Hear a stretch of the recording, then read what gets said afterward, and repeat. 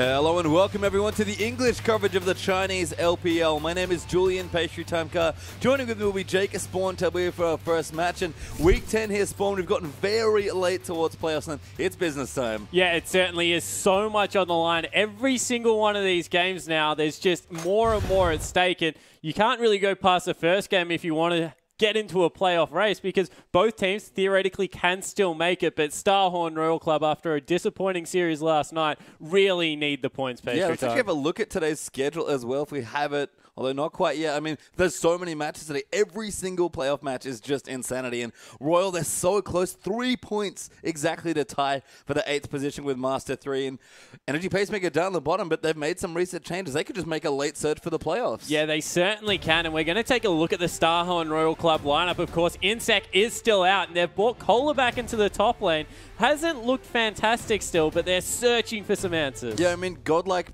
probably underwhelming as well. He was the sub in there, so Cola's definitely been mixing it up, trying to find another carry position. Blank, of course, their substitute player, the jungler. 2 performances, Rek'Sai Java, and some okay games, but nothing stellar. Yeah, it certainly wasn't. Went up against Vici Gaming as well, I believe, and that's just an impossible task at the moment. They're on a roll. Take a look at Korn. He really has started to shine as probably the carry along with Name, but still hasn't been able to do enough. And we take a look at Name since coming back into the lineup. 2 KDA, that's probably the thing that stands out the most. He's not turned into this huge carry. He's had some great Jinx games, but still not able to get his team over the line. Yeah, and Zero, similar sort of story. Been playing mostly very well. I mean, the support earlier game, notwithstanding, looking like the star player we've seen, but it's a team thing for Royal right now. Individually, they've got plenty of strong players across the map, even with Insec currently out for a substitute jungler, but together, when they play against teams that look like they're on the same page, they've got that chemistry, Royal just don't have enough star power to carry them. Yeah, it certainly looks to be the way, and it really is shaky laning phase at the moment, you have to say, with Royal Club. They're not able to get Name to that godlike late game, really struggling to even stay even for the first 15 minutes of game. So look for them to maybe pick a little bit of an earlier team composition, try and get themselves into that late game where their mid laner and AD carry really can dish out all that pain. I mean, you saw the Lucian games in Name's match history. He's been trying that. He's been going a little bit more mid-game and trying to be more aggressive. We've seen him flash forward aggressively and try and pick up kills. I don't know if that's exactly how you want to play, but at least Royal are trying stuff. But this series especially, they have 2 more best of 2s to play, I believe. They have to 2-0 here, because there's basically nothing left for them if they don't. Yeah, exactly right. This is the game, and it is against the last place Energy Pacemaker. If you can't 2-0 the last place position, there's a good case of you not deserving to be in the playoffs. So everything really is on the line. Royal Club need to step up huge. It's going to be hard with a substitute jungler, but they do have some experienced veterans on the team that can get it done. Yeah, they do. And Energy Pacemaker yesterday have also made some changes. We'll see them when we get into their roster shortly, but they've looked fantastic yesterday, splitting a series with the likes of OMG, I believe. So Energy Pacemaker, they're kind of, on the up. They definitely had a lot of moments of brilliance, and all of a sudden bringing some old players back actually into their positions. They've looked a whole lot better, even just from yesterday. Yeah, they certainly have. And EP was this team that we heard about their pretty good chemistry coming into the season. So when they did make the initial swap, we were surprised a little bit. But Low and Captain 57 back in the lineup. Although Raphael and Drizzle are playing again today, it does look like. Interesting. And that's an interesting change-up, because yesterday, you mentioned it, Game 1 particularly, Amazing J and Captain 57 looked like they were right back on track. Yeah, they were the carries for the team for a long time, but we are going to get in our first champ select here, and Energy Pacemaker, lots of switches, maybe just trying to feel out the roster, moving into what for them is a likely relegation tournament they'll have to play, but we'll see here as Lulu Rek'Sai are EP's first 2 bans, and Kalista Jana are Royals. Yeah, so taking that bottom lane duo away, and we see Royal do this a lot, a little bit more for my comfort. Get rid of Jana when they have Zero on the lineup. If teams aren't going to first pick it, and there are a lot of contentious first picks at the moment, Zero just performs so well on that support, but obviously not really willing to bank on it. The LeBlanc also being taken away by Energy Pacemaker. I mean, it's weird as well, because Zero is one of the few Nami players left in the LPL, and he's got a great Jana matchup. So we've seen them play into Jana plenty of times. I imagine Nami would like to have the champion on his side to try and defend his hyper carries, but I guess Royal might be mixing it up a bit more mid-game like we saw yesterday, as LeBlanc here, respect to Con, and Hecarim is the last ban. Yeah, it certainly is taken off the map straight away. Amazing J hovering that Garen. I would be surprised if we saw it again, especially in a game that means so much. Energy Pacemaker need to get out of last position. So the Maokai a little bit more standard also being looked at here, but you can't go past a Nah. 11-0-13 I think was his scoreline yesterday, game 1. went off. Yeah, I mean, Amazing J's just that amazing in the last few games. Definitely the synergy with Captain 57 there, but instead they will take the very solid, very safe first pick, Maokai. Yeah, and I like it. It gives nothing away for your composition. Lane swaps very well, follows the jungle, has that CC available at level 2. So there are definitely a lot of things that it does well. And we see maybe the Thresh hover coming through here from Blank for Zero. Of course, Zero, a fantastic Thresh player as well. Have to see how that one works out, though. It makes sense. I mean, Shu plays a lot of it as well. I like that Kohler, of course, having a little bit of fun there with Amazing J, flashing him the Garen. But I would like to see Zero on some sort of playmaker. And Sejuani, we saw a lot of her yesterday. It was Captain 57 playing her quite well for EP, but Royal are going to try their hand at it. And Blank, his third different jungler in as many games, and there's the Thresh for Zero. Yeah, so Thresh locked in. Sejuani, such a power pick on this patch, coming through. Becomes unkillable and does a surprising amount of persistent damage out of it. And persistent damage really is the key on this patch. We're seeing the likes of Vladimir come back for his high persistent damage. I'm surprised we haven't seen much Vayne as tank busting with so many good mechanical AD carries coming across. So really do want to see how that one works out for Blank, because it is a very strong pick. Another jungler I like on this patch is the Nunu. Jungles extremely quickly, buffs up those hyper carries that we like to talk about. So see how that goes, although Corki, not really much of a hyper carry, has been locked in. Yeah, a bit more mid-game, but it is the pick there for Zhanga, whose Kalista looked fantastic yesterday, but has been banned out as the first ban for Royal. I like the Nunu, like you said, have surprisingly seen not that much Nunu, given that Cinderhawk's been such a popular thing, but we'll have to see what Royal want to pick now. And for their picks, I like that they've got good engage, but also it sort of doubles as peel for Name as well. Yeah, it certainly does, and the thing about Sejuani that's very underrated is the anti-dive. If you move as a team under a turret and you get hit by that ultimate, even the slow on this patch is ridiculous, let alone the sun. So really do like that one coming through. The layering of CC available now with the Gnar lock in is going to be huge, and a nice late game hyper carry coming through from Name. They're setting themselves up for this team fight success that we're used to seeing. Yeah, he flashed the Varus briefly. Haven't seen him play it yet. Has received, I guess, some quality of life changes, so a little bit better, but not going to pull it out yet. It's one of his most famous champions from years ago. But this combo here, the Gnar Sejuani that you highlighted, that's what propelled EP to their game win yesterday. Yeah, exactly right. So if any team knows the strengths and weaknesses of this composition, it must be NEG Pacemakers, because they played it so well. Vladimir also being shown. I really like the recent pickup of Vladimir. Clears out mid lane just so easily. You cannot push him off farm. And his late game damage for a mid laner is ridiculously high. Yeah, again, we've seen a lot more sustained damage mid lane, as Cassiopeia had a look at before, but Vlad Nautilus are the picks there for EP. Love the support list against Jinx especially. So good against immobile AD carries, or even the mobile ones he can lock down fairly well as well. But is he safe as a blind pick here? That's maybe my big question. Yeah, look, once you get to like the level 8, level 9, it is very hard to push him off farm. Does struggle at the start of the game, so we'll be interested to see what Korn does take in there to try and, I guess, shake up that mid lane. I still do like Vlad. I just think that even though he has he has a ramp up time, he's kind of like old Ryze in the top lane. Once it is done, it's just very hard to push him off. And talking about Ryze, Korn's actually picked him up in the mid lane. Yeah, that was very convenient that you mentioned Ryze, because that is mid lane Ryze for Korn. I mean, we talked again, sustained damage mid lane as all these assassins sort of disappearing. I mean, yes, there's a LeBlanc ban here, but Ari and LeBlanc especially have really fallen off. So everyone's going to more sustained damage, more farm heavy mid laners, and who better than Ryze? Yeah, I really like that out of Ryze. We talk about ramp up time. Ryze has the exact same. Vlad not going to be able to punish it. And the thing about Ryze, yeah, his early game got gutted when they took away the damage on his Q. But late game, he is still an absolute monster. Yeah, so we'll go through the matchups. Maokai now, very common stuff, probably a fairly neutral lane. Curious to see if we have some lane swaps that will affect there, of course. And again, a very farm-heavy jungle matchup, although Drizzle can really punish Blank in the early game. Yeah, certainly can, especially because Sejuani can't chase him out. We see the Vladimir versus the Ryze. That's a big one. Whoever gets ahead in that lane will be able to do some good things. As we see the Corki Jinx a little bit more standard. Name picking into the Corki, I believe, and which is interesting. I mean, possibly looking for a swap here, as you do see lots of hooks on the bottom side. We're starting to see more engaged supports, which makes sense because when you have high damage mid laners, they don't have a whole lot of CC. So bring that back to your support role. Yeah, exactly right. And I really do like how this patch is evolving. It's all about the tanks, all about the persistent damage and the long drawn-out team fights. You have to think that favors a veteran lineup like Royal Club. They just haven't been able to pull it off yet. Yeah, and EP yesterday, at least with some changes, were able to show a lot of coordination. So they've shown a lot, but Drizzle and Raphael are back. I'm curious to see how they play today. Yeah, I really am wanting to see how Amazing Jay teams up with Drizzle, because Captain 57 and Amazing Jay just had so much synergy yesterday. Their layering of CC really was spot on. So you have to think, can they pull off the same thing? The engages coming out of Nunu and Maokai are really going to tell how they lock down this Jinx. Yeah, we're going to see how they do it because they're going to get straight into our first game.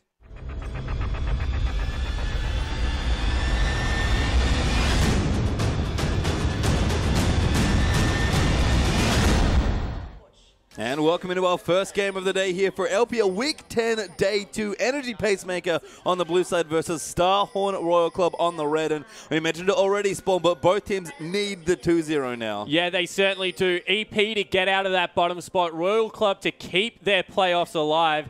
More could not be on the line for these two teams, and they've got pretty good lineups coming in here. Probably only Korn on Rise with the oddball pick. Rest very standard at the moment, and we'll see how the early game plays out. Looks like there will be a lane swap. And I like some of the rotation power here as well from the mid lane. We've seen it a bit more, but when you have these sort of sustained damage mid laners that are just looking to farm, you can start to take the double mobility summoners. So lots of movement potentially despite the, farm heavy mid action. Yeah, definitely. And I want to see exactly how Raphael plays this, Vlad. Is it going to be the farm heavy style, push out the lane, go grab one of the camps, really count on Nunu to counter jungle? That's the other thing that Vlad does extremely well, is push out the lane, as we see Amazing Jay grabbing a camp for himself. The little minions will be picked up by Name just for a little bit of extra experience in gold, but that means they won't get the freeze. Yeah, so going to have to start pushing. Nautilus already here in the top side being patient. Looks like they have started the freeze for EP, so Corky will be there, but that will give Jinx some free time. So initiated swap by EP. Down on Drizzle here. Nice play there as well, actually. No hook, of course, but just going to come in. Drizzle forced to clear out his camp, but taking so much damage. In fact, clears it so late. Zero made a mistake there. If he had have last hit that minion, would have kept him level 1, would have struggled a lot with the next camp. Instead, doesn't go for that. Goes for a little bit more auto attack harass, which you can't agree with. Nunu, he just sustains through anything in the jungle. Yeah, I mean, unsafe of Nunu to actually start on that side of the map, but I guess they weren't sure. I guess they thought Royal were going to swap with them, but it's a good thing, at least for Sejuani, keeps Nunu out of her jungle for a bit longer. Yeah, it certainly does. So Sejuani going to appreciate that with the hyper coming through, going to clear out camps extremely quickly. So look for them to fly through the jungle. Nunu, of course, quick jungler in his own right, gave over 2 camps to the Maokai, who was able to go back and get a huge shop in and is in the bottom lane already with quite a lot of potions. So that's going well. And Korn, he's able to push out this lane early. We mentioned that Vlad isn't the best early laner, but can last hit under turrets completely fine. Yeah, love the mana crystal there coming through for Korn early on. Doesn't really need anything else. Even going to go back now for a quick chop. 4-man rotation by Royal to the bottom side, though. They're going to look for this tower, potentially even go for a dive. Yeah, looks like they're going for the dive early. Try and hold Amazing Jay down. Really appreciate that part of the strategy, although looks like it will come to nothing with Kohler going back. Yeah, Amazing Jay okay. They didn't even have to blow his flash, so just a bit of pressure, but not too much damage under the turret. So bit of an awkward 4-man there, but they'll back away, go back and see what they can get done in some other lanes. Yeah, and they didn't go for Dragon. Like, that would be the obvious thing. Trying to turret dive a Maokai, who's already got that much experience. There's some nice harass coming through, but it won't amount to much. Very nice harass there. You can see the synergy. Zero on point with the hooks. Nami immediately throwing down the chompers. They probably would have been fine with the 2v2 skill lane, honestly. Yeah, exactly right. And the chompers coming through sideways is exactly what set it up there. Didn't have a chance to walk off any of the CC, so nice layering there. The Dragon could have been picked up for free, honestly, Pastry Time, with them rotating into the top lane afterwards, as they've done now. A lot of... Ooh. Yeah, Amazing Jay still getting lower there, taking a bit more damage. Rockets there from Name again, punishing this 2v1 lane, but totally agree about the Dragon. Na was there with the hyper to help farm. He still has his teleport if he needed to get in the top lane, so Royal potential missed opportunity there. Yeah, definitely think so. Gank coming through in the bottom lane here. That's going to be dangerous because Maokai already extremely low, although in the top lane, a little pressure coming through from Sejuani. Just want to be able to push that lane out. Yeah, break that freeze, what we've seen so often in situations. Drizzle did pop his head down to the bottom side, but we'll give it up a little bit, and we'll continue moving back and forth there, looking down the lanes. No major advantages. I guess Maokai actually the big difference, and a slight lead for Korn in the mid lane. Yeah, Korn actually doing a very good job on this early game rise. Went back and got the tier nice and early. We'll have to keep an eye on how that goes throughout the game, because he got that at about the 3-minute mark as soon as he had any money for it. Yeah, just ran back as soon as he pushed out the wave with his crystal and then went back to get it. Now going back again, looking for, again, very expensive build. Probably the Catalyst Incineroar of Vader's next. And we're going to talk about scaling and ramp-up times. Amazing. Jay gets clipped again. Chompers will hit this time. A great flavor. Zero Name going to come back in, and first blood goes to Thresh. And they've done that about 4 times now and continued to whittle the Maokai down. Amazing Jay, just extremely greedy for farm, just kept walking into hooks. They're going to lose the turret for that as well, and they don't have a teleport available. Huge advantage over the Royal Club at this point in the game. Yeah, and we've seen Zero Nami maybe finally starting to bully some laners. Okay, to be fair, it's not the 2v2 lane that we might expect, but picking on a 2v1 is so good for them. Yeah, it certainly is, and it's better off being able to 2v1 pick on at the moment, because honestly, no team opts into an equal lane, as we see a nice hook coming through, but College just going to be able to swag walk away, and the first turret falls. Now they're moving over to Dragon. And this, you know, maybe they should have done it a couple minutes ago, but this is even safer now for this early Dragon. It still comes at a nice clip around the 6-minute mark. Grouping up should be able to pick that up, and you can see on the minimap they're already on top of the objective. They're sending the Rise down as well, who's got so much damage at this point in the game, just being able to layer all those spells across. Magic dealing in the mid lane is so good at taking neutral objectives, so able to get that one through.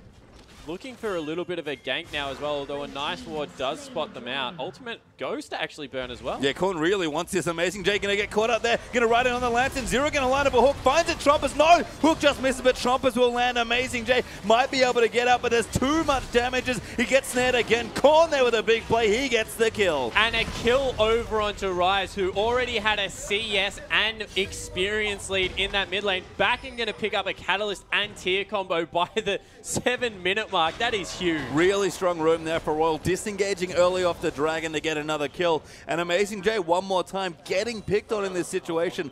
Too far forward with that tower dead. Yeah, it certainly was, and I like the way Starhorn Royal Club picking on the tank, because if Name doesn't have to worry about shredding people, he's going to have a field day against the likes of Vlad, the likes of Corky, who don't build that much armor. And again, the aggression from Royal, a nice change, honestly. We've seen them play Jinx before. Lots of farming going on. There's plenty of scaling here, but they're using the intelligent map movement to just get themselves ahead earlier. Yeah, and this is the thing. We haven't seen Royal Club be able to build leads and get into team fights ahead. We've seen them team fight so well from behind that it was scary what this team will be able to do if they have a lead, and it looks like they managed to pick it one up now. 2,000 gold at 8 minutes. That's a fantastic early lead. Now let's see what they can do with it. Yeah, Zero here as well in the top lane, actually, with Cola, who is level 6, and they're just going to push some things out. I can see Name up the top, moving towards there with his BF sword and a dagger spare. So these towers are going to start to melt as Royals start rotating around. Yeah, and with Jinx, the fast push is well and truly on. Whenever you want to throw a ranged support plus Jinx into a lane against minimal wave clear like Maokai, you're going to be able to rip through structures, and that's exactly what they're looking for. A little bit of counter jungling actually coming through from Drizzle here. He's got the blue buff down to about 600 health, as you can see right there.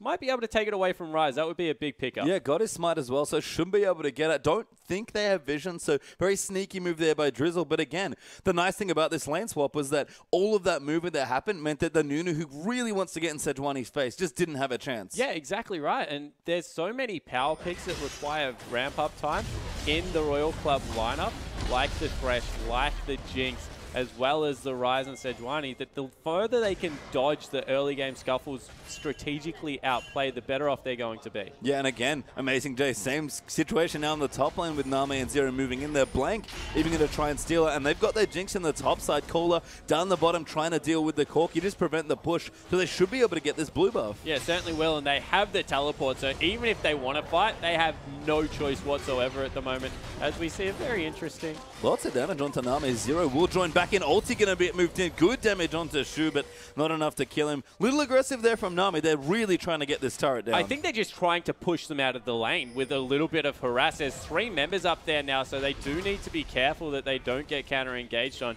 not really many people in range to be able to affect that on the side of Royal Club, so they will back off. But you got to like the idea coming out of Royal Club this time around, really trying to get an advantage. Yeah, and they have a small lead, and that's great, especially even though you do have scaling champions. But don't push it. Don't overextend yourself. Just take the advantage where you can and keep scaling, because you scale very well with this team. Yeah, definitely agree. As a face check comes through, wow, this is bad. Name getting locked up. Depth charge is over. Blanks in the area. Amazing J gets popped up by the ulti, but Shu and Drizzle are here. Amazing J will get turned around, and Name kites his way out of the absolute zero, and the first kill does go to Threat. Cola's now here as well, and he's level 7, but building up the Naba. Just the damage and the slow from the boomerang. A kill goes over to Cola. Drizzle now in trouble. Beautifully played by Royal. Yeah, and this is the thing we mentioned. They had the teleport advantage. Corky's in the bottom side of the map. He can't get there in time. Nara comes in, turns it around, 2 for nothing, able to pick up some more objectives for themselves, because Name, he's going to rip through this turret now. It's past the 8-minute mark, and they're not going to get anything in response. Yeah, that reinforced armor being taken out, like you mentioned, over the 8-minute mark. Easy tower now for Royal. That's 2-0 in turrets, and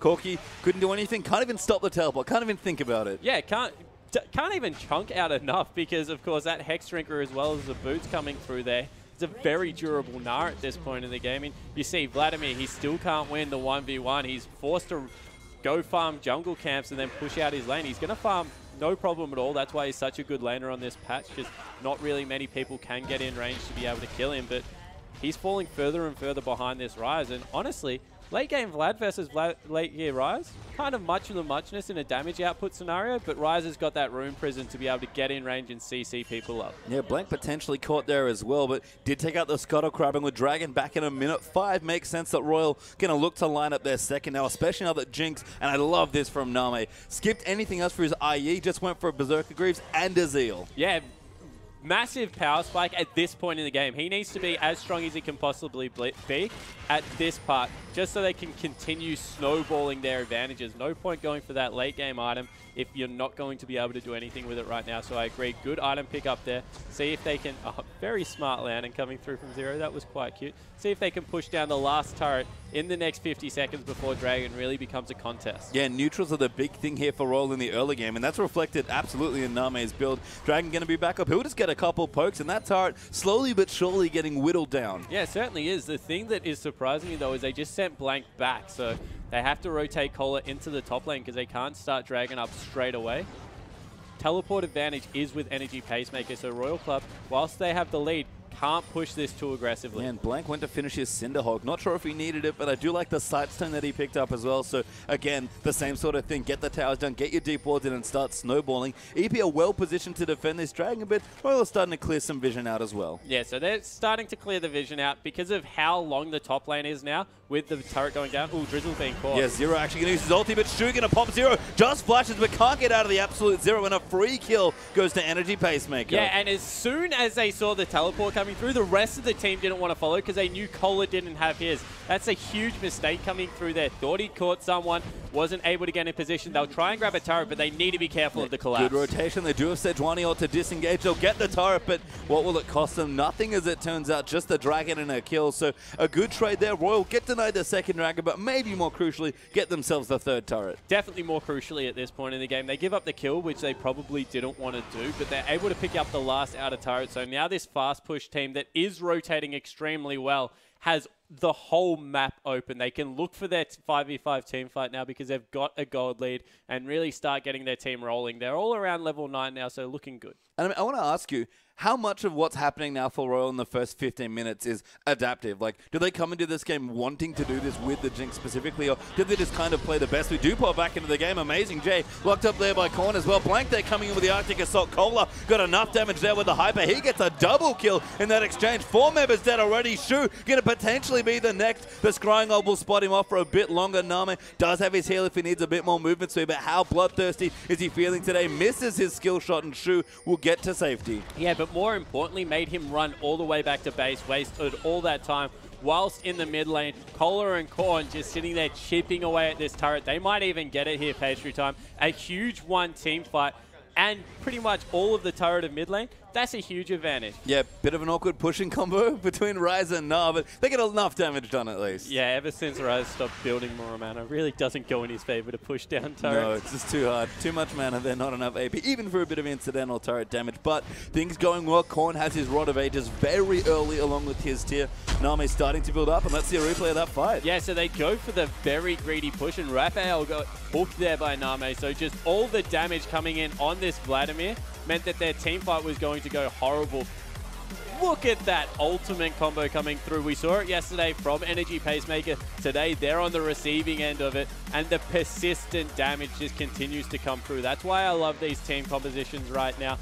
Even if their first combo doesn't kill people, they have the ability to continue to chase, stay in their face, pick up all the kills. And that's my honestly favorite thing about Na Sejuani specifically, is that now when you have Sedge to follow up after Na ult, you just don't need a wall to hit them into. Just hit them towards your team. Yeah, exactly right. That was just a bat and a here you go, Name, kill everyone, and really did do the job. 007 now has picked up the static shift first, so a very mid-game centric build coming through.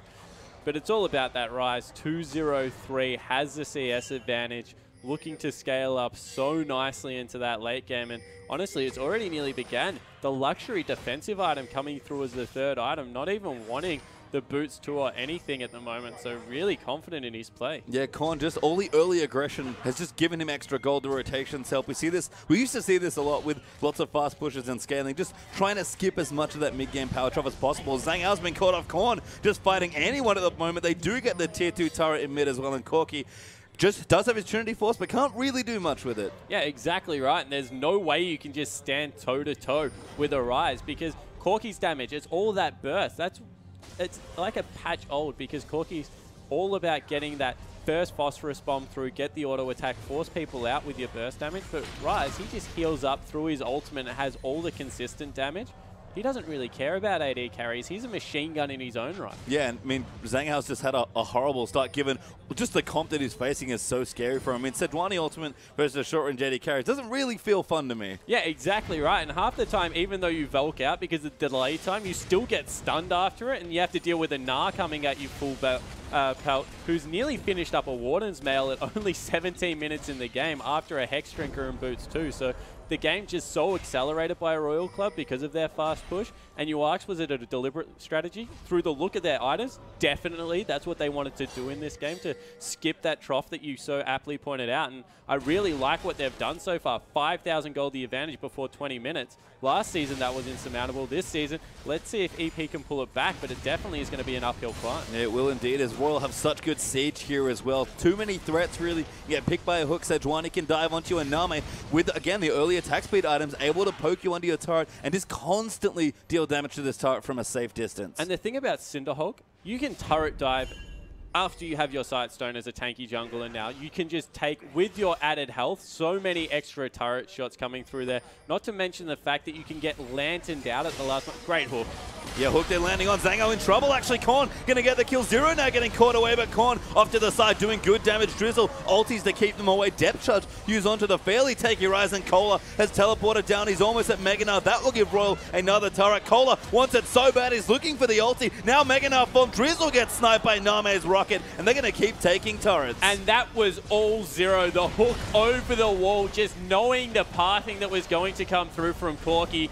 What a play, and they're going to push in and break the base at only 18 minutes 20 pastry time. This is the Starhorn Royal Club we've been waiting to see, and it's without Insect, their star jungler, really dominating this game. And, you know, Blank playing a great supportive role basically from the jungle with the Sejuani, but everyone is stepping up this game. Zero's playing great, Name's being Name, and Korn and Call are full credit there. They've had a fantastic early 20 minutes. Yeah, they certainly have. That is a Na that came out of a lane swap. After Maokai picked up 2 camps by himself, had all that solo experience, and a lot of it is the pressure that Name and Zero put around the whole map. Fast pushing, able to pick up the early kills on Amazing J and keep him behind. Name at this point is just leagues ahead. He's a hyper carry that's managed to stay even and is 1-0-8. And Jinx is one of the few late game carries that feels like Snowball's game sometimes, especially when you're so structure focused like Royal have been. Yeah, definitely. And just, yeah, rips through neutrals so quickly means that Baron is now a very real objective. That's the Infinity Edge finished off as well, but you can see they're all about winning this game. Vision's still a huge focus, and Zero actually has a GA. I mean, he's been playing quite aggressively looking for dives. It actually makes a decent amount of sense. Very much a snowball item from Zero, but in this game, given the lead that Royal already have, what, 7,500 gold, it makes sense that you're going to do something like this. Yeah, I definitely agree. And you look at, there's not that much hard CC, so Mikhail's not as important for Name this time around. Just wants to be able to tank up the turrets himself and be able to come back to life. So don't hate the buy. It's definitely not something that you see often, but you can understand the reasoning behind it this time around. And we see that Banshee's Veil just now makes Korn so hard to deal with. Yeah, not going for the Archangels quite yet, but Tyr is stacking up very nicely. You have to think, given that he had it from about minute 3, I think you noted. Royal now going to move around. They've got the bottom side of the map, so what better place to go next and then towards the Baron buff? Yeah, and with Hyper, with Rise, as well as Name, throw in the fact that Sejuani's W is so good as well at this point in the game. They're so strong. Well, they're just going to look to fight anyway. Shu could be in a bit of trouble. Chompers come down. Ulti will tag him. He gets bound up by Korn as well and will go down for the first. Drizzle gets knocked out of his ulti and doesn't do all too much of anything. The blue buff going to be the next thing they take instead. And Royal will take their kill and go back to Baron. Yeah, so they're going back around to the Baron, keeping their eyes on the prize the whole way through. Able to pick up the support who has all that CC. And they're pinging the fact that in the base, all the turrets Great are there. hook there coming through. Amazing J gets shredded and Cola gets credit for that kill. That's the 2 picks. They won't take any more though. They'll just get the Baron now. Yeah, and the longer this happens, the better for Royal Club, because all the meanwhile that bottom turret was taking it. That's a surrender coming through at 21 minutes. Yeah, very early surrender, but EP just getting run over by Royal. I was very curious, why did Cola nail the Baron? And that was why. He knew the game is already over, and he could see the fans in the crowd for Royal. Very happy to see their team back. Yeah, they certainly are, and we've been waiting so long. What a coordinated, well-thought-out strategy coming in.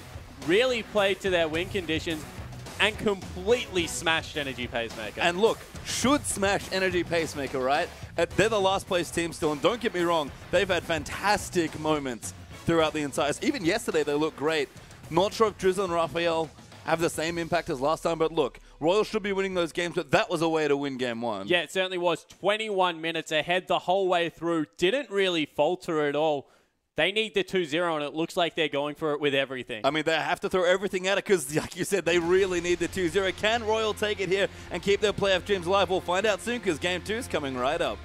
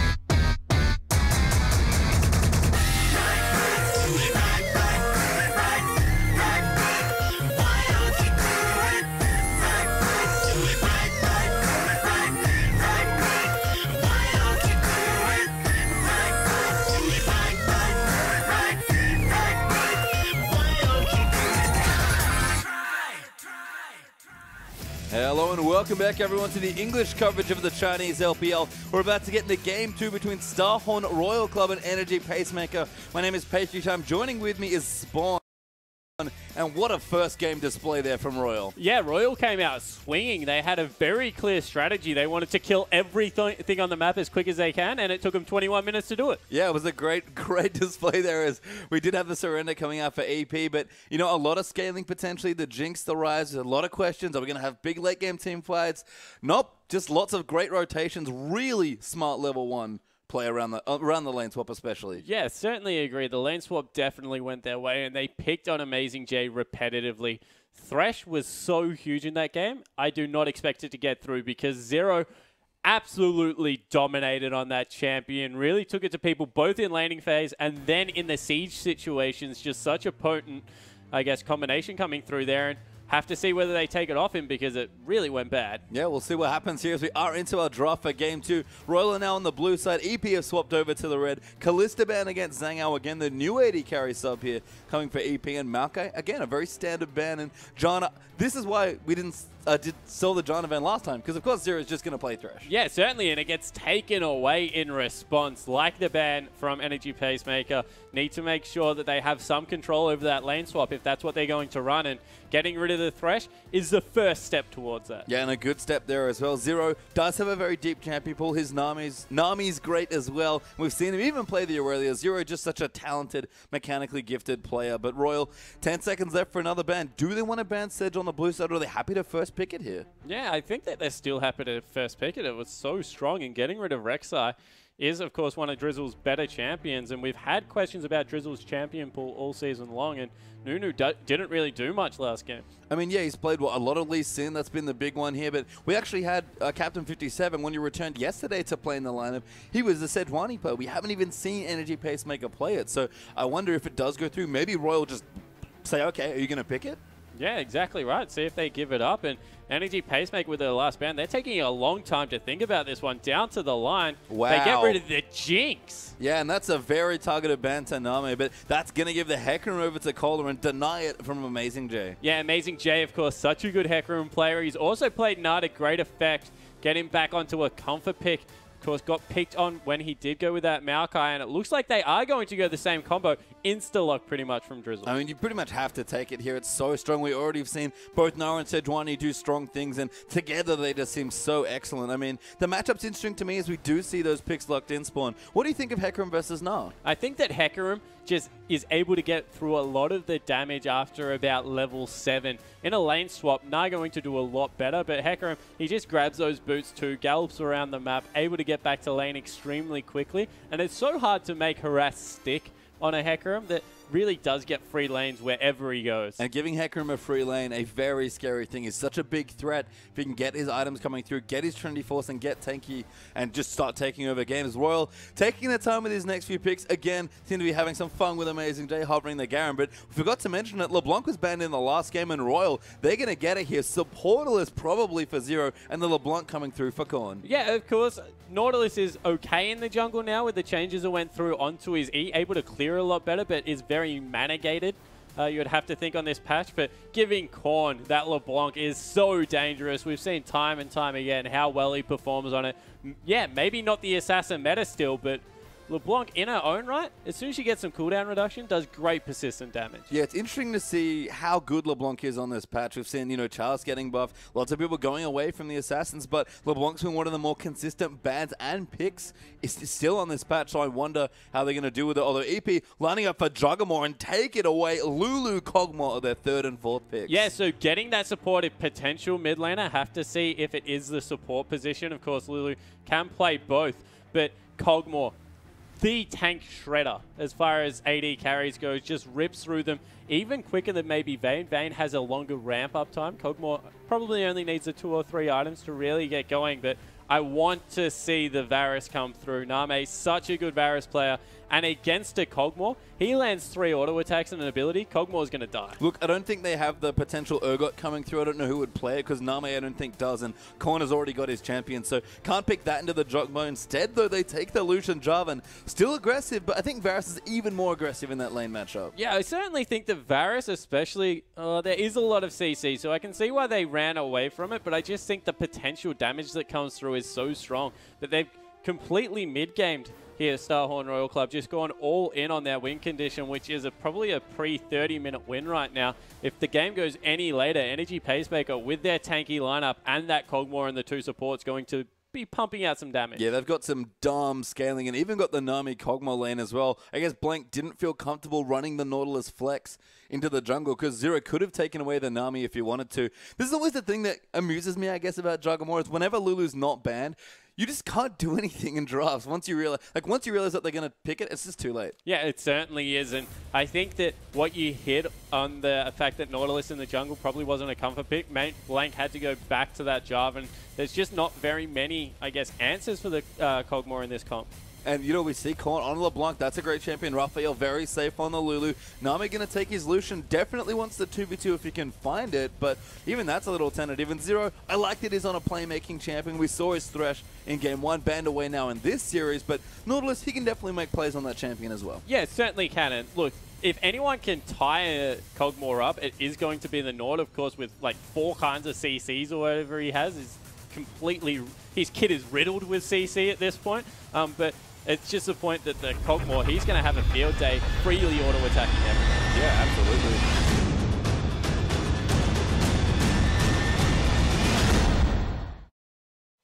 And no, we are not quite into the game yet, but as we're talking about the Juggermore for EP, something very different for them. Yeah, it certainly is. And look, it's not a full-blown Juggermore. There is, of course, the 2 tanks, but they will provide their own kind of peel. They're not going to augment the damage, but really keep people in target and get rid of some threats. So I do like what they've run here. It is kind of a quasi-protect the AD carry comp, and that's a lot of pressure on Zhang Ao, the new AD carry coming through for Energy Pacemaker.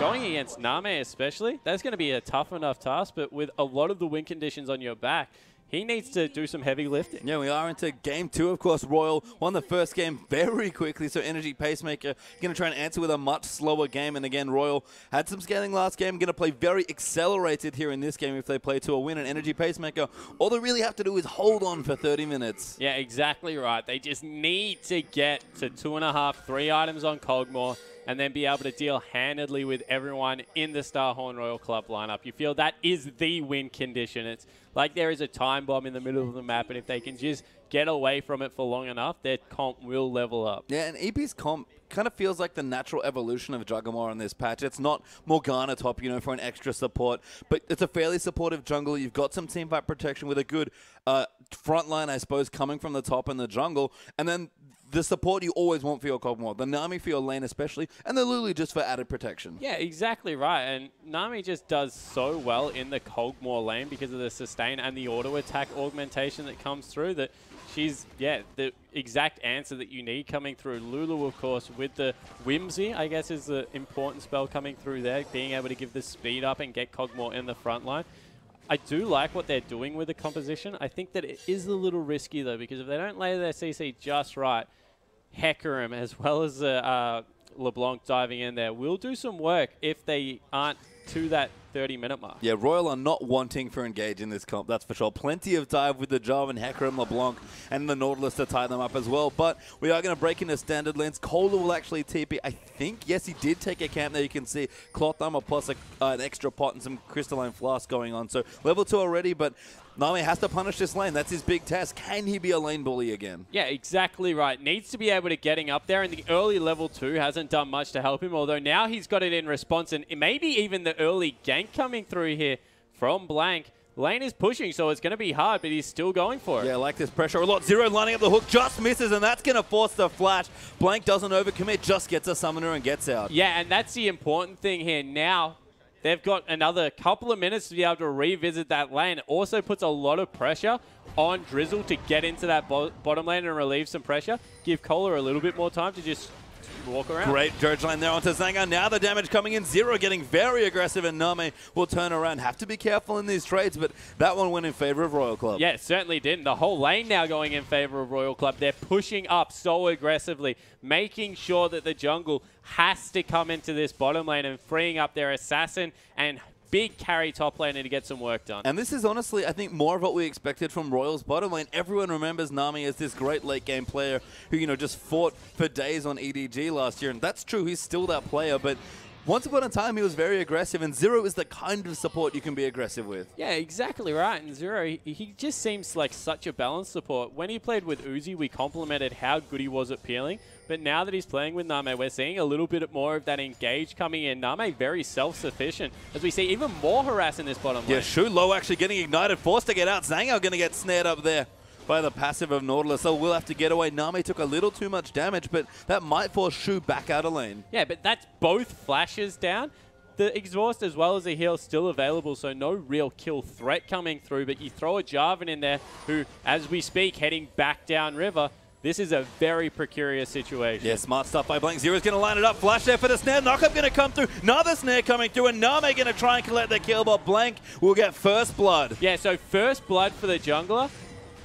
Might turn into a dragon, although it looks like it won't, as Drizzle tries to pick up anything he can. It will be the dragon, so a lot of early aggression coming through from Royal Club again. We said that they needed to get on their bike and get going early, and it looks like they're doing just that. Yeah, unfortunately backing away, maybe felt they're a little too low for that dragon, but not going to take it. Name actually just going to push in and try and deny Cog some more CS. In the mid lane, though, Korn doing just fine. This is expected to be a split lane, and Korn, his real question in the early game is how much roaming can he afford to do? Yeah, exactly right. Needs to get into the top lane, you feel, because bottom lane firmly in their control. Try and pick on this pushing Nah, who had the early lane because he was able to push in with Kohler doing the camp. But Kohler, he's been able to sustain through a lot with that Crystalline Flask. As soon as he goes grab those boots too, auto attack's not going to do much against this Hecker. Yeah, and that early camp plus the cloth armor helping out lovely as well. I mean, we've seen this so much, but all the level 2 top lane shenanigans just get you so far ahead. Yeah, they certainly do, and now we see 3 members strong coming in. Oh, going in now onto Raphael. Chang Wu Lang going to try and line it up. Beautiful CC layering there, and Blank gets another kill. Yeah, Blank the beneficiary of Zero being on point with all of Nautilus's CC.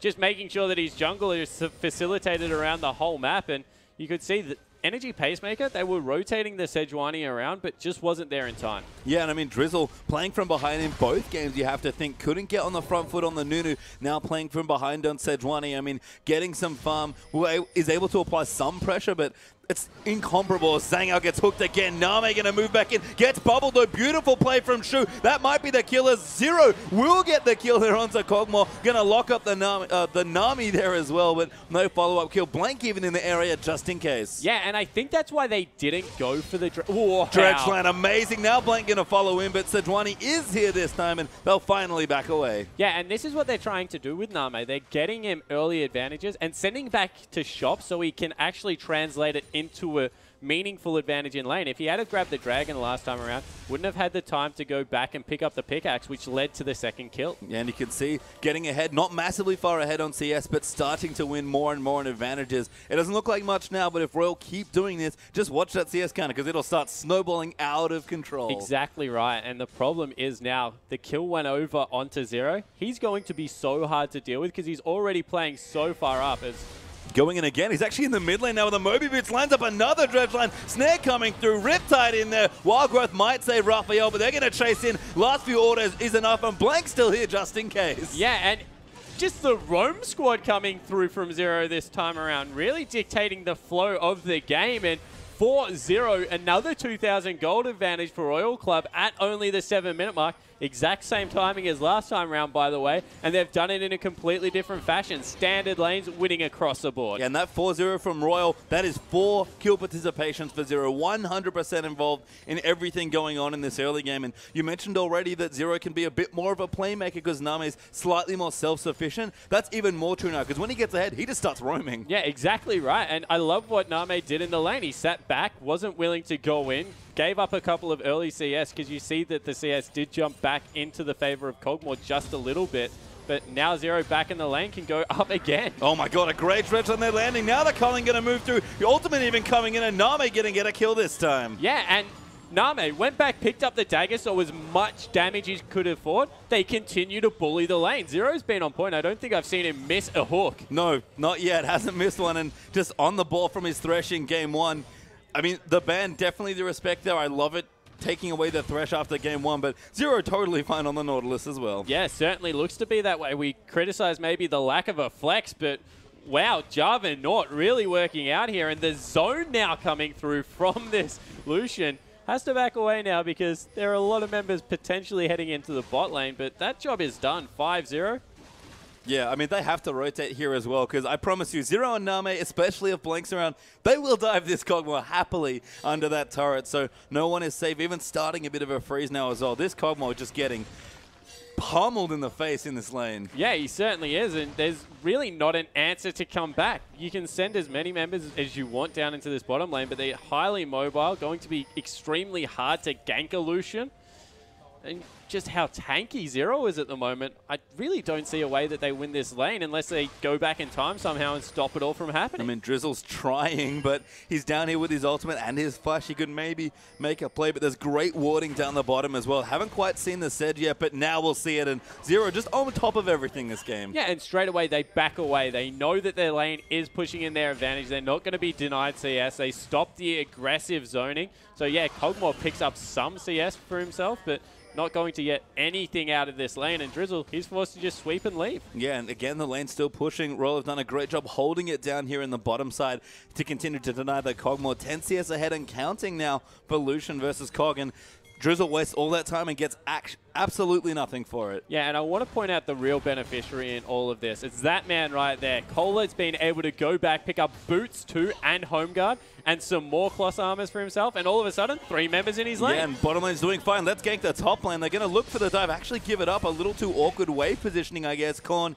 little bit of harass there onto Amazing J, takes about 40% of his health down, and EP as a result will start the Dragon. Yeah, so they're going to start the Dragon up, but I don't think Drizzle does it very quickly right now, and no one can rotate to give it away because of how much stronger the bottom lane is. So it's going to take a long time, and they really are relying on Royal Club of not sending anyone to check that. Looks like they will be able to pick it up, but still even a risky move. Yeah, I mean, a nice play from EP if they do get the Dragon. I mean, it feels a little desperate almost in a way, but you have to at this point. Everything's just gone horribly wrong in the early stages of this game. I guess Raphael doing okay, but not able to keep up in CS that well. I mean, they both have blue buff, but it's Korn. That was our question. Can he leave the lane? And he's already started to roam. Yeah, he's just been consistently pushing it out, and we saw that Dragon took about a minute, but it was secured in the end, so that's a fantastic Dragon against the Tide there for Energy Pacemaker. Timing will be available for Royal Club because I would see the people in the lane pick up that buff. So they will be able to fight for the next one, but across the board, advantage in the top lane, mid lane, and bottom lane. Their early game really is rolling. So it's not until about the 20-minute mark they'll put the screws in. As soon as they get those 2-item thresholds, they're a team to be reckoned with. Yeah, and already 3,000 gold ahead are Royal. No towers yet. It's not quite the same game without the Jinx here, but Royal, Zero again lining it up, saying, "Ow, in trouble." Teleport's coming through as well. They're really committing to all the kills. They cancel the port, and Name gets another kill. Yeah, so Name picking up a couple of kills now, really getting going on this Lucian.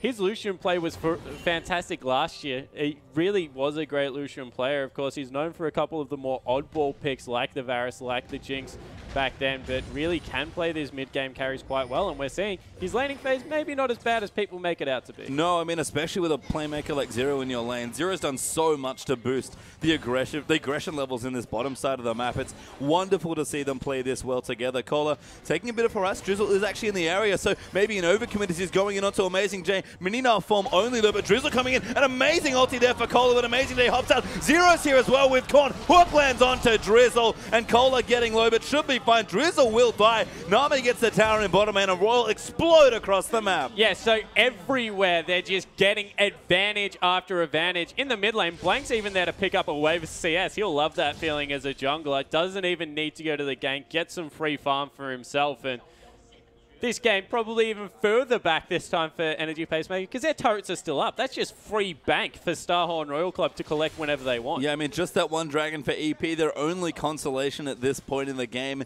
And Blank, we haven't talked too much about Jarvan recently. It's been a lot on the Sejuani and the Zax of the jungle so far, but Cinderhawk Jarvan, very serviceable. Loveling was doing this with the Juggernaut enchantment before it got changed. Yeah, exactly right. And Jarvan's always been a great pure tank because of the intangibles on his kit. He's got a slow, he's got that knock-up as well as a Cataclysm, not to mention the fact that he gives some armor penetration and the like across. So really is a solid, I guess, supportive jungler in his own right. As we see, wow, just toe-to-toe. Yeah, Nami's been rotated in. He's got his Infinity Edge done now, plus a dagger for almost those Berserker Greaves. And he's just casually 1v1ing the top laner with 0 in reserve. Yeah, just sitting there willing to fight. And it was because of the aggressive build. We see Amazing J do this a lot for his mini Narf on picking up that early phage. But what that means, no armor, just completely bullied. And Cola not even going for the Trinity Force. Again, very mid-game focus for Hecarim. Doesn't think he needs to carry this game. Thinks we've got the LeBlanc and the Lucian. So instead, just going early tank items. Yeah, and I like the Frozen Heart because getting in the Kog'Maw's face with the Frozen Heart just completely shuts down exactly what Zhang Ao wants to do early. So being able to get in there and bully it around will mean good things for his team. Doesn't need the damage because of the great bases that come through from Hecarim. Will eventually pick up that Trinity Force, I'm sure, but just a very patient build. Yeah, your observation from earlier about the standing gold here. Turrets have started to fall now, so Royal building up that gold lead about 7,000 now, and Korn might even look to snipe away the blue or possibly just Raphael. Yeah, so he's looking for a kill there, but he has been spotted out by a ward, so they will maybe be able to stop this, although 3 members now coming in. They probably need to get out here, Energy Pacemaker. Yeah, Gromp here for Zhang Ao did go to him, so aggression potentially coming. You can see Lucian in the mid lane rotating in, but Blank on top of the buff. You're going to clear out the pink ward. Cola's actually down here. Didn't even use his teleport. Just walked down there. Dragon's not even up. This is a very big commitment for Royal, but they're going to take away the blue buff. Yeah, they certainly are. Now they've got all their members available for that mid turret. The last one standing. See if they can get some members into that mid lane to take that one out. Although they are sending Name back to shop. I assume that's maybe a Zeal, potentially just Boots too.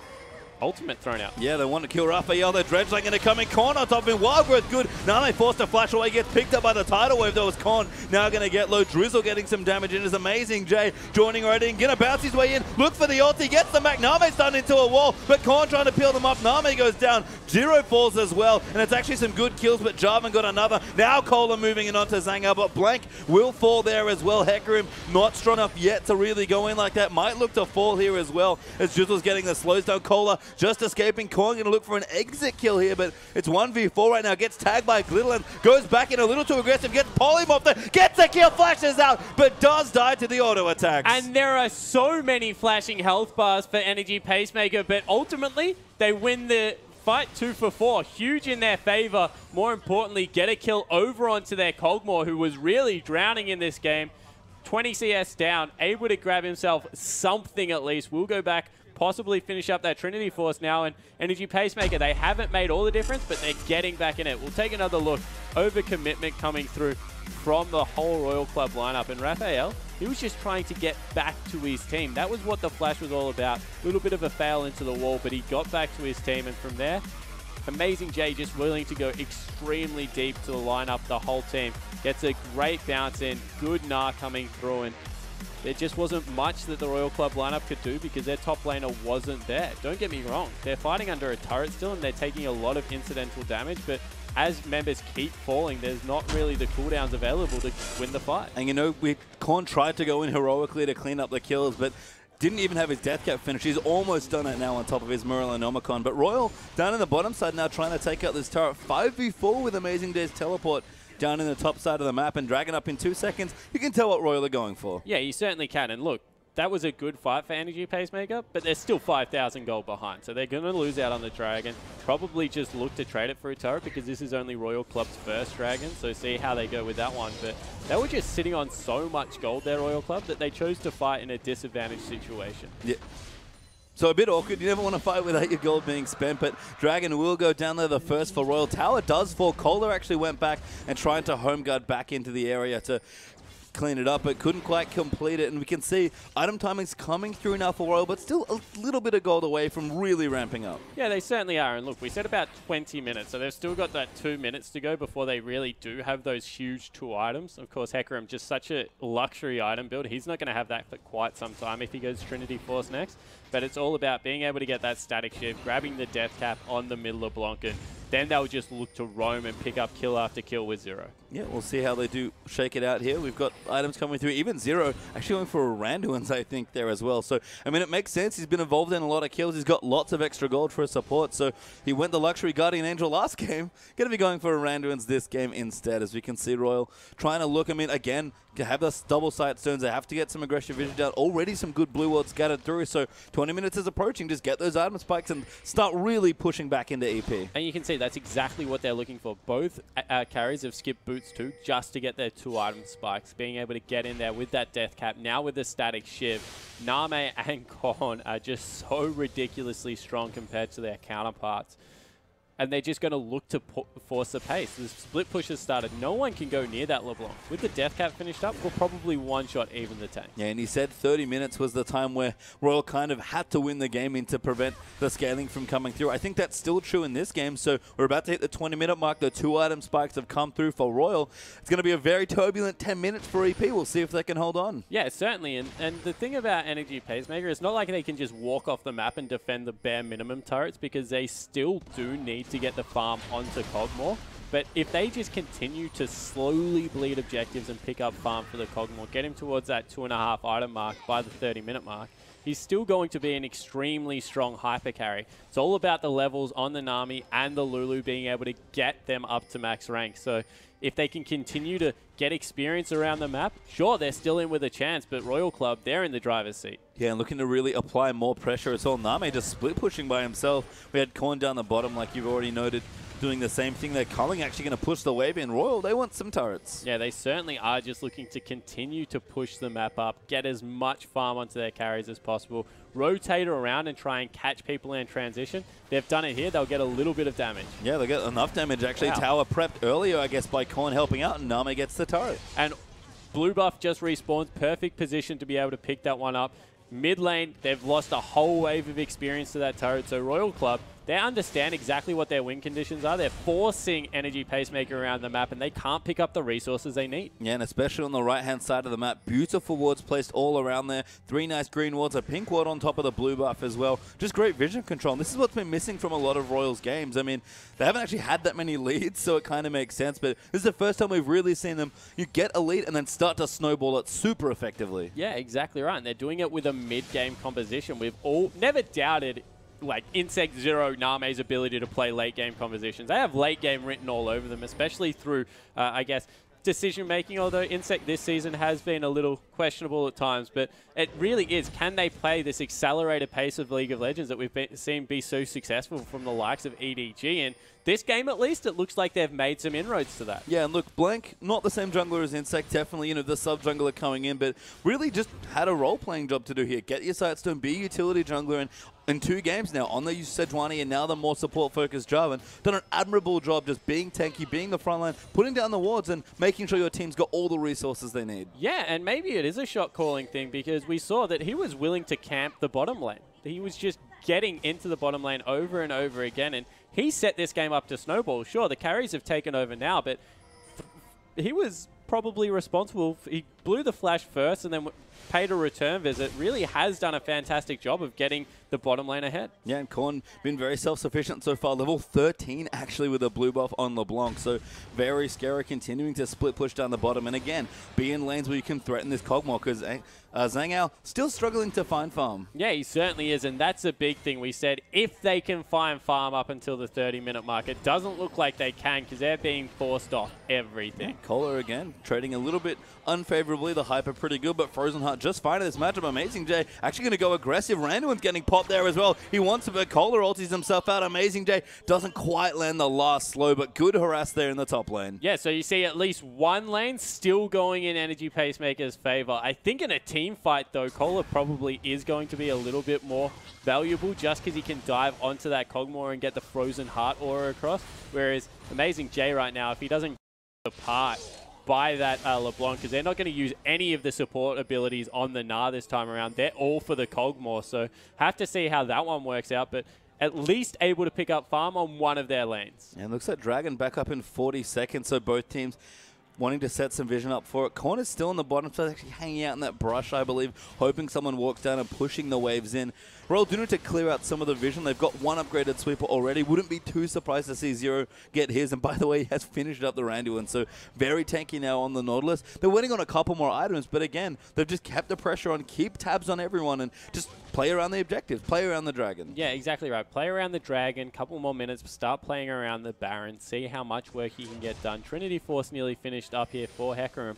Probably a little bit quicker than I expected to see. Might have it by the 30-minute mark when they really are going. Void Staff and Last Whisper will be picked up very soon for Name and Korn respectively, so they're in a fantastic position to fight still, but Energy Pacemaker, they can probably still afford to let objectives go. Yeah, it's not too bad. Cola does have his teleport, but Amazing Day already down. There's the Mega now being triggered, so we're all going to back off for a second. That might actually give EP enough space just going on top of the Dragon, but Cola's porting in. Korn wants to go in as well. Good harass coming through, but Cola just so fast with the Home Guard boots. Doesn't find the flank. EP do back away, and we'll reset for the Dragon. Yeah, so they're pinging out the mid lane. They want to send Name there to cut off the wave, push it back in, because they understand at this moment in time, farm is all important for the Kog'Maw. So if they get that mid wave pushing, they've actually beat them to the punch. They'll get mid turret. Yeah, very nice push here coming through. They might even get the Dragon as they swing back around. Name doing good damage. Cola on top of it. Don't quite get it, but deal excellent damage to it. Back away now, looping in towards the Dragon. And it's all that aggressive vision. EP have to always take the long way back around. Yeah, exactly right. And now they can force Energy Pacemaker to come to them through their line of vision in a single file, which against the Nautilus is just suicide. So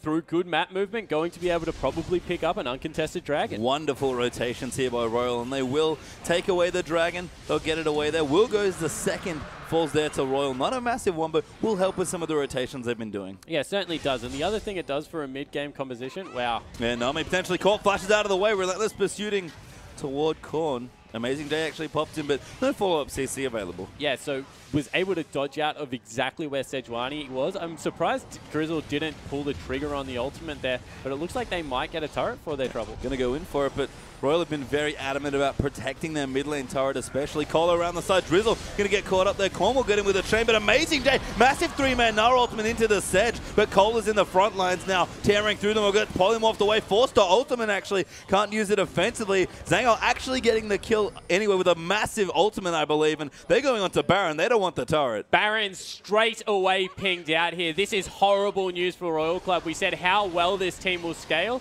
If they're not as 5, there's no way they can fight Energy Pacemaker, and they've started off. They will tear through this. Korn very low on health, training in towards the Baron. Nami, decent help, but not a whole lot of mana. They are going to try and protect it. Zero is here, but doesn't have an ulti. Korn, you can see waiting. Drizzle actually might get tied up here, but Korn knows he has to dive in. There's no vision. He's going to go in blind. Tags him with an E. They're looking in. The Baron getting low. Korn's going to flash. He wants to steal it. He does get it away. Zhangao gets the kill, but Baron goes to Royal. And that is just such good news. Underestimating the burst damage that comes through from the LeBlanc. Sure, she dies, but mission success.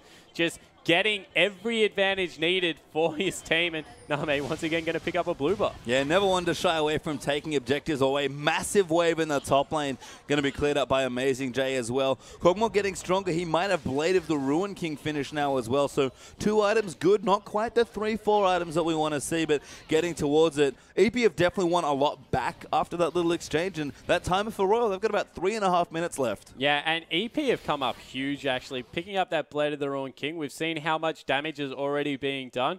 That's just going to be skyrocketed now. Have to talk a little bit about Blank's build as well coming through. Is actually going to Warmogs. That's a lot of health against Kog'Maw, who does percentage damage already. Not to mention, automatically builds into the Blade of the Ruin King. And no armor, no MR.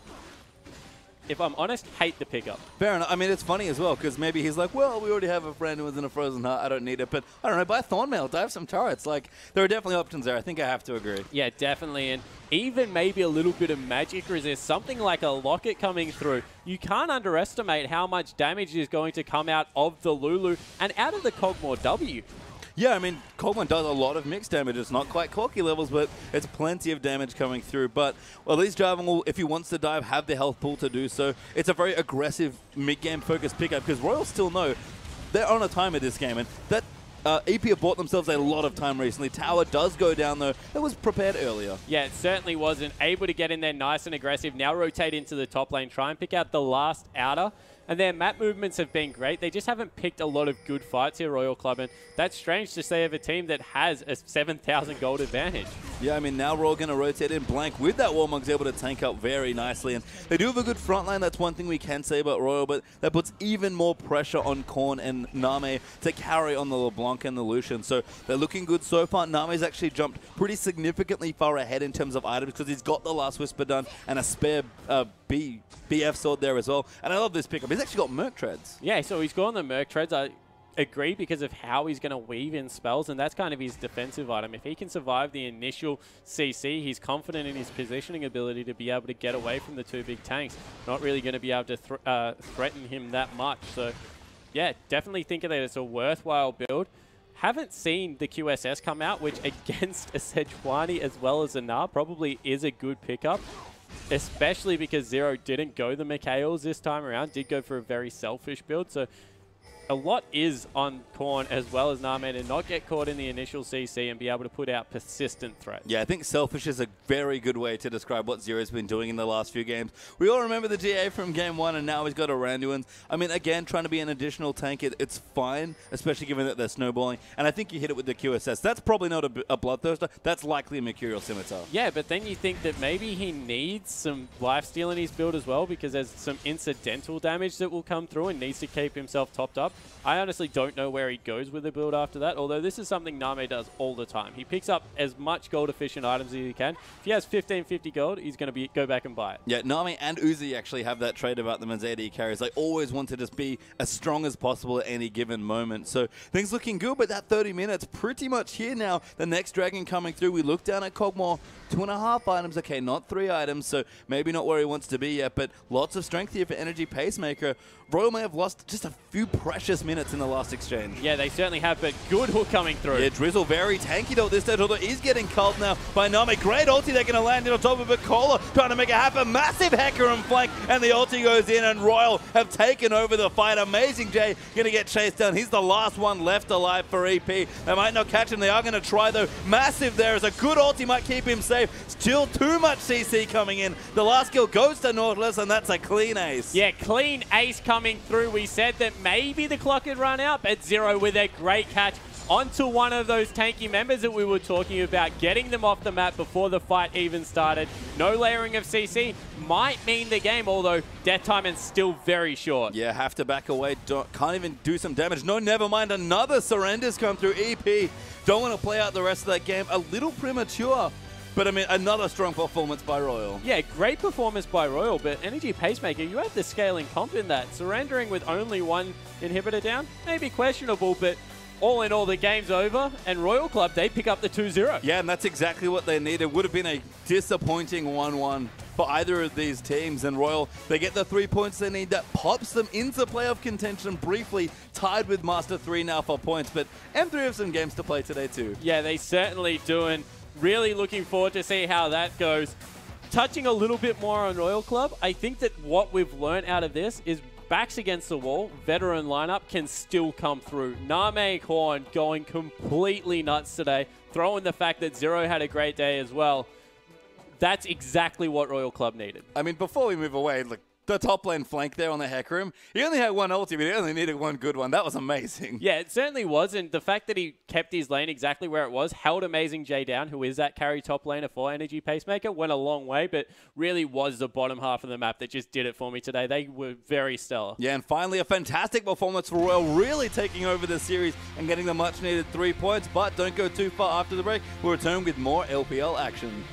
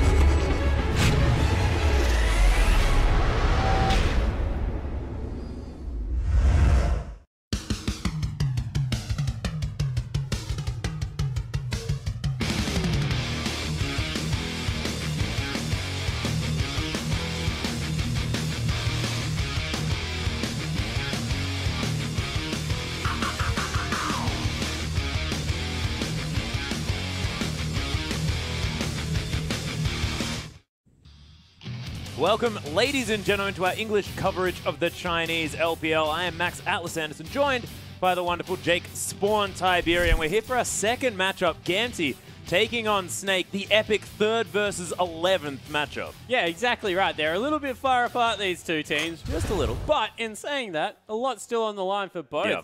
Gamty, if they take a 2-0 here, pretty much out of reach of Energy Pacemaker, who will nearly mathematically be locked into that last position. However, Snake, if they get the 2-0, jump back ahead of OMG. Yeah, well, this is the thing. OMG have been splitting series a lot recently. Of course, yesterday, actually tying with Energy Pacemaker, who we saw surrendering twice in a row at about 20 minutes against Royal Club. So OMG sort of slipping just a little bit, but Snake looking to get back to their 2nd place form. Yeah, and the thing about Snake is they need to get back in form. You just feel it coming, and they really are trying to mix it up a little bit. They're going away from maybe the Protect the Crystal comps, trying to get some more things into their arsenal because they don't want to be that one-dimensional team. But Gamty, they're mathematically still in the playoff race. I don't know whether you can really say that anymore and see how they go, but anything that isn't a 2-0 isn't in Snake's favor. Yeah, well, this is the thing. And Snake really need to start getting wins on the board. And they also need to start fixing the problems that have started cropping up here for Snake just in general. Yeah, exactly. Definitely agree. And as we said, it's all about that team balance. They need to get away from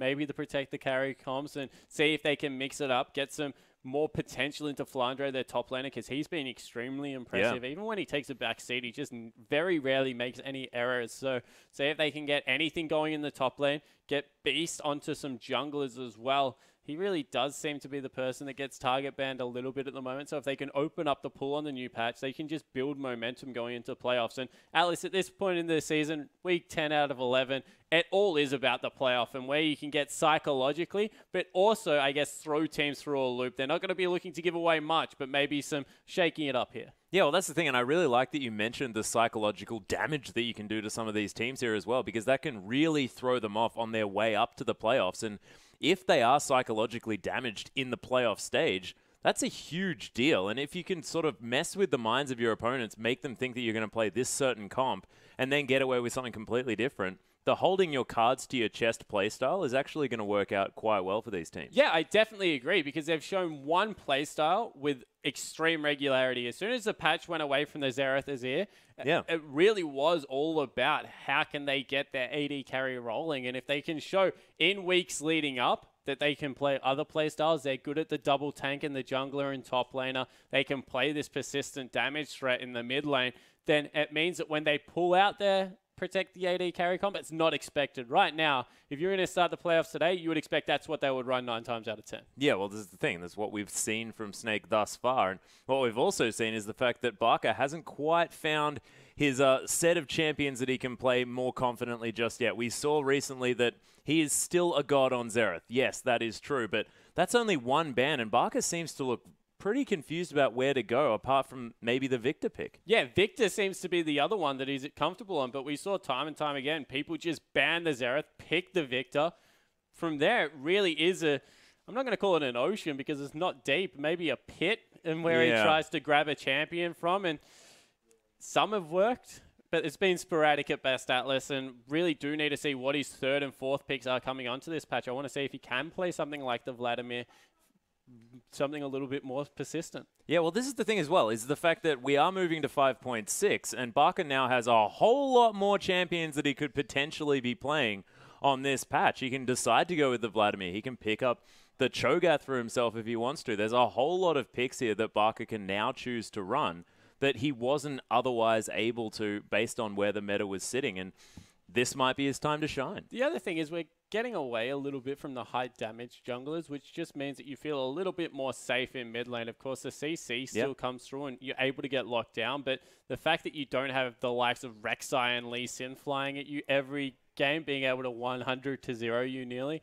if you step out of any form of safety, does mean that maybe Barker can play a little bit more comfortably. And in his own respect, across the other side of the rift, Gamty have been all over the shop this season. They've been very up and down. Their good looks fantastic, but their bad isn't much to write home about. Yeah, their bad kind of looks like an Archangel's Sheen Sona, just a little bit in that bottom lane. Of course, Syncdream, he's had incredible power performances, and sometimes he's dropped the ball just a little bit. And we don't want his namesake to work out here for Gantu. We don't want him sinking the dream. Yeah, well, he certainly has in some games. Tail has looked probably the best member on Gamti after Jahu, their mid laner, you would have to say.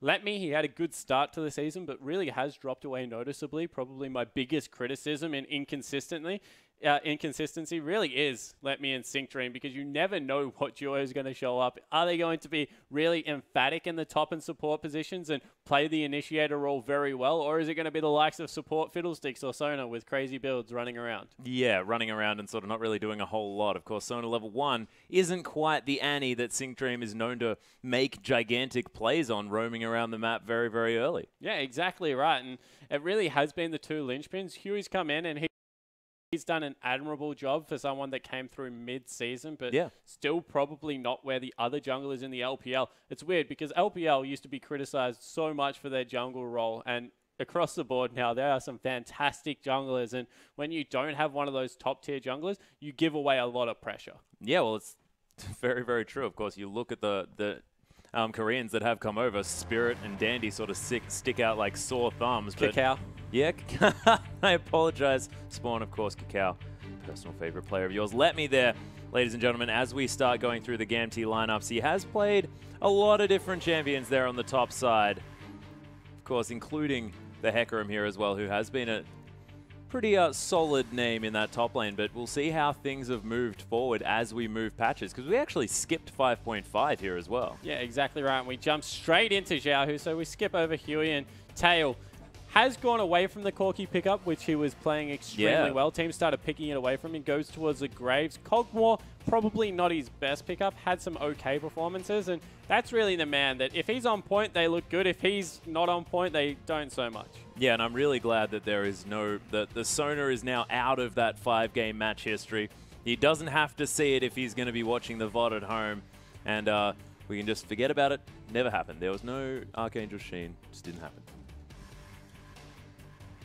It really was not a great game. No, it most particularly wasn't. One thing I want to talk about, as you mentioned, the jungle matchups here as well, is the fact that Huey and Beast share a lot of champions here as well. I mean, Beast known for the Nunu, but Huey's played his last 3 games on Jarvan and has played a lot of Rek'Sai, of course.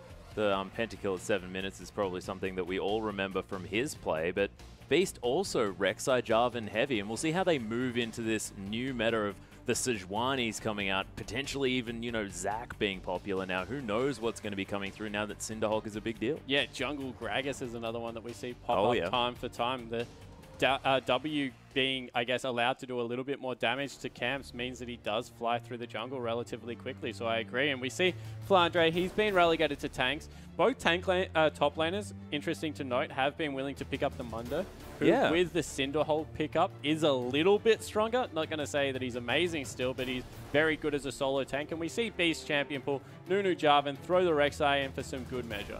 Yeah, and this has been standard Beast throughout the entirety of the LPL this season. Barker has been forced onto some interesting champion picks, and when he's not on the Xerath and the Victor, who he actually managed to win a 2-0 in their last matchup against, I believe it was Energy Pacemaker actually, and managing to get the Victor and Xerath, that's going to be an easy victory for Snake, but I don't know whether he'll be able to here as we have a look over at Crystal just momentarily, and he has been having great performances, but it's not quite the Crystal that we remember getting massive scores on the likes of Draven. Yeah, exactly right. Has dropped off a little bit. Allah has been his usual steady self. The Janna as well as the Thresh are the 2 champions to point out there. Willing to jump onto the likes of Nami if he has to, but those really are the 2 standout picks that you would have to say for the support player. And I'm pretty excited to see what Snake pull out here. They're sitting very comfortably in 3rd, so they can try whatever they want here. If they really want the 2nd, they can put the screws in and go extremely hard. Or, as we keep pointing out, this is their time to get an experiment game in. Gamti are in no touching distance of anyone, really. They're they're still theoretically in the playoff race, but still, probably closer to being relegated to the last place race, depending on how Energy Pacemaker. The race to last, the wooden spoon race. Yeah, the wooden spoon race. So I do want to see what Snake is willing to try on a, I'm not going to call it a free map, but there's very little to lose. Yeah, well, this is the thing, and maybe it's a time for Snake to practice new comps, get Barker practicing on some new champions here as well. We have no idea. They might be able to mix it up and make the Bard work this time. We may have a magical journey that's successful, a magical journey to, you know, somewhere that's nice instead of what we saw coming through yesterday, which was a little bit of a frightening one. Yeah, it certainly was. Cho'Gath just sat at the entrance with his mouth open and ate everyone pretty much. Yeah. He had a very good time. I don't think PYL will be boasting about that game anytime soon, however. No, I do not think so, but it was hilarious to watch that one coming through. I do like it when Bard does find his way onto the Rift, but we are going to have Champion Select very, very soon. We'll see whether the bans are going to be very similar aiming at Snake or whether they're going to change up just a little bit as we get into this one. But with Kalista banned first, it's looking pretty similar. Yeah, Kalista, Kog'Maw, and get rid of the Xerath. That's pretty much the recipe to try and take Snake out. Throw in a Victor pick if you really want to shut them down. Xiaohu has shown that he can play in it, but Sejuani being taken off the map, yeah, that's a power pick right now. It is just so strong. Yeah, and it's not targeted necessarily at Huey, who hasn't been playing it at all. But of course, moving to 5.6, it is all about these powerful, tanky junglers that are coming through. So pretty standard. The Lulu going to be taken away. Of course, Barker has been playing that one a bit, and this is just going to take away that Juggermore comp potential. Yeah, exactly right. Not allowing them to run the protect the AD carry. I honestly don't think Snake would have run it anyway, just because of the fact that they need to get something else on this 5.6. And you see Nautilus also being taken away. They're just hitting the Mega Tanks. Yeah, the Mega Tanks, and Nautilus has been seeing a whole lot of play in that support role as well. Sort of erupted onto the support scene, sort of like Viger did a few patches past. So, look, we'll see why in case it gets banned in the next. It doesn't get banned in the next game. And Flandre, he's going to lose the Maokai here as well. Has played a heck of a lot of that champion, and we'll see whether Flandre is going to decide to change things up in that top lane. Yeah, we'll have to see what he decides to run. Of course, has gone Might to be the Mundo. Yeah, wouldn't be surprised at all. Although he also played Morgana a little bit up there as well. That Black Shield is just such a powerful tool if you are trying to protect the likes of Barker and Crystal. And we'll see what it's a Xerath ban. What? From Snake. Yeah, well, of course, we do have the numbers 1 and 2 Xerath players in Xiaohu and Barker here, of course. That is a very contested pick, and they don't even want to let that go as a first possible pickup option. Yeah, so if anyone knows the strength of it, it will be Snake because they use it so well in their compositions. Nunu has escaped, Jarvan's still available, so... And Rek'Sai as well. Yeah, Rek'Sai's still up, so you have to think Huey and Beast probably not that anxious to lock in a jungle pick here. And it will actually be the Janna being picked away from Ella. Thresh still available. Sync Dream looking to go... No, they swap it up. It's going to be Rek'Sai. Yeah, Rek'Sai makes a whole lot of sense here. Of course, Huey fantastic on that champion, but take it away from Beast as well. I mean, the last victory that they had was actually with Beast on that Rek'Sai and looked very, very strong doing it. We'll see what Snake decide to answer with 2 power picks to come through potentially now. And Ella pretty content to go with that Thresh. Yeah, definitely like the Thresh pick up here. We've just seen how dominating it can be in the bottom lane. Zero played it to great effect, and just in pick comps, still runs King, and there's the Gragas. There's the Gragas. Prophet Spawn here letting us know exactly what might be picked up, and it is going to be the Gragas potentially in the jungle. Could go anywhere, who knows. But I have a feeling that that's going to be the old jungle Gragas coming through, and Fizz is the hover. Xiao just going to lock away that LeBlanc, though, no questions asked. Yeah, just looking for the assassin in the mid lane. They've gotten rid of a couple of champions for Baka. Baka doing one himself there with the Xerath, so going extremely aggressive. I really like this tactic. Also picking up a Morgana. We don't know whether that's top lane or support, but gets rid of one of Flandre's champions, and a lot of work being done by that Black Shield.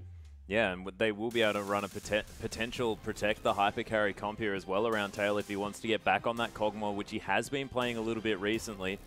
Snake now able to round out their lineup just a little bit, and Crystal showing us some interesting AD carry options. We'll see what he does decide to go with. Actually, Twitch having a slight buff here as well to his poison damage in the early stages of the game will be interesting. Barker's going to lock in the Azir, and that's a Draven as well, Spawn. This is going to be an interesting game. It certainly is. So Azir got some range back on his Q. Yeah. Didn't get the spawning of the soldiers back up to its old distance, but did get a slight buff.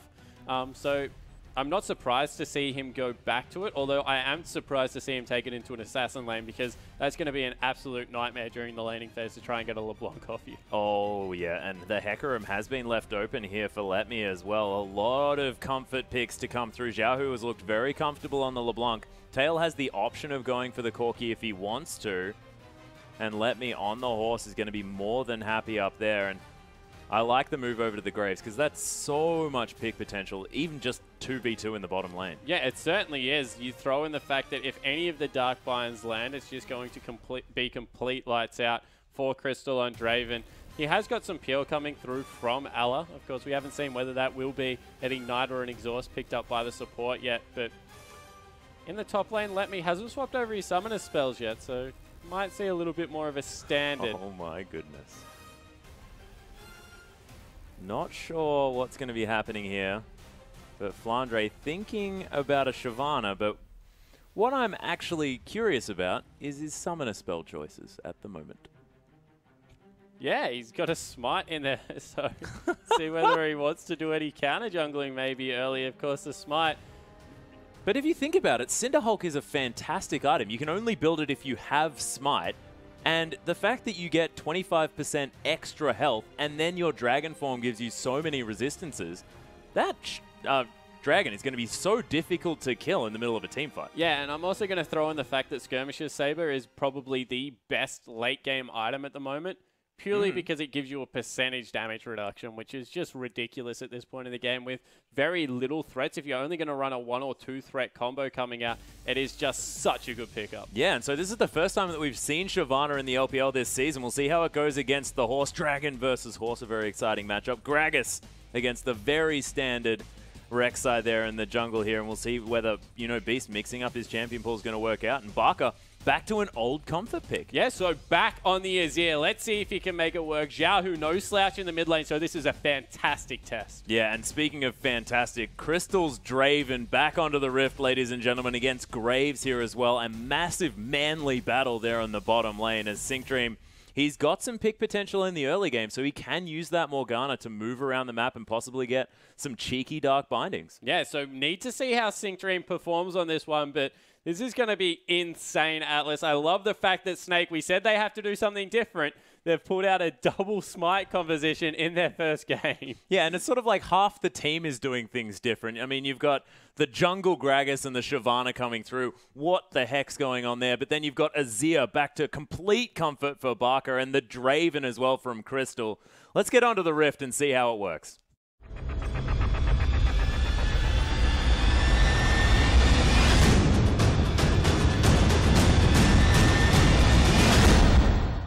And here we are, ladies and gentlemen, onto the Rift for Gamty taking on Snake, our second game of the day here for Week 10, Day 2. And we'll see whether Gamty can withstand the onslaught of the Smite Teleport Shyvana. Yeah, exactly. The power pick at the moment, you know, you just see it. No, it's pretty rare.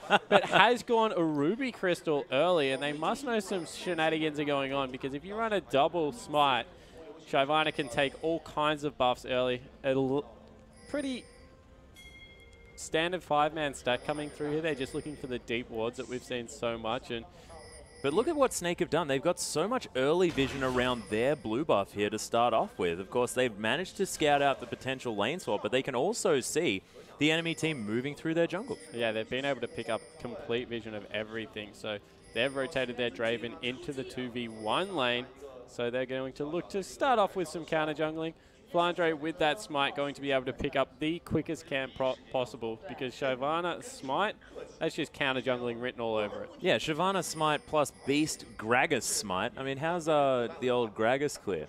Gragas' clear is fantastic. His W is such a strong move in the jungle. We'll see how quickly he can run through the big camps especially. And Flandre, he's going to start himself off a Gromp, give the blue buff over, and then see if they do set up any form of double jungle. This could also be the Moscow 5 strategy as well, where Flandre just teleports to the blue buff afterwards and takes that one down as well. Of course, he has fallen very, very low, but that is an opportunity here. Yeah, it certainly is, and we see that Hecarim has had to go into his jungle because they see that it is a 2v1 lane, so he didn't have the advantage of taking a camp because he actually recalled and tried to walk to lane.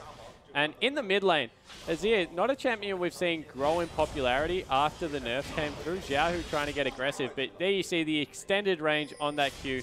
Does mean that he has a little bit of an easier time, but I'm still not convinced. Yeah, we'll see whether it does work out. Of course, in the hands of Barker, always been a fantastic Azir player. We've seen it work out for them very, very well. It was part of the reason why they were such a dominant force at the early stages here of the LPL, but it looks like Gamti, they are going to avoid getting triple buffed by double smite Snake, and that is a big deal. Yeah, it certainly is, and we see that Flandre's actually pulled out that Gromp needs to be careful here that he doesn't get collapsed on it. A lot of members in his... It is such a weird thing to say about a top lane. Yes, indeed. Actually, or is going to be able to get it. The cheeky smite over the wall, and that's going to be a whole lot of extra experience. Already halfway to level 3 here as well, as Let Me nowhere near that mark. He's getting zoned away from this tower, though, as Gamti, they've decided to hard push this lane. Well, they just had 4 members down there, so they can kill all the experience. There's no way that Flandre can approach that, so probably going back to grab his wolves at this point. Surprised he didn't start Machete, simply for the fact that he would have got some extra gold off his smite. Yeah, true. But looks like they are going for a 2v2 here. Beast has got him. Yeah, Beast has actually found his way over here. Does manage to land the barrel. Tail's going to get slowed down, but Sync Dream in a whole lot of trouble now. The flash out, the heal baited as well. That is 2 very important summoner spells, and Huey has to be careful now as well. More importantly, they were able to grab the double wave that was on the turret because they withdrew too many members too early on this side. So Flandre, he gets a level 3. Meanwhile, Hecarim's only just gone into the top lane. He's got 0 CS, and there's no way he can go near Draven. No, and there's no way you can go near Draven or Thresh. Barker actually taking a whole lot of damage here as the exhaust comes through onto Xiaohu. He's not going to use any spells, though. Barker going to have to chug some potions. Going to have to be very, very careful in this lane. And you can see Xiaohu, this was his breakout champion. I mean, we know that he played a lot of Xerath, but also got a lot of the success for Gamti early on that LeBlanc. Yeah, he certainly did, and he's just so potent on it. Being able to dive in there in the 1v1 and not have to expend the Ignite to get the exhaust baited out is absolutely huge. Means there's a lot of kill potential. So straight away, you see Jungler comes in, helps Barker push out the lane, going to get a free shop in. Yeah, and he's only down a couple of CS here as well after a whole lot of pressure was put on him there. So didn't expel the flash, did only use that exhaust in that trade. So already has that very necessary escape summoner here for the early stages of the game. But he's pretty slippery himself with that E. Yeah, he certainly is. And we see, once again, Flandre repetitively going to this jungle for experience. Makes me question not picking up the Hunter's Machete even more because, look, it's Ruby Crystal, great item because it just builds into so many things. Noticeably, this, the new Cinder Hulk item coming through there. But going to be able to, I guess, not get all the extra gold that he would have been able to out of the Hunter's Machete. And also, he's being zoned fairly heavily still. He is a Shyvana. Melee can't really push up and walk up and push out that wave as easily as he would like. And getting a lot of attention is Flandre in this lane. And actually, Huey, not in vision of that ward, is finally going to come through. Of course, the ward about to die here, and Flandre very, very lucky that that ward only just expired. And Huey didn't actually see it die there as well, which is very, very important. He's actually quite low on the old health. It's health bar not too high, and the burnout actually doing some relevant damage here to the Rek'Sai. Beast is going to come through, and Snake doing a great job defending this bottom outer turret. Yeah, so the fast push came through from Gamti, and they're trying to, I guess, take that turret down as soon as possible with the earlier lane in the Graves. However, in the top lane, what that's meant is that, unfortunately, Let Me on Hecarim just has not been anywhere near CS. He's got, I think, 2 at this point in the game versus 20. So Flandre doing a much better job being able to get some gold for himself, but Team Gold still going in favor of Gamti. Yeah, 700 in the lead at this stage, which is very notable. And where is that actually coming from here? Is that all in that turret in the bottom lane? Of course, that did just fall down, and I'm a little bit of an idiot. So, of course, that global gold is going to be helping out a lot, but we'll see whether this top lane outer turret is going to last too much longer because Snake have decided that they want to start pushing. Yeah, they certainly have, and they need to be careful here. They're bringing Beast into the lane and teleporting as well, but there's 3 members on the way. They're not going to get anything from this. Yeah, Flandre has level 6, though, here, and Ella tanking up that turret. Let Me taking a whole lot of damage as the Draven's axes. The Adoration stacks come through, and he's going to be safe here as well. There's Gamty. They're going to lose 2 underneath this turret. Yeah, so they trade the 2 for 1, actually going much deeper than I thought they would. With the level 6 coming through from Flandre was a lot stronger. They proxy a whole nother wave, and Flandre with that smite going to be able to counter jungle even further. I'm going to name him the Gromp Destroyer. He's killed so many Gromps this game. Yeah, a little bit mean. Yeah, he's a Grompsist, I think, something like that. Not entirely sure what the word is going to be for it, but Letme does find himself able to actually pick up some farm. This is probably his first wave since those jungle camps that he's managed to get a hold of. Yeah, but he's 2 levels behind. You saw that Flandre already used that ultimate halfway through his level 6, only just level 5, so a full level now. And Flandre sticking around, looking to get some counter jungling done, although Xiaohu does pick up his blue buff. Their neutral objective control is going to be ridiculous this game as well, what with double smite. Yeah, double smite as well as an Azir. Can't ever underestimate how much damage Azir does to the neutrals as well. And you see that he'll just be able to push out the wave with that burnout, go take the Krugs, and then come back into lane. Kind of like the Season 2 Shyvana that we saw. I know, this is like Darien all over again. Of course, Shyvana not seeing as much play, and I love that as soon as she gets back into the game, it's the counter jungling Shyvana that happens straight away. You can see Flandre there on your screen. And man, this Shyvana's working out fantastically so far. Yeah, it certainly is. So Shyvana doing a great job up in CS by double. Really is going fantastically in the gold department as well, because remember, those jungle camps worth so much more.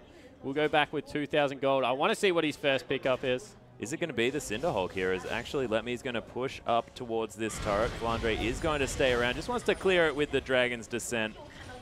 It's going to be absolutely fine, but Letme be happy to pick up all of this farm here as well. And Flandre just wants to have an opportunity to back, as Crystal not going to get hit by that Dark Binding. Huey's come around here though. The Descent's going to land. Tail just explodes him. And B says, okay, I guess I won't come down here. Yeah, and that's the thing about level 6 Graves. Just so much upfront damage. He's gone the raw AD build. Has gone for the BF sword as well as the pickaxe. And it is that's the Skirmisher Saber. Cinderhulk picked up there. It's going to be a very dangerous Shyvana to deal with. Oh, yeah, just going to be burning everything here as well. And it's not just the fact that it gives you that 25% extra health. The split push clear is going to be huge. Beautiful E from Barker. Did that actually stop the damage of the Mimic Distortion? Yeah, I think it actually did there. And that's a very good interaction coming through. Fantastic reflex. And gives him a little bit of a shield as well to stop some of the damage. So he looks okay in this lane. He's 14 CS behind, but we'll take that if he has to. And now we'll see that all the extra gold will come through from the likes of the Scuttle Crab. Oh my goodness. He's just going to be a farming machine. There is no way anyone will be able to stop him. This is a 60 CS Shyvana in a lane swap situation in comparison to 32 though. This is insane, and it looks like Letme, he's gone for that Phage, and if that turns into a Sheen as well, this Trinity Force is going to be far too late. Yeah, it's a very late Trinity Force coming through there. Has to be able to get a good team fight, you feel, around Dragon or something like that. And Flandre, he's just going to take a wave, run into his jungle, take a camp. Take a wave, run into the enemy jungle, grab a camp, see if he can find Huey, try and kill him on the way out. It's going to be extremely difficult to be able to deal with this top laner. And one thing I do want to add is that Smite gives you so many cool particles at the moment that he's just going to have a ball doing it. Look at his fist always glowing as he runs around with that Krug buff. Yep. We'll see the true damage poison coming off him whenever he gets a chance at the Gromp now. It's just so much fun playing Shyvana right now. Yeah, it's true. And I'm going to be very, very upset looking at a solo queue after this because, of course, you can imagine there might be a few teleport Smite Shyvanas around. And you see the deep vision coming through just to help him out with this play style. Also picked up some boots as well as that burnout, so he's very quick in and out of the jungle. And what's that meant? A 2-level advantage for this top lane. Yeah, and he just doesn't care. He's just clearing out waves. Again, Barker nullifying the damage. Beast wants to come around. Explosive cast, but Xiaohu dodges out of the way with a flash. And that ultimate is not on a high cooldown, and now you can see a lot of extra harass coming through from Barker. Flandre getting frustrated at Letme here, who thinks that he can actually stand toe-to-toe in this lane, and Flandre letting him know that that is not the case. Yeah, certainly isn't. Trying to bully him out a little bit here. Of course, the one thing that Flandre will do is give up a lot of CS because he's repetitively pushing the lane, but because he had such a big advantage at the start, means the dive is definitely on as they take out the turret, actually. And that's just more access to the Gromp here as well. That's probably what Flandre is thinking. Yeah, definitely agree. And deep vision going down here from his jungler, trying to get him a little bit more support. Is taking some damage, but he would be sitting on a truckload of gold. Once again, goes to kill another Gromp. Oh, man. These poor Gromps. There's not going to be any left. They're going to stop spawning, I think, here very soon because Flandre's been taking them from every corner of the map. Now going to back off. We'll see what he decides to pick up. Whether he's going to go for a health item first up, whether he's going to potentially go for a possible damage-heavy build. He might pick up a Bilgewater Cutlass here, but it is going to be the Warden's Mail and has those Ninja Tabi as well as Snake actually looking to try and take down. That's stolen away by Huey here as well as he's going to go down very, very low. Whirling Death going to almost secure that kill. Beast gets it as Xiaohu taking damage from this Draven here as well. Tail, massive collateral damage, and Crystal has to be very careful. Let Me picks up that kill as the explosive cast a little bit too late. Flandre gets Xiaohu, but Let Me gets caught by the death sentence. And Barker still at full health, doesn't have a whole lot of mana, but Flandre is here, skirmishes Saber, and breathes fire on the horse for a kill. But that is a 1 for 3. Dragon, though, goes to Gamty. Yeah, but the problem is that Crystal, before he died, was able to pick up a kill, and he's been able to get that one in his back pocket. So he got some gold before he went down. Across the board, Flandre 3-0-1 after that. Is going to be an absolute monster. Yeah, one could say that he is a huge dragon, as he's going to steal away a blue buff here as well. Ella giving him even more ability to roam around this map. He's going to be a pain. He is. He already is a pain. He's taken every Gromp on the map. But he's just going to get so much gold from the Scuttle Crab as well as the Gromp every single time he wants it. That extra 30 gold really can't be understated. We talk about how it's so important to leave your jungle, the big creep in the camp, just so we can get the use of that extra gold. This Shyvana, Graves, he's so short-ranged, is not going to be able to go anywhere near him in team fights. Yeah, and I mean, of course, doesn't necessarily have all that much CC, but looks to be building up a Randuin's pretty soon. And what with 25 extra % health, as well as a Randuin's? And now a slow on top of that. I mean, one of the things that you talk about Shyvana about is the fact that she doesn't offer all that much CC apart from that Dragon's Descent knockback. But now, it's going to be ridiculous. And how are you supposed to kite this Shyvana, who's going to be running so fast at you and has so much money? But the other thing is, Shyvana does so much mixed damage in team fights. It's not only about the person that she's diving on top of. Graves might be able to get away, but the whole team has to chase through all the burnout damage that gets left behind.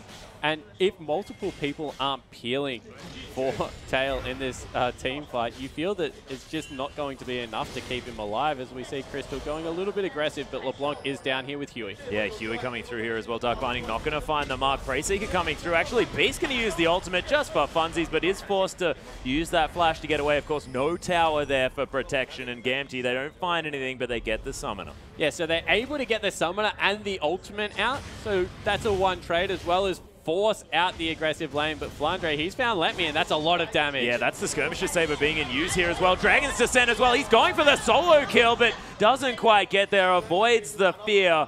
But you have to think that's not too much of an avoided fear for Let Me, who was terrified of that dragon. Yeah, it certainly was. And what's that's meant is that a free lane in the mid lane, because Xiaohu now has to rotate across. Still a two-lane discrepancy. This is a real potential for Flandre to turn it around if he so wants to. Yeah, the chains actually do manage to land here as well. Xiaohu trying to kite this one around. Sync Dream here as well. The dragon has to be pretty careful. No flash, of course. And no Dragon's Descent. And it is going to be the kill being taken down by a chain there as multiple members needed in this top side, but Flandre probably doesn't mind too much because, of course, he's been up there farming that one out for so long. Well, this is exactly what he wants to do. Meanwhile, in the mid lane, Bucker picks up a free wave, able to shove that one in. Crystal in the bottom lane, completely unharassed because 4 members went across they get to the deal outer with turret Flandre. in the bottom lane. They're completely happy to continue this as well. Good move. Yeah, actually, Barker, Emperor's Divide there as Beast comes back around here as well. The exhaust onto Huey, but Barker has to be very careful. He does fall down. Huey picks up that kill. Sync Dream, of course, around here from the side as well. Huey going very, very low. The explosive cast doesn't get the kill, but the Dark Passage, and Beast makes it to safety. They only lose the Azir. So they lose the Azir, and another good collapse coming through from Gamty will even up the score. But it's all about the objective control right now coming through from Snake. They're just rotating around the map. They're actually not looking for a lot of people. And from there, they're just taking objective after objective. Yeah, Flandre does make it back to this top side as well. That Cinderhulk is going to easily clear out that wave with that burnout as well. I mean, if Shyvana has anything, it is incredibly fast wave clear if you can actually walk up to that wave as well. So in a free lane, the split push is going to be terrifying. Almost has the teleport available as well, which means that Flandre can just spend all of his time here in a side wave, pushing it out. Crystal actually finding a massive amount of damage onto Xiaohu. And he almost has the last Whisper completed. We'll see what Crystal does decide to build, as he normally does go with sort of the last Whisper into the Ghost Blade afterwards and then the 4th item, Trinity Force. We'll see what he does pick up this time, though. Yeah, I definitely think that still will be the build. It just gives a lot of mid-game power to the Draven. It means that he does turn into a pseudo-tank buster as well, because you can just get through all of the armor that will come out. Trinity Force now finished up for Hecarim, so it is 18 minutes. It's not the 23-minute Trinity Force where it gets really delayed, although when you compare it to how well Flandre is doing on the map at the moment, 3-1-1, 55 CS up, and yeah, 2 finished items is an absolute monster, nearly onto his 3rd, which will be probably a Banshee's Veil. Isn't where he would like to be, and actually just picks himself up a Gromp buff there as well as he donates that money over to Crystal. But if anyone is attacking this Shyvana as well, it's going to be doing a whole lot of work. Flandre is huge, definitely, on this champion. 3,000 health now as well, and that is an extra 3rd on top of Huey, who's only got about 2k at this stage. And Tail has to be very careful of this Shyvana. Yeah, it certainly does. Can't really go near it. And you see all the work coming through from that Gromp buff. That is what you want to be picking up on these tanky junglers. And in front of 2 people, he's just willing to continue to counter jungle. Yep, and just smites that one away. Doesn't care about Dark Binding at all, as the Dragon has potentially been started here by Snake. We'll have a look over to see it has been pulled out here as well. Huey going in for another steal, but doesn't get it. Just gets knocked up here as well. Wants to try and escape, but it's going to be the explosive cask and all of the extra damage as the teleport to come through from Flandre. He gets it cancelled, actually, by the Dark Binding. Beautiful work by Sync Dream, and that might actually let Garmty pick up this tower in the top lane. That Trinity Force is going to mean that Let Me has a lot of tower damage. Yeah, this is going to be 3 for free. That is absolutely huge for Garmty. They pick up 3 turrets for just a dragon. What a move, but Flandre, he's a little bit annoyed. He's going to kill them both. He's going to try to, most definitely. Still has the Dragon's Descent available, just shrugging off Tail's damage. Did only just use that Randuin's Omen, and man, this Dragon is pretty frustrating for Garmty to deal with at this stage, but cancelling that teleport was a big deal. But Let Me, he's going to pay for it after taking down that turret, and Xiaohu has to be careful as well. Barker was looking for something, but doesn't actually follow through. Meanwhile, Flandre was picked up after all the shenanigans that were going on in that mid lane, so 3-2-1. Getting a little bit ahead of himself. I think he's trying to play the annoying game a little bit too frequently. Has now picked up that Spectre's Cow, so we'll be moving towards most likely a Banshee's Veil, as we mentioned. And across the board, there are some items being picked up now from the Garmty lineup. 2 items for LeBlanc, 2 items for this Graves. Gone the crit build, actually. Hasn't gone for the Phantom Dancer. A little bit more early damage coming out of that Static Shiv, and we see that they are still reasonably strong. Yeah, and he's also going for the burst build here as well. Of course, that guaranteed first crit of the Static Shiv is going to mean that this Graves has a lot of extra burst damage, which might just mean that Barker gets destroyed in this fight. Crystal can get bursted out here as well. Do you think that that's something that Garmty are looking at? Yeah, it certainly is a potential, especially if you have the Hecarim with that Trinity Force flying in from the side. There are some squishy targets that can be taken down, so got to respect the burst, as you said, that comes out of the Graves now. And another BF sword actually picked up for Crystal. Heck? Yeah, Crystal not really caring about a last Whisper at this stage. Of course, there's only, you know, a Ninja Tabi and a couple of cloth armors. I sort of respect this idea. But we haven't seen Crystal build an Infinity Edge on Draven at all thus far. Yeah, so a little bit of a different build coming out there. And look, Infinity Edge Draven does a heck of a lot of damage if he does crit with all the AD that he is able to pick up. But not really known for grabbing the modifiers unless he goes for the Ghost Blade into the Trinity Force, but that leaves him without a defensive item, and that can spell some trouble if you're against the likes of a LeBlanc, who's dealing very well as that Graves, who has all the burst damage. Yeah, and Barker now as well with a needlessly large rod on top of the fact that he does have that Athene's Unholy Grail. Of course, a little bit buffed is that item as well, and definitely suits an Azir very, very nicely. We'll see whether he is going to have the impact that Barker was known for on this Azir towards the later stages of the game, because it looks to me like, you know, the nerfs haven't affected him thus far this game too much. Yeah, maybe affected the laning phase, but since it's got out of the laning phase, it's played the team fights pretty well. So looking to be the Barker of old on that champion, and you have to think that if they can pull this back into the meta, that is in Snake's favor, because they did play it extremely well beforehand. As we see, Flandre still trying to be that annoying top laner against Let.Me, although Let.Me starting to pick up a lot of farm now, moving into a Randuin's Omen. Touching on Beast build, I want to see if that is going to be the Iceborne Gauntlet, or whether he will just go towards the Frozen Heart. Of course, CDR terrific on Gragas, as it's probably not worthwhile at this point in the game to chase Flandre whatsoever. Yeah, Flandre just going to steal away this Krog as well. And that is not going to be money going to tail, and an extra 90 gold for Flandre as well. I mean, that is huge. These jungle camps with the smite, very, very big deal. Flandre still in this bottom lane, still farming this one out, still 70 CS in the lead, 75 at about this stage as Crystal going to continue getting damage down. Actually decides to finish off the last Whisper here in the end, but still has that BF sword just chilling out at his inventory. And you never know, he might be going for a potential Mercurial Scimitar here. Might just forego picking up that Infinity Edge. We'll see what he does get, as Descent's going to land on a Huey here as well. Does have another Black Shield, but it gets broken pretty quickly. Freyseeker going to find Beast, and we'll see whether a fight is actually going to break out here. Of course, both teams a bit hesitant to pull the trigger completely. Yeah, and just looking for position around this dragon with only a minute until the respawn, seeing how deep they can get their vision, and Flandre really once again starting to push his luck. He's in the jungle by himself. None of his team really there for backup at this point. And now will rotate around, has got the teleport available soon, so maybe send him into the top lane. Rest of the team down by the dragon, see if they can pick that one up. Yeah, and Tail, he's going to be able to clear out this top wave, but does have to be careful of dragons coming through over the wall.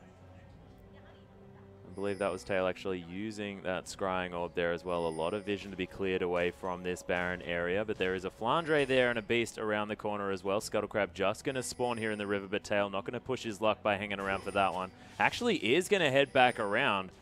This could potentially be dangerous. Sync Dream hanging around here as well as Ella. Ooh, Descent's not going to find it, but it might net them the Scuttlecrab, which it does. So some extra vision around the Baron. Yeah, it certainly isn't. They're looking to see if they can get position over that with all the damage that comes through currently from Crystal, as well as the W of Beast. The other thing about Azir that we have to mention is he does neutrals very quickly. They will fly through this. They've got the double smites and they've started it up. Yeah, half health already down here on this Baron. Only 3 men on it as Barker able to auto-attack over the wall. Sync Dream does find his way in here. Only a couple of members down as Huey. He's going to make it a 50-50. It's taken by the Dragon of all characters. As actually, we're going to see it again. Let.Me comes through with the Onslaught of Shadows, takes down Barker immediately. Flandre trying to get out as quickly as he can. Ella here as well. They want to be able to keep some of these Baron buffs alive as Crystal's going to come around, dodges out of the way of that Dark Binding here as well as Huey does manage to get the knock-up. Tail as well, wants to try and kill the Draven, but you can't when he's got so much extra damage. He's pretty low, avoids another Dark Binding and kites away the Rek'Sai for a double kill now as well. The cleanup is on for Snake, and it's a 3-for-2 and a Baron. Yeah, and it looked like Xiaohu was going on the flanking Crystal. I want to see the replay, and Crystal just deleted him off the map with some huge play, so able to get some kills under his belt now. 4, 2, and 6 for Crystal, and you just see why he's such a good Draven player. His target prioritization is really what sets him apart. Understood the only person that could get through all of lifesteal was that Graves, and he just became priority #1. Yeah, well, that was the thing. And as soon as the Dark Binding was down, he didn't respect Sync Dream at all because he didn't have to. He wasn't going to see another Dark Binding for another 6 or so seconds. Yeah, exactly right. So heads up play out of the AD carry. Let's take another look at it. So they go in with the double smite. There's no way you're stealing this unless you're an absolute magician if you're Huey. The push out comes through and Let.Me dives onto the backline, actually gets some work done. But we've just said all game how tanky Flandre is. Off the backside, you can see that the box went down to try and zone out Xiaohu, and he just got cleaned up. Looked like those spinning axes were able to stop the distortion damage. And this is what I'm talking about. Tail off the backside, straight away, Crystal realized he's the only person that can kill him, so he runs straight for him. That's through an exhaust, all the damage coming through. From there, he can just hit whoever's closest because there's no longer any kill threat coming through for that Draven. Yeah, and he only dropped 1 axe in that team fight as well with all of what was going on. He's going to be able to pick up this red buff as well. I thought Flandre might have actually just drive-by smited that, but decides not to take it away from his AD carry. Of course, Flandre is 80 CS in the lead as well and is potentially looking for a Trinity Force. Yeah, so going for Trinity Force, really good pickup here because it just, I guess the Phage does so much for Shyvana's kit. Not to mention the extra burst damage that will come through as soon as the Sheen's picked up. So, yeah, definitely agree that it's something that can look in there. The HP, Cinderhulk.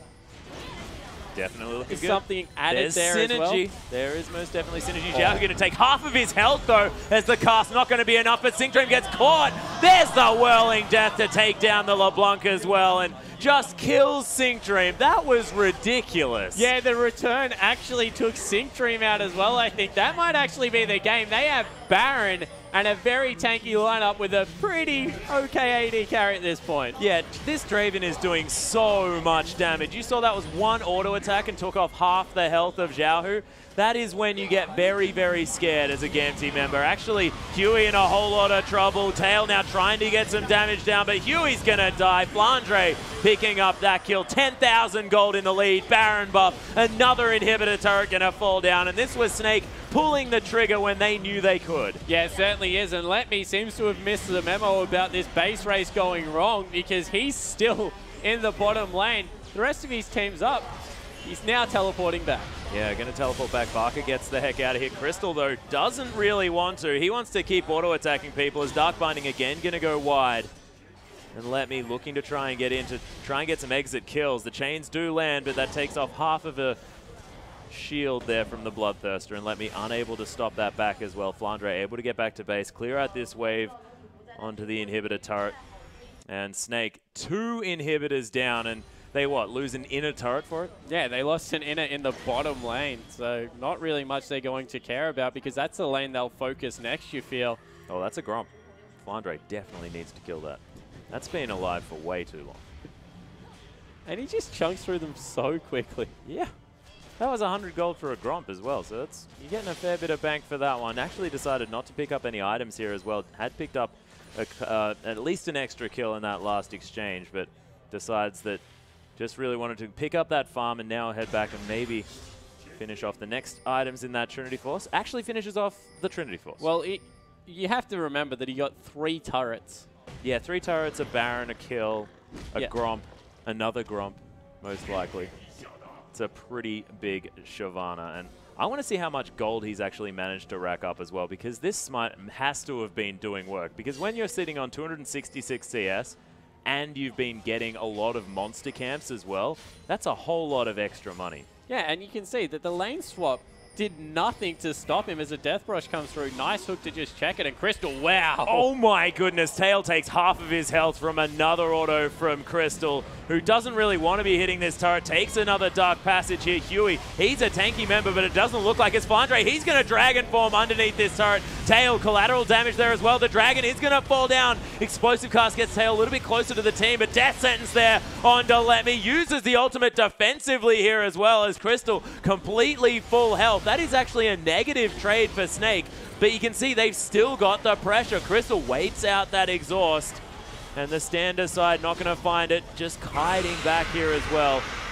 GAMT, they may have actually defended this one, but there's super creeps in their base now, and Snake have all the time in the world. Yeah, so they can just sit here and continue to poke.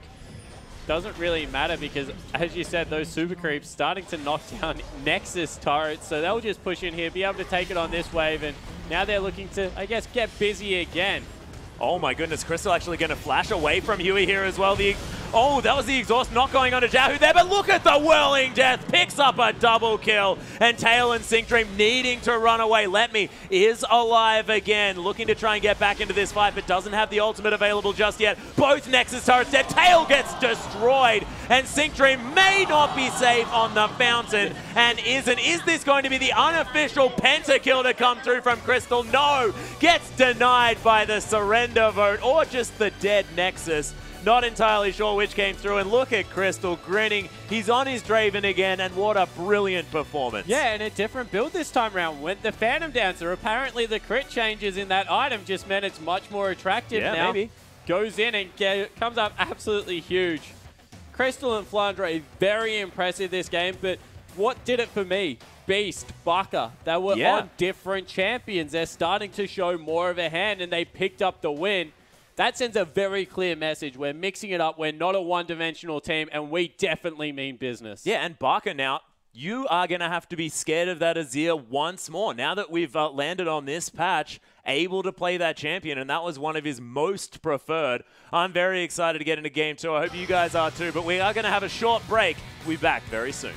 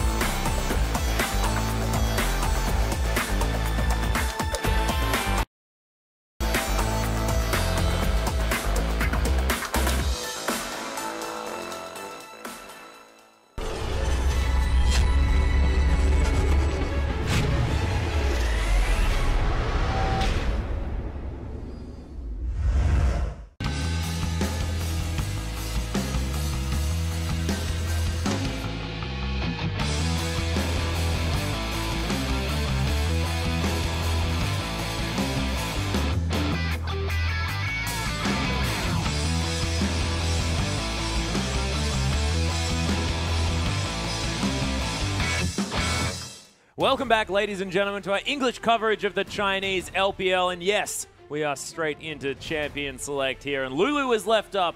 Snake decided that they would lock it away straight away, but it meant that Letme just locked in that Cogmore immediately, not wanting to let that potential Juggernaut get through. And Huey, he's on the Nunu here. He's doing a beast impression. Yeah, so taking that one away in response, the Kalista Janna being picked up. Very strong 2v1 lane. Of course, late game Kalista just doing so much work with that Janna support.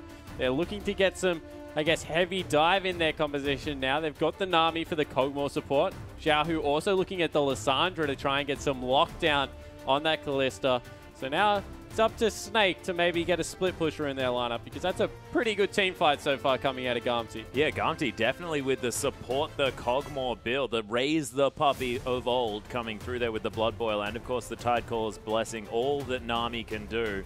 We'll see what Snake do to round out their lineup. Volibear being looked at here, and I think that that's a serious hover here, Spawn. We'll see whether that one gets through, as Flandre might be thinking about a Trundle. Interesting.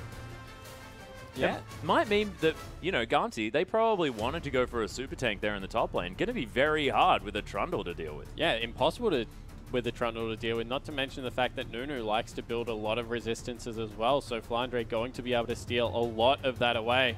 And they just got locked in. Yeah, that's a Volibear in the jungle, ladies and gentlemen, and of course a Trundle there in the top lane as well. Well, Volibear's actually not too bad at the moment. He got the reset on his W now if he uses it on the jungle creep, so it halves the cooldown, so can farm the jungle extremely well. Does a lot of mid-game damage. Probably no higher damage threat that can come out, and they are still going to go for a tank in that top lane. It looks like they were hovering the Nah. Looking at a Rengar here as well. Not sure. Would that be Letme going for a top lane Rengar, or is that a top lane Nunu? What is going to happen here? This is very interesting. Some fun. That's what's going to happen, Atlas. I think that might be the case, and Letme's decided that if you're the top laner on the red side of the map, this meta means that you take Smite and Teleport. Well, once again, Rengar uses that Skirmisher's Saber extremely well. Able to jump in there and completely delete people with that. Yeah. Throw on the fact that Warrior Enchant's still pretty good for some armor penetration. We might see ourselves a little bit of an assassination top lane Rengar. We might. Shades of Insect coming through here potentially, but I'm excited to see how this one's going to work out. As let's go over these lineups. Letme going to take the pseudo jungle top lane Rengar up against that Trundle, and Beast, he's going to be on the Volibear against his coveted Nunu. Trolley Bear coming into the jungle as we see it's a Lulu versus Lissandra matchup. Lulu, of course, was banned away last time, got through this time. And Kalista versus Cogmore, two scaling hyper carries. Cogmore a little bit better in lane. Yeah, and the two bans from last game as well, you have to think, with the Lulu being taken away and, of course, the Kalista as well. Gamti removing both of those options and Snake snapping them up. And we'll see why they were banned away, whether it was worthwhile here as Barker. He's had relatively good performances on that Lulu. Of course, Lulu more of a utility mid laner. And we'll see how Snake are going to be able to utilize it, because, of course, the Azir was still an option if Barker wanted to go for it. But I'm excited to see how this Rengar is going to go in the top lane. It is going to be very interesting. It's going to be so fun coming onto this map. And I really am excited because Snake, once again, showing something different. Not a huge fan of the synergy their comp has together. But if nothing else, they have a very good, I guess, chase potential? Yeah, a lot of chase potential. They got a very big bear possibly as well. But let's see how it goes as we hop onto the Rift.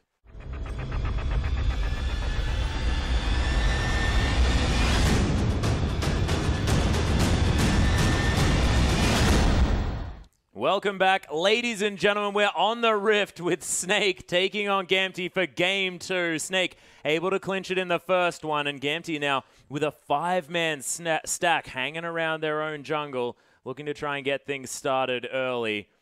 And the Snake lineup, it looks to me like, you know, the top side of the map, it doesn't matter what they pick. They just feel like picking whatever the heck they want. And in the mid and bottom lane, it's just all about the comfort. Yeah, exactly right. And we see that there is a good 3-man squad coming through. The Lulu and the Janna will augment a lot of it. Not much synergy coming through from Volibear and Trundle, though. Of course, the option was available to get the matching skins.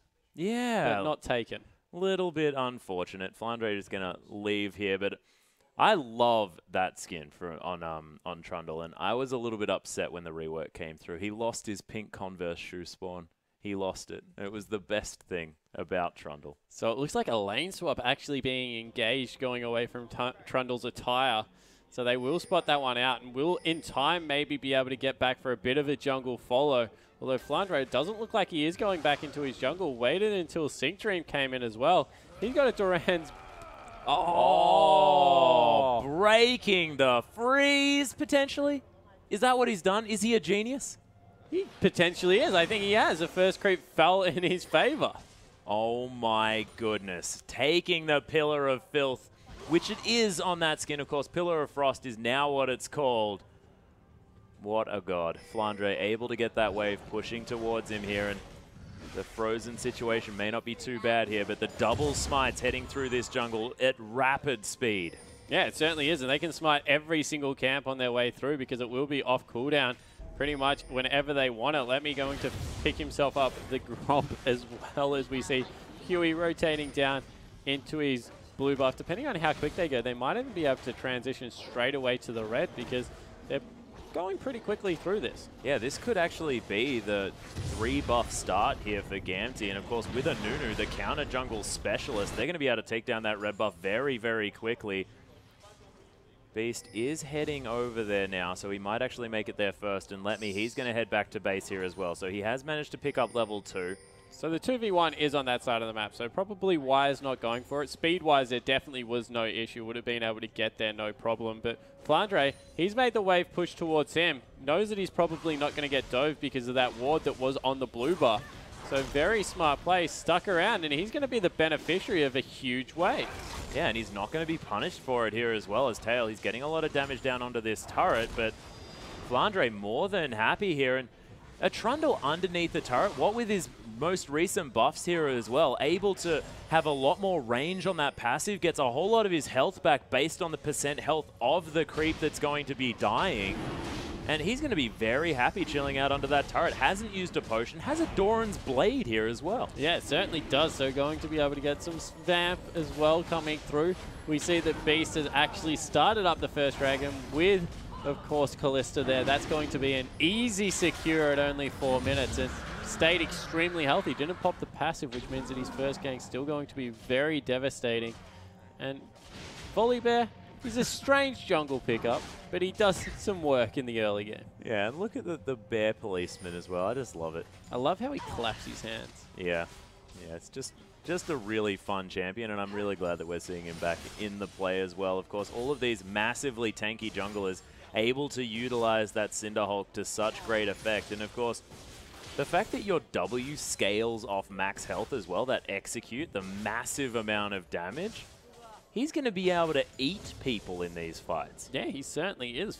Like, literally, he will take bites out of champions. He will. He will be consuming people, almost more than Huey is.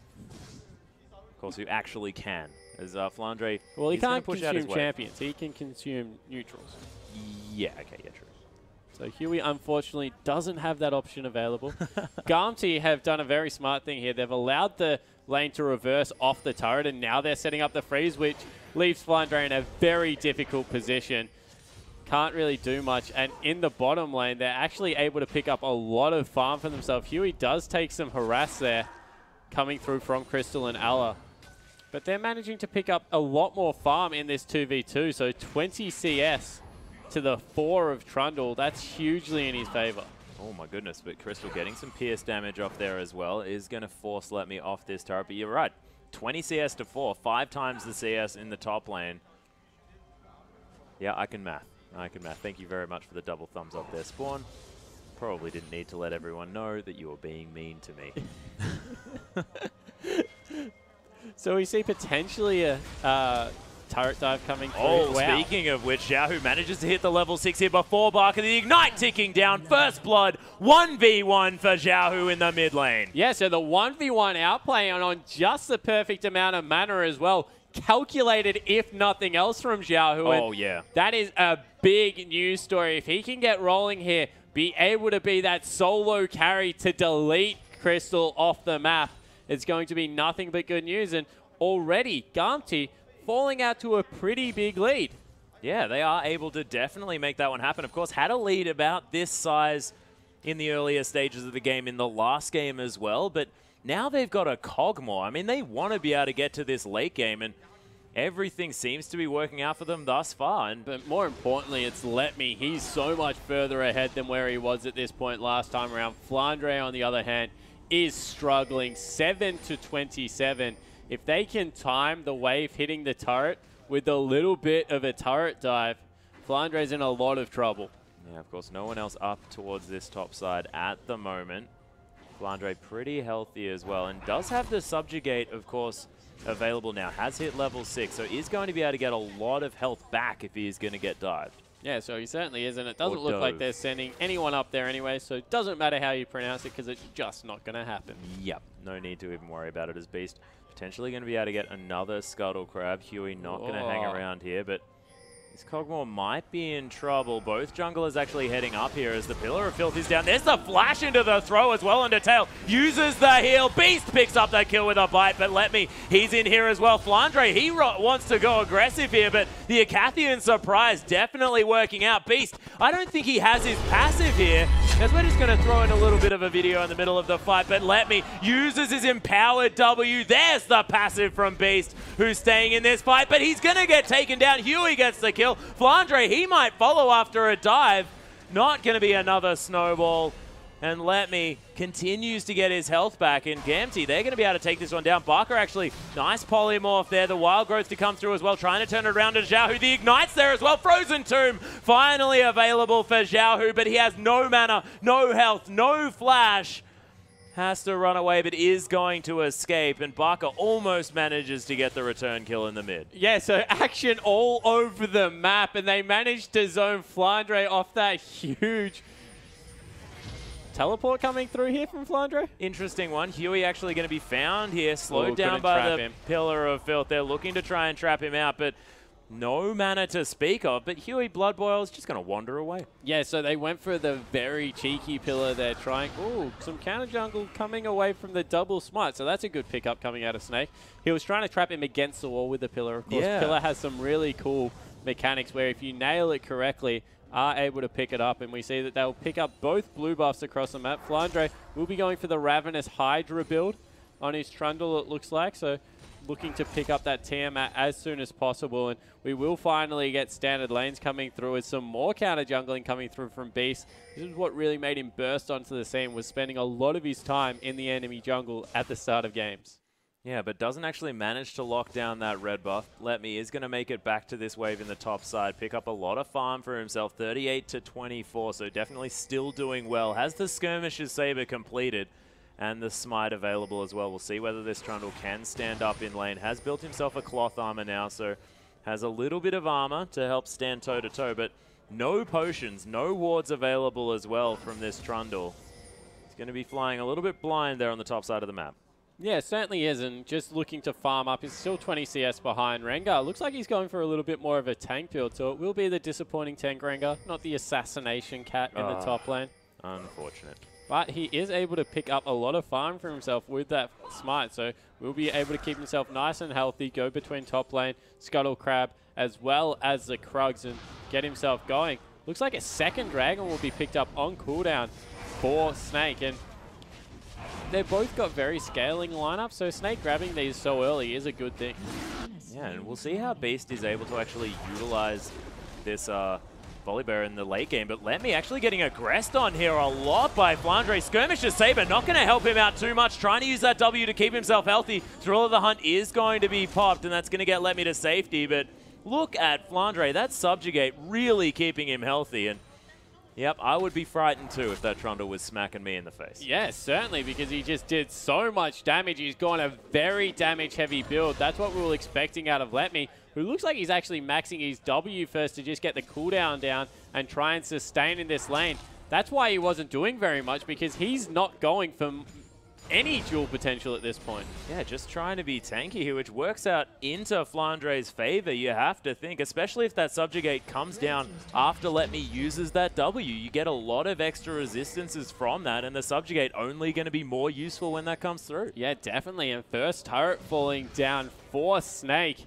Garmty, they had a good early game, but it's just turned on its head a little bit now with Flandre getting back into the lane. And Xiaohu, he's been a little bit caught out, but will be able to get away from Barker. And this is a lane that Barker actually got solo killed in as well, and still has a whole lot of extra pressure now that he's hit that level 6 mark. He's hit level 9 now, but of course has that ultimate, has the wild growth, so he's going to stay very, very safe. And Huey unable to find Barker here in this lane as well, as Xiaohu does dodge out of the way of some nice little answers there as well. Barker not able to keep the pressure up too far. Yeah, so Huey going for a little bit of a camp in the mid lane. We see that Let Me, he's continuing to try and farm out these jungle creeps with that smite, so gets himself a little bit of extra gold, which is going to be a good thing. Duo lane has rotated into the top here for Snake, so they're looking to fast push some turrets now, and if they can get another turret down, open up the map, they're in a fantastic position to fight. Yeah, and Crystal just able to move up here as well. No dragon potential available. Of course, Snake have had that one on lockdown, so you may as well just move around and pick up the turrets that you can. And there's a fair bit of extra AD damage now with the Vamp Scepter and the BF sword available for this Kalista. And this tower, it's going to fall down easily. And Snake, they're starting to get the map control into their favor. Yeah, they certainly are. Flandre in the bottom lane, because he's melee, isn't going to have any chance of defending this one. So Kog'Maw going to be able to push in and take down a turret in response. But Snake, they're not done in the top lane. Or the mid lane. Continuing to push. 2 people in the mid lane as well, as you mentioned. So they might look to grab another outer as well. Fantastic map movement coming through. Yeah, 3 members in the bottom lane for Gamty. There's a decent minion wave here in the mid as well, as Beast is just smacking down on this turret. They are going to leave definitely respect here for Xiaohu, as Snake are continuing to push and put pressure in this top side of the map. Pierce coming down from Crystal as well, and I love his Kalista mechanics. He's so good at weaving in that queue. Yeah, he certainly is. And the ultimate coming through here now. Yeah, Xiaohu actually looking to pick up a kill into Crystal. Nice Monsoon going to get him out of there, as well as Beast comes around. He's got so much extra health. Let Me just getting destroyed. Beast picks up that one. 2-1-0 as Huey, he's caught out by Barker. Not going to get any help from the jungle here as well. And Snake, they own this top side of the map. Yeah, and that's maybe going to be another turret in the top lane as well, because they're sticking around. And this is a problem when you try and dive onto people. All the kite potential is gone. Volibear does so much mid-game damage from about 7 till 11. Just his bases alone are ridiculous, and they're going to pick out the outer turret in the mid lane, and you see straight away goes into that rolling thunder, and Huey just doesn't want to go near him. No, you certainly don't, and you don't want to get pegged into your team as well. Of course, can just fling you back, much like Singed. Works relatively similar, but of course, his ultimate, the Thunder Claws to come through, does so much damage, and people aren't used to playing against Volibear, but that is massive AoE magic damage in a clumped up fight. Yeah, it certainly is, and you know, you throw the bite in there for some true damage, not to mention just the auto attacks coming through. He does a lot of surprising mixed damage. It's very hard to itemize against him, and as the game goes on and your champions level up, it kind of does it passively, which is why we don't see a lot of Volibear, because he can get... Oh my goodness, that's the tidal wave to come through, and the flash. Flandre actually looking to try and do something. Actually heading around, wants to pick up Tail if he can. Pillar of Filth there as well, and Crystal picks it up with a Ren. Beautifully played. And that target selection was stunning. Flandre just beelined towards that Kog'Maw, ignored the possible 2 other members that were heading through his jungle. Yeah, certainly did. And now they've got the slowdown onto Zhao, who has to take that creepy... The Glacial Path? Glacial Path away. So, all in all, Garmty really have started to fall apart on this map. The Bloodthirst now finished off for Crystal. He's starting to level up a little bit, and they might have caught Let Me out. Yeah, and now Flandre has a CS advantage here onto Let Me as well. Yeah, and this Rengar pickup really not working out, you have to say. I wanted the Warrior Enchant. That would have worked. Maybe it wouldn't have either, but I definitely do get excited about that one. But Crystal is going to finish off his Bloodthirster here as well. Does have the Berserker's Greaves available. This is the first spike for a Kalista. We'll see whether he decides to go with that Hurricane as his next item. More AoE damage available, more wave clear for this Kalista, or whether it's going to be similar to Deft's Kalista, which does often build things like the Phantom Dancer is the second item, more of a single target focus for that champion. We'll see what is going to be picked up here, but Tail, he's got the Trinity Force, so this Kog'Maw still managing to get farm and get into this game, but isn't at a position that he'd be otherwise happy with at this stage, you have to think. Yeah, definitely not. You know, I think that the Hurricane Callista builds are nearly seeing the end. Yeah. The tankier members get, the less important it is to get that AoE damage out, and the more important it is to be able to deal with the front line, and crit is just such an important stat for that.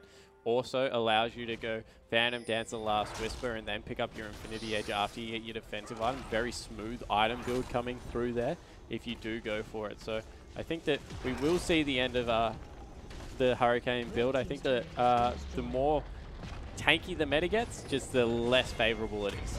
Yeah, that's true, but it's going to be an... Ooh, actually, Crystal going to martially poise into that Aqua Prism, but Huey just going to get thrown back into the team. It is going to be the ultimate use, but Polymorph going to get him out of it. Gets slowed down by that Glitter Lance as well as Barker trying to catch up. Flandre was actually off into the backside. Doesn't even die as he used that Subjugate to get his health back here as well. And Snake, they have position around this Dragon, but their top lane are very, very low. You're going to try and use that passive to try and get back up to health here on the bottom side of the map. Already up to about half.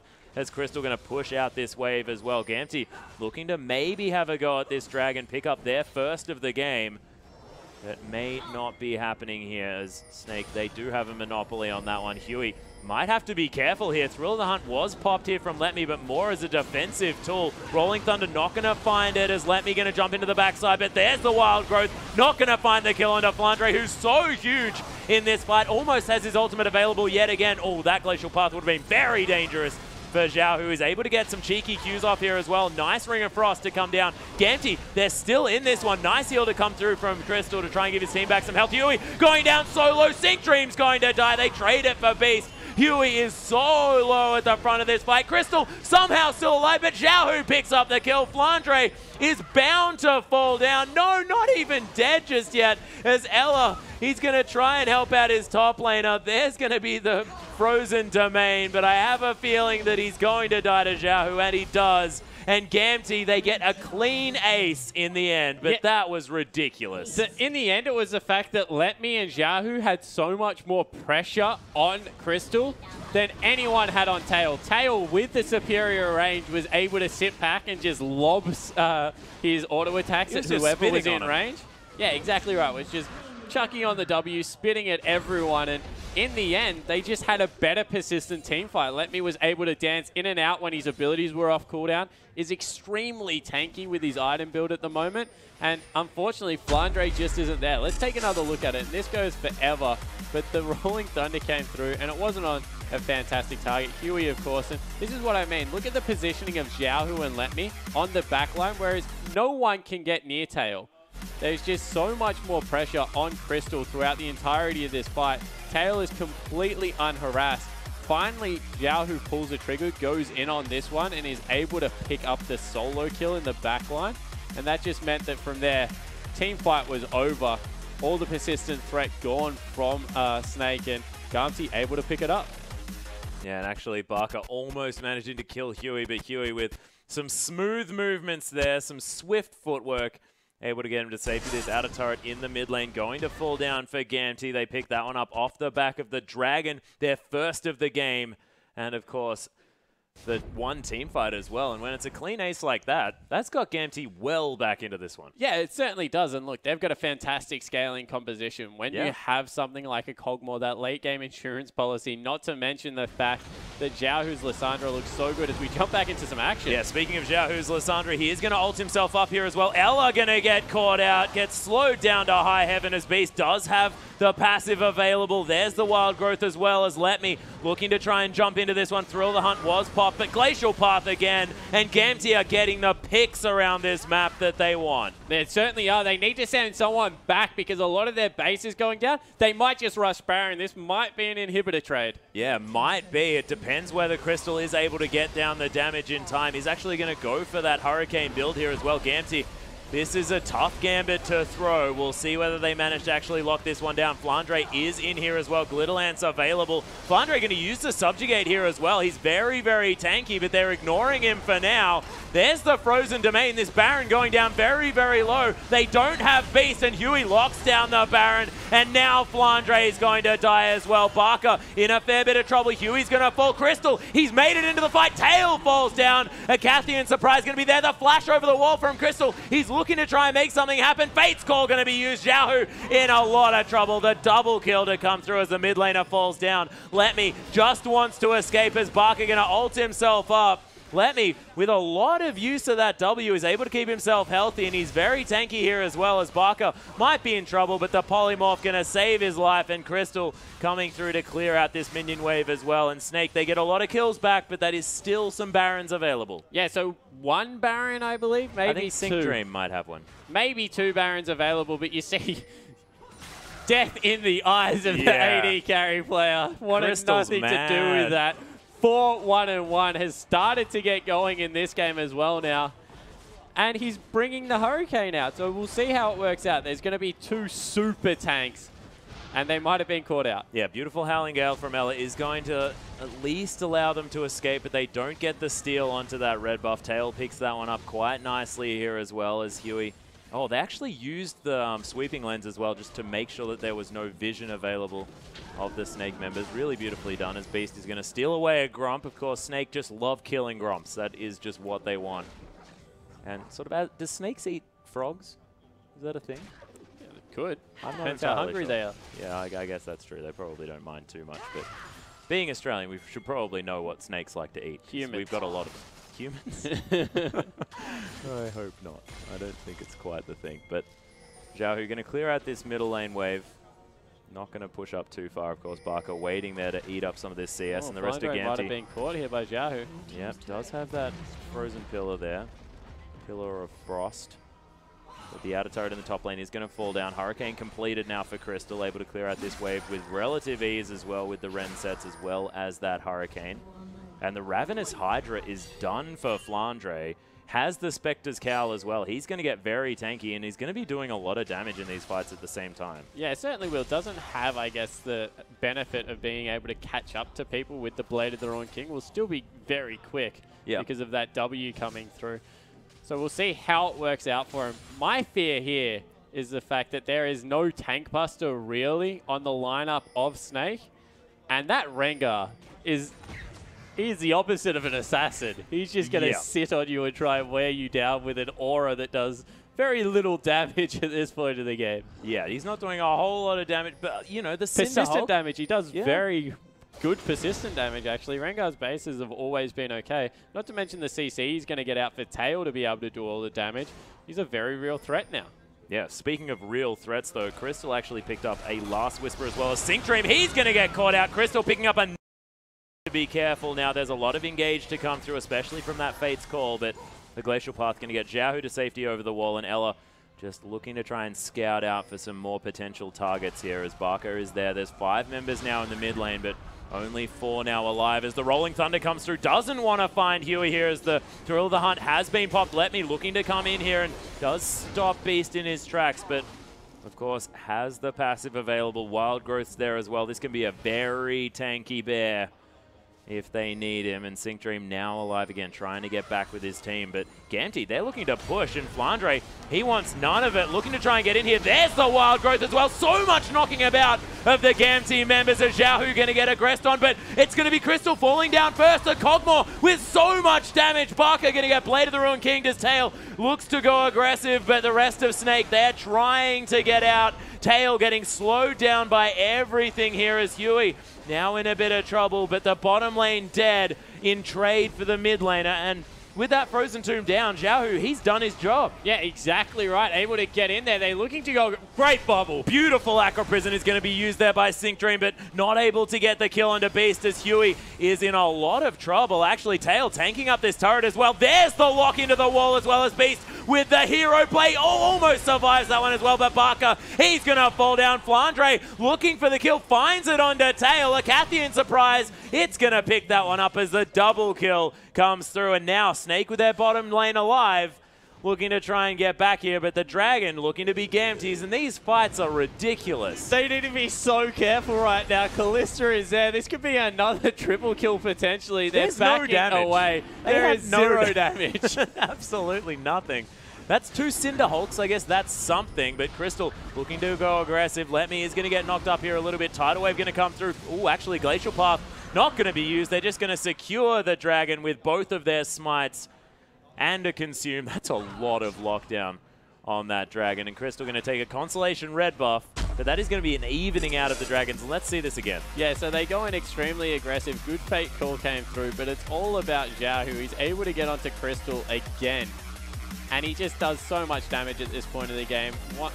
Once again, because the front line is completely bypassable on the Snake lineup, if you're going to be honest, Tail can just run past them. He has absolutely no fear of them at this point in the game. And from there, you've got Tail free hitting, Zhao who completely destroying your carry, the probably fed member on your lineup that everything revolves around. It's just bad news in these 5v5 team fights for Snake. You feel in a split push situation, Flandre still probably ahead of Let Me. Probably, maybe can't kill him, but is bringing a lot more to the table in terms of wave clear. I've got a conspiracy for you as well, just in the middle of the point, is that Flandre has now played back-to-back Shyvana Trundle, and he built a Hydra on Trundle as well. I think he's Darien. Maybe. I think it might be Darien sitting. Of course, we have seen that it is in fact Flandre there, but it's the spirit of Darien coming through here. That's my feeling. Anyway, back to your point.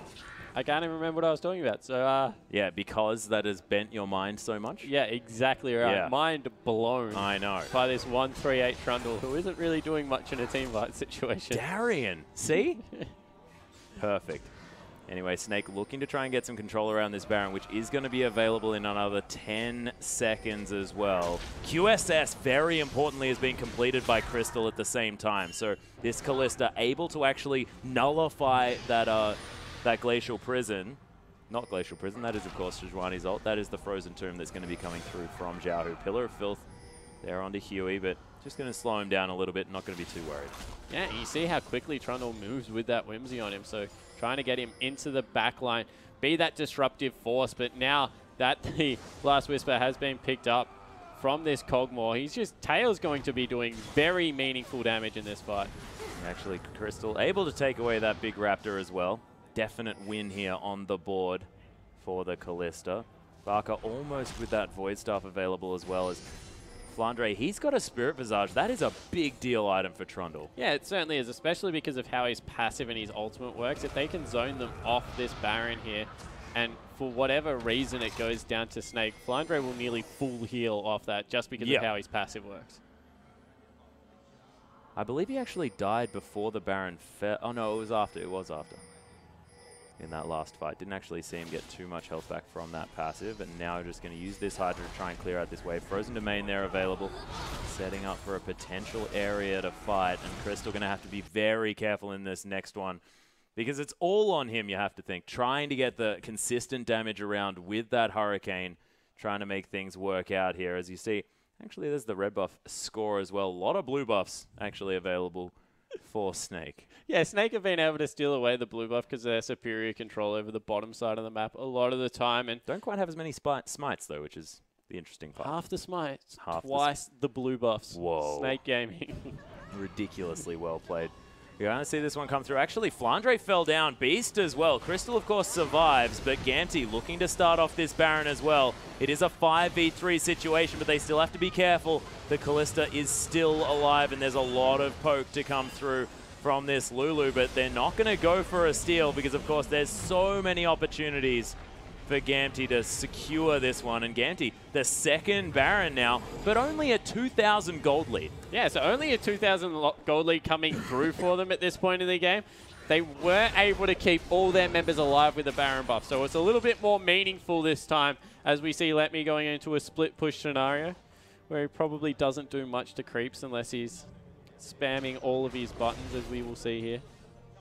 He's trying his best to kill some creeps. That Q's doing absolutely nothing, but the Baron up creeps are really going to help out He's here. just missed 3 creeps in that wave. Well, it's really hard when you only do about 12 damage to a creep.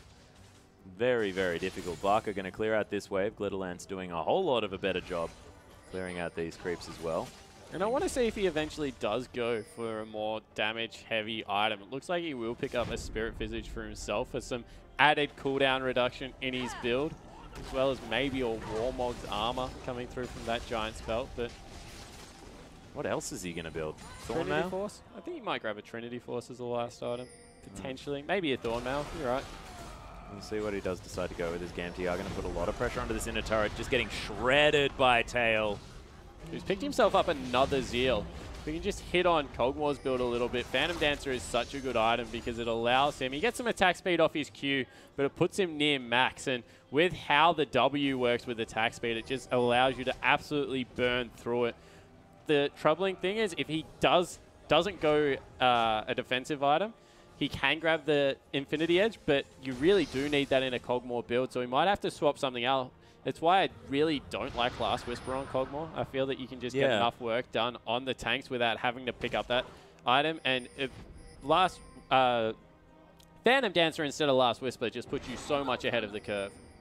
Yeah, Let Me does have his teleport available, is on the top side now, pushing that one out. You can see Xiaohu there on the bottom side of the map, but of course doesn't have the teleport. Snake looking for an out rotation here, heading towards the mid lane. Do have the wave ready. They're getting collapsed on. They're in a lot of trouble here. Yeah, it's going to be scary. 5 members are grouped up here for Snake, but they're getting flanked by Let Me. Thrill the Hunt is available. He's popped it now as well, looking to try and get a flank from the backside. Huey gets slowed down by that pillar.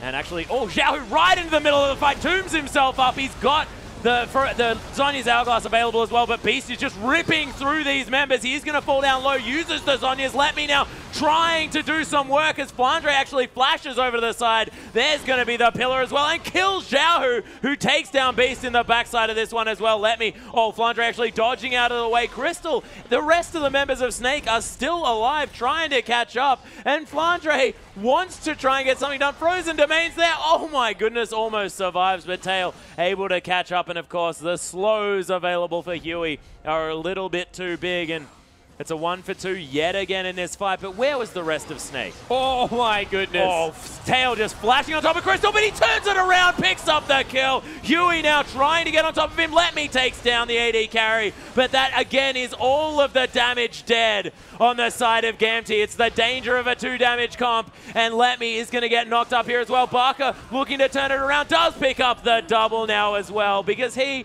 is the only member on the map with any sort of damage statistic. Yeah, whatsoever in that situation. You saw the Tail went extremely aggressive and just wasn't able to burn through all the shields that came through. So in the end, Snake take the team fight. They might even take a Dragon for their trouble, although looking for potentially a blue buff on top of that. No, they'll just back away. Complete reset. Flandre, that minion wave is way too juicy for any top laner ever to ignore. Yep, not going to be ignoring that one. Does have his Frozen Heart completed. That is huge. That is what he managed to pick up after he fell down in that last fight. And he becomes unkillable when he ults people. You saw in that last extended chase that as soon as Flandre ults one of the tanks, he just becomes completely immovable. Yeah, and he can ult either Huey or Let Me as well, because Let Me going for this massive tanky build, and it just gives Flandre the ability to subjugate either of those two and become the biggest beast in the history of Trundles. Yeah, exactly right. And we see, speaking of Let Me, has finished up that Spirit Visage, is going towards a Warmog's armor next. Will he go for, I guess, the Thornmail or maybe an offensive item? Oh, good pillar coming through from Flandre. They're in a better position for this Dragon this time around, but the team fights are still so close. Yeah, and Xiaohu has just been playing so incredibly well. Almost has the Rabbidan's Death Cap available as well. Has gone for more of the sort of damage build with the Sorcerer Shoes instead of the Lucidity Boots. Doesn't have the 40% CDR, but is going to be getting the blue buffs here as well, as Gamty have actually started off the Dragon Snake, looking to try and contest this one. Aqua Prison onto Flandre, who's going to be in a bit of trouble here. Glacial Path going to come through. Barker going to get out of here, but Crystal able to use that QSS. There's the Zhonya's as well. Flandre huge in the backside. Beast as well, but there's the Cogmore dead as Flandre looking to pick up the kills, and look at what happens when the Callista's able to auto-attack. Ridiculous stuff. Let Me's gonna die as well, and they'll even get the Dragon at the same time. Sync Dream prevents the ace, but what is the Fish gonna do against this? Yeah, that's Game Atlas. They're gonna move into the bottom lane. That wave is absolutely massive. Will be enough for the turret. Will probably be enough for the Nexus turrets, and we were complimenting how well Gamty were playing these team fights, but in the end, it's all about Snake being able to get the one team fight that matters. They'll skip into the base. Crystal chunking out these structures, and that was extremely well played. Beautifully played, and they knew that that's all that they needed. Just needed to pick up that one fight. They grab it, and they're able to finish the game off the back of it. No breaking the base necessary. They just win a Dragon fight and steamroll the base. Yeah, so in the end, Snake able to pick up the 2-0. Looked good for a moment there, but that will put Snake back into second place over OMG. Yeah. And they did it with a good team comp game one, I'm going to say. A little bit of craziness game two. They've always excelled in crazy team fights, so why not throw something like that out there? Yeah. But maybe a little bit too close for comfort. Yeah, a little bit. Of course, the Trundle not quite working out to the way they wanted to in the early stages of the game. No, it just didn't work out at all. Okay. But I just like Trundle. So I'm excited about it. I'm going to put it out there. Volibear was a better pick than Trundle that game. And you know that things are going wrong when you're able to actually say that. But Crystal, again on the Callista, when able to be his incredible mechanical self in a team fight, just showed there at the very end that he's able to single-handedly carry these team fights. Yeah, and Barker, he played 2 champions. He played the Aziri, he played the Lulu. Yeah, of course, that is more than his entire champion pool that we thought. They're not new champions. We've seen him play them before, but on this patch, they've come back in, and he pulled them off. So he was able to put a pretty good performance together in a couple of games as well. Yeah, really well played. And Snake, they managed to clinch the 2-0, but we're only halfway through tonight's games, ladies and gentlemen. We're going to be back after this short break with M3 taking on Invictus Gaming.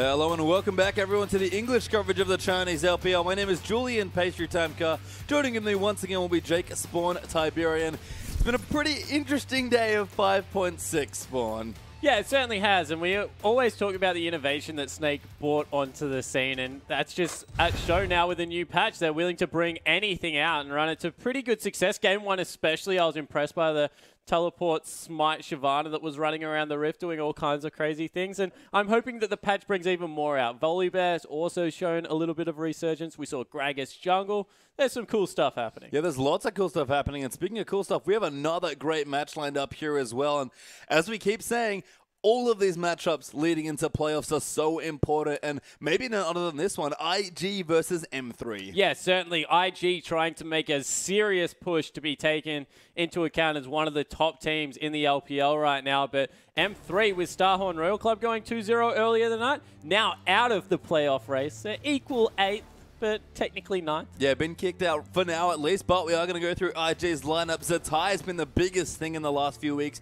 Coming, of course, it's their mid lane player for actual years. Now on the top lane looking much better, and Kakao, when he's on, he's just unbelievable. Yeah, certainly is. Look at that Nidalee. He's so good on it, and I want to see if he translate the play into the jungle with the tanks that we've seen, or whether he continues to play these assassins. Kakao, maybe not really a tank player, but we have still seen some Rek'Sai Lee Sin, but Rookie, what's he going to do, man? 5.6 has gone absolutely crazy. Kid as well, probably going to stick to some of the more traditional carries, but has a good mix in there, can play the Cold Mother Vayne, the late game if he needs to. Kid's very flexible. Yeah, it certainly is. The Ezreal is the one that pops out. That really is a Kid champion and plays it quite well. We see Kiddies 5 games, 5 champions, does it all. Pretty good support. Yeah, I mean, I think it's unfortunate in some ways that whenever we talk about IG's bottom lane, it's always the same thing, but they're just consistent. They're good. They're very versatile. They can kind of do whatever their team needs to. They mold it into their team. It's the top half of the map where we really need to look and see what's going to happen. When IG fire, they fire on all cylinders. It looks great, but I'm not sure how 5.6 Kakao looks. That's my big question for this series. Yeah, it certainly is a huge question, and the one thing that gives me a little bit of faith is that Kakao, if he picks up these damage-heavy junglers, can just run into the tanks early game and completely decimate them. So even if he doesn't want to play the tanks himself, I think that it lends something to his gameplay regardless, especially when you team him up with someone like Rookie. Get the TF out, invade as early and often as possible, and really try and dictate the flow of the map that way. Yeah, I'd agree, but it's interesting to see, does he just go to play Sejuani? Has he started learning the tanks, or does he want to play them instead? Rookie, of course, super flexible, got a massive champion pool, so be curious to see what he wants to play today, but Zatai's the other one. Top lane's kind of going to a bit more carry-oriented. Still lots of big tanks there, of course. You've already seen the shenanigans that can happen where with the smite in the top lanes in the last series. So lots of questions as always. And the nice thing is I don't believe either of these teams have played on this patch yet. So we'll see something new from both of them. Yeah, we certainly will. And we'll take a look at the M3 lineup. One thing to note before we even jump into the lineup is Ryze is good again. But Looper coming in. He was a Ryze player a little bit more tank orientated at the moment. That will suit his playstyle well. We'll play the likes of the Singe, the likes of the Shyvana, and do it quite impressively. Yeah, same sort of thing for Condi, I guess. Again, lots of 5.4 looking junglers there in the pool. The Nidalee, the Lee Sin, even a Rengar play. Some of these are fine, but we'll see if he changes. And Day2, this is the big change. Already has a Ryze game, but we've seen Ryze today. Ziggs might be back. Orianna might be back. Day2's potential time to shine right around playoffs could be now, and M3, another new AD carry player. Yeah, so jumping in, have absolutely no idea. That's SMLZ. That's their old carry player. He was supposed to play in Candy, who's actually had a great season, is not playing today. Yeah, so Candy out of the lineup. Love CD there in the support position. The 2 Giant games, probably the things that stick out. Very peel-oriented support. And again, kind of like IG, M3's bottom lane, with Candy been very consistent, surprisingly good in a lot of their games, almost unexpectedly been carrying, but looks like M3 are going to go back to their original AD carry that was supposed to play on the roster, SMLZ. And Day2 is the big question for me. He always wants to show up at playoffs. His team has to do quite a lot of winning to make it because they're sort of competing with Royal right now for the last few spots. They both have a couple games to play. Royal slightly fewer than M3. And Day2, if there was ever a time for him to change, it's during a big shift in patches. Yeah, it certainly is, and he needs to right now. They need to pick up a couple of 2-0s, you feel, to really clinch that playoff spot. With how Royal Club played today, very decisive. M3 would have been watching that game, and they realize now that they've got an extremely hard run home. I think they run into IG today, And if you just go through the rest of the people they have to play, Snake tomorrow, Energy Pacemaker, which should be relatively easy, but then they finish off with Vici Gaming. Yeah, so M3 have an absolutely insane run. Royal as well, got to play IG and Snake. So a lot of these playoff teams that are still fighting for their spots, it's going to be a tricky road. And even IG, kind of sitting in the middle of the pack, it would be very difficult for them to drop out of playoff contention, but it's theoretically possible. IG want the points as well. Yeah, it certainly is theoretically possible, but I think IG are looking at the opposite. Everyone's saying Vici, they're their second team. People look at LGD and think maybe these guys are stepping up. IG have always wanted to be that top team in their own right, and they really need to prove it at the business end now. Step up. Their mid lane have been playing terrifically. They've had inconsistencies around the rest of the map. Even Kakao this season being a little bit more inconsistent than we're used to seeing Kakao be. So a lot to prove. They need to get back in there and really start dominating. And that's a great point. I think they do have a lot to prove. IG, one of the longest standing organizations in China, along with World Elite. Both teams have definitely gone through some growing pains and a lot of change for them. But we'll see what happens here in our first draft. IG on the blue side for game one, M3 over on the red. We've got the Xerath, we've got the Rise banned out already.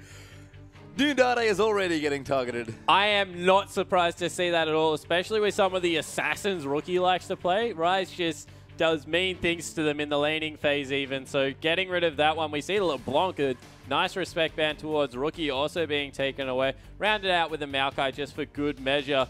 Rest of the board left relatively open. No junglers hit so far. Yeah, Lulu ban there as well. And I guess with all these bans, we're probably not going to see a jungle ban. So a big question for Kakao is, what does he want? If M3 don't ban Sejuani, does he even play it? Yeah, exactly right. We'll have to see, because they're taking you a long time on this last ban. I think that you still have to hit the Nidalee.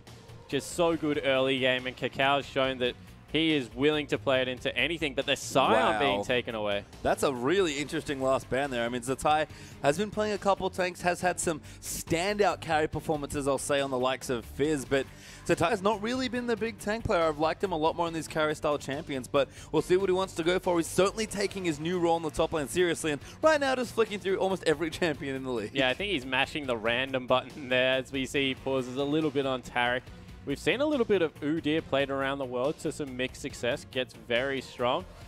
Fiora, not going to talk about at all. Yep, and there we go. The lock-in maybe we expect there. One of the still big contested champions on this patch. It's first pick, Kalista. Yeah, so Kalista being picked up, and we've seen it built with the Hurricane, without the Hurricane, with some crit, with no crit. There are a lot of ways to now play this champion on the Rift, and see how Kid takes it to it. Two huge picks coming now through for M3. They're hovering the Sejuani and the Shyvana, and that is a huge front line to have to deal with. We've seen a lot of success with Sejuani Gnar as well, so if they want to take that combination away, they can. Looper has been good on this Gnar all season long. M3 have a lot of choices here. We'll see what they do want to settle on, but wouldn't be too surprised to see Condi go back to the very popular jungle here in Sejuani of 5.6, and it is. Love City is going to get Janna, and in the jungle, it's going to be Sedge. Yeah, so Sedge gets locked in, and we've seen that it's just first pickable at the moment. Has a relatively good early clear.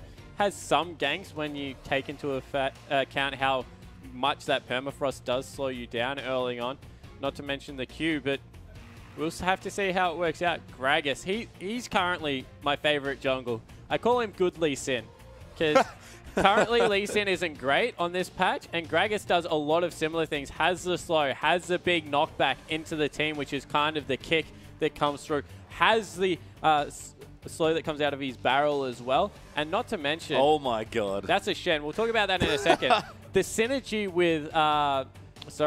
Yasuo is huge for Gragas. He's got the pre-6 knock-up on his E, so you can flash E people and get the knock-up for the first blood. And then the huge team fight ultimates that come through, so it is very good. But Shen in the top lane, that's an old-school throwback. Yeah, and we've seen, again, a lot more tanks being played now as well. Love the Gragas pick up for the jungle there for Kakao. We wondered how he was going to match it. He's kind of going to go in the middle, still be aggressive, but play a slightly newer jungler. And I love that you mentioned Yasuo. It's funny, going back to farm-heavy mid laners, lots of sustained damage. Sounds like, oh wait, Yasuo, a champion that both these teams play, but M3 going to keep it crazy for now. That is Hecarim and Urgot, their third and fourth picks. Yeah, so SMLZ coming through with the the Urgot pickup. That could be mid lane, it could be AD, we don't know at this point.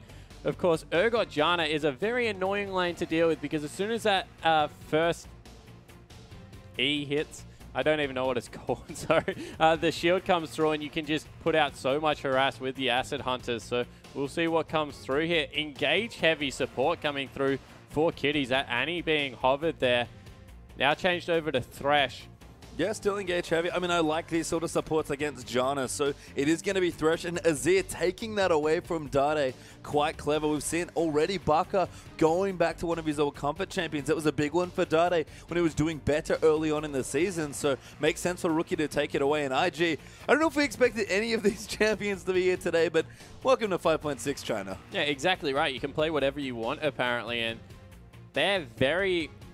I guess they've got 2 outright tanks. On the side of M3, they have 3 very tanky members. It's so funny to talk about an AD like Urgot as being a super tank, but he is just so tanky. And if they lock in a Vlad, that's another tanky mid laner that's incredibly hard to deal with. Their lineup is just impossible to kill. Yeah, and that's sort of the thing, right? It's just, if everyone's super tanky, we don't need a squishy AD carry. We'll just do a more consistent damage than you have enough good CC to start and disengage fights where we want to. And this is craziness for this first game. And remember, no team has time to relax. No team's clinched any spots yet. Everyone except EDG are playing for points, and this is absolutely nuts. So maybe we'll start with the bottom lane first. And Urgot, we have started seeing a bit more of it, mainly because he's very good against Kalista. Yeah, exactly right. Has a swap there that just really wrecks Kalista's day. It just puts her under CC, and that's what she hates. We'll take a look at the top lane. Shen versus Hecarim. Don't know who wins it because I haven't seen Shen in about 2 years. Yep.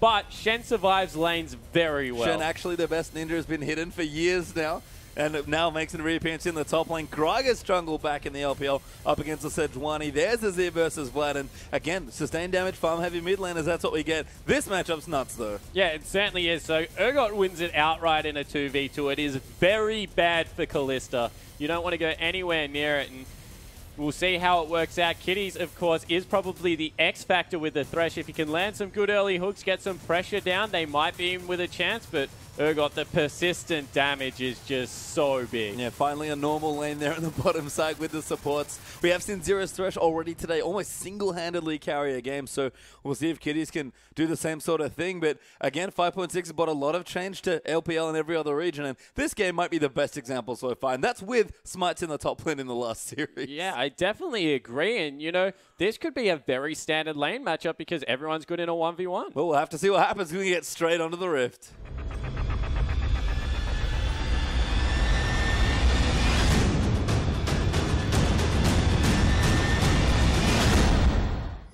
And welcome onto the Rift. No, do not adjust your screens. You haven't suddenly gone back 3 patches. There is a Shen in this game. Invictus Gaming have opted into it for Zatai in the top side of the map and Spawn.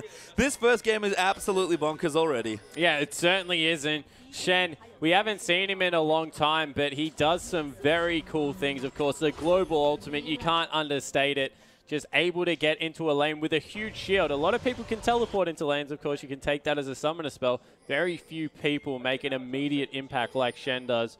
Being able to get in there and set some things up. Also survives lanes very nicely with, of course, a Vorpal Blade as well as the shield coming out. So he's a pretty good skirmisher. Sunfire got a buff this patch, of course, building out of that Balmy Cinder so you can grab it a little bit earlier. That's what the Ruby Crystal will be used for, most likely, coming into this matchup, and I want to see how it goes. That's an aggressive option there from Zatai, but you're right, actually does have Ruby Crystal first. We did have Kid and Kitty spotted by a ward just in the bottom left of the map there as well, so N3 will know the matchup they get. We should have SMLZ, who is stepping into his new role here, or old role I should say, as M3's AD carry, along with Love City. They're going to get the 2 little creeps off the blue buff, and Kid and Kitties are going to take the Krugs. Yeah, it looks like they're just going to take one of the Krugs, potentially. No, they will take both, so this will be the level 2 potentially coming through from Thresh, depending on how they choose to share the, I guess, experience. But we see standard Looper takes away a camp from himself with actually a Duran's Blade, so we'll potentially be able to go back and grab a cloth armor off that. Maybe not, maybe just some potions and a ward. So we'll be able to get into that lane. And we'll see if Zatai can survive the onslaught that is Hecarim. And again, we don't normally expect that in some sort of Hecarim-based lane. It's hopefully a farm fest usually, but that's very aggressive from Lupa. Really smart stuff, just the Doran's Blade and some consumables, but Cacal's jungling by himself on the Gragas. Condi the same here over on the Sedge, starting on the red, I believe. So junglers could be a little slow, and these early lanes are going to be very influential. Yeah, it certainly will. The one thing I'll say about Gragas is once he gets access to his full kit, he jungles so quickly. Even if you compare it to Sejuani, who has a pretty good clear herself, he does ridiculous things in the jungle. He got absolutely no health, as did the Sedge, but will be able to clean up a lot of his jungle and stay relatively healthy. So he's actually going for an early Scuttle Crab to get back and be able to power farm. I like that move coming out.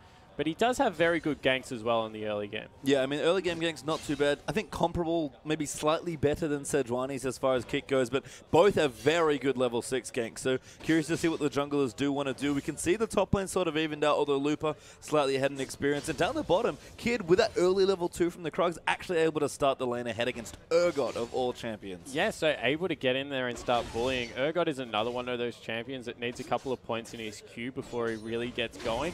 More importantly, though, he needs Janna to be able to level up that E, that shield that gives so much bonus AD. As we see the mid lane, Day doing nicely to farm underneath his turret here. Yeah, and I think this is somewhat expected. Azir, of course, received a massive slew of nerfs and kind of got slightly changed back up to be a bit more normalized as a champion, but this matchup seems just fine, and like any Vlad lane, you really just want to get your levels. Yeah, exactly right, and all he's looking to do is get to level 7, be able to get 4 points into that queue, and then he will just start pushing out the lane with reckless abandon. You can spam the E at that point, keep it at maximum stacks. Is a good hook. Great hook there, double flay as well. Kid gonna jump in, Ren's already used the heal, pop down as well. Ignite might be enough, a great pierce, but not enough damage. Love CD saving him with that shield. Yeah, and as I said, it's all about the Thresh in this lane. If they can put on early pressure, they're going to be completely fine, and that's exactly what came through. Fantastic hook by Kitty. It's one of the things about Kalista. We've always had trouble classifying her. I think late game carry is pretty reasonable, but her early game damage with those Ren stacks is phenomenal. Yeah, and they just wow. Great hook again. They're after the flay. Going to go back in. Love CD now forced to use the cooldown. We actually had Cacao there as well, looking for a gank, but no dice there. Just going to be a push instead. Yeah, it actually looked like Cacao came through onto the back and tried to put down some damage on SMLZ, but then took a lantern on the way out. So good move there. Looks like more people are rotating down into this bottom side of the map, as Cacao might run in. Yeah, spotted Condi there. Knock up coming through. Good barrel there for a bit of trade. And Gragas, very weird champion now, but great in some sort of brawl. Kitties has to move around, but the damage to this turret already is massive. Yeah, it certainly is. Already past half, and they're going for the dive here, it looks like. Just a bit of poke from Gragas is kind of creative. A weird situation, 2 different people pushing or defending 3v3 in the bottom side, but Kitty's getting aggressive, and I think finally some of the craziness will dissipate. Yeah, it certainly will. They're sending Urgot back to shop finally, that he might be able to get back, although they will do some more damage to this turret. Has got his tier, which is a nice early pickup for Urgot, but he is already 18 CS down, which is just all kinds of bad news. Cacao getting some counter jungling going while that's happening. Also picked up the River Scuttler as well, so he's off to a flying start at the moment. Doesn't look like he's ahead, but he's taken some of the smaller camps' creep numbers and really is getting the gold stacking up. Yeah, and I love the counter jungling from Cacao, keeping Sejuani down, just trying to keep track of her on the bottom side of the map where all the action's happening anyway. Kid is ridiculously far ahead in a counter matchup here, almost, actually now more than double the CS of SMLZ. Yeah, and it just all came down to that hook coming through at the opportune time and really chunking out on a huge wave. They had to send the jungle down to help support, and they didn't get any of the CS on the turret, so fantastic job out of IG. They've turned the lane in their favor. They go back and pick up a quick recurve bow. Very much just like that. The soul comes through. Thank goodness. Goes with the BF sword. Yeah, Kid's like, maybe I didn't want that. Goes for the BFs instead. We've seen a lot of early BTs. Still quite a few Hurricanes. I know you made a point earlier in the evening that you feel like we're probably going to move away from Runers, especially against this team comp. Runers not going to do too much here. Yeah, exactly right. Because Runers was all about the Ren set and stacking up the rend as quickly as you possibly could on multiple people and then getting the kill. And it really relied on a Assassin to get it started off, if we were perfectly honest, when we were seeing it played very successfully. So now we might be able to see a little bit more single damage come through, but Rookie, he's harassing Dade under this turret extremely effectively. Yeah, fantastic play by Rookie in the early lane. No real surprise, I guess, given Rookie's penchant for incredible laning, but a CS lead there of 10 and above. Zatai slightly behind, but has his Cinder off already, plus a Chain Vest, comfortably farming going now on this Shen. Yeah, and the thing about Shen is he just farms in all situations, can push well as soon as he gets the Sunfire Cape, able to farm underneath his turret. He's just really, he's the old school top lane. Him and Aurelia, if anyone's looking to learn top lane, they're probably the two champions that you should pick up. Not very in meta at the moment, but they just teach you all you need to about lane control, when to push, when to teleport. They're very good champions. And you know what, Shen, you're right, we haven't seen him in a while, but if there was ever a time for him to return, it's now. Cinder being cost efficient just makes it so much easier for you to get to the point you want to be at. And Kitties will miss the hook, take a lot of trade damage as a result here. Lantern comes down. Kitties actually might get first blooded here. The other E hits. Stand United use their buys a tie, and that will save their support. It certainly will save the support, but he just teleported back to lane. That's horrible news for Zatai. He was getting himself back into the lane, slowly crawling back in, but all of a sudden, Tears picked up and got complete control. This is why he's the anti-AD.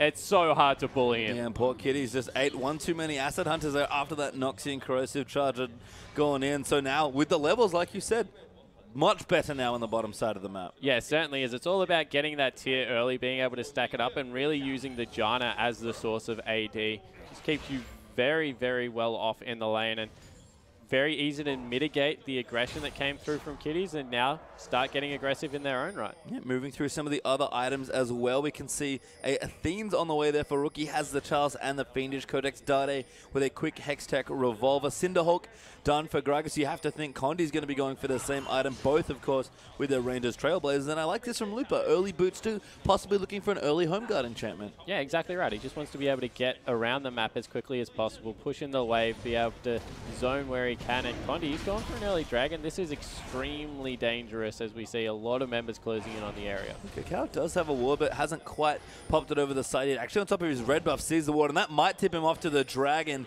Doesn't throw the ward over yet. There we go. Good intuition by Cacao, but dragon a little too low already. Probably can't steal it. Might be able to ult it away, but too low, and Condi gets M through the first dragon. SMLZ actually ulted there as well. Poor Janna in trouble now as Love City. No, never mind. No one got ulted. I lied. Love City's his support, so he's completely fine. And his ult is on cooldown. Yeah, he ulted someone. I just didn't see who it was. I think it might have been Kid, and maybe he got Lantern back in. That would make the most sense here. So I assume that's what happened, but Condi maybe going to look for a gank now with his ulti. Yeah, certainly does have it available. He's going in. Yeah, Kid could be in trouble there. Tornado will move in. They do have to kill the Kalista if they can, but she's going to hop away. Damage not quite there, unfortunately. Hook landing as well onto Condi. Box used down, exhaust, and heal used in. First bug with the Ren goes to Kid's Kalista. Yeah, and Gragas is here. SMLZ now in trouble with the teleport. Going to move in. Zatai does not have his ultimate or his port to join in, but SMLZ going to come in. Zatai cancelled Lupa's port. Now Cacao going to chase in. Kitty's a little too low. Shield might be just enough. Love City flashes forward. Doesn't quite get hooked, but the second kill going to Kalista. SMLZ will die to Cacao as well. And great play from IG's jungler. Yeah, so they get everything out of Love CD to give a kill over to Kid.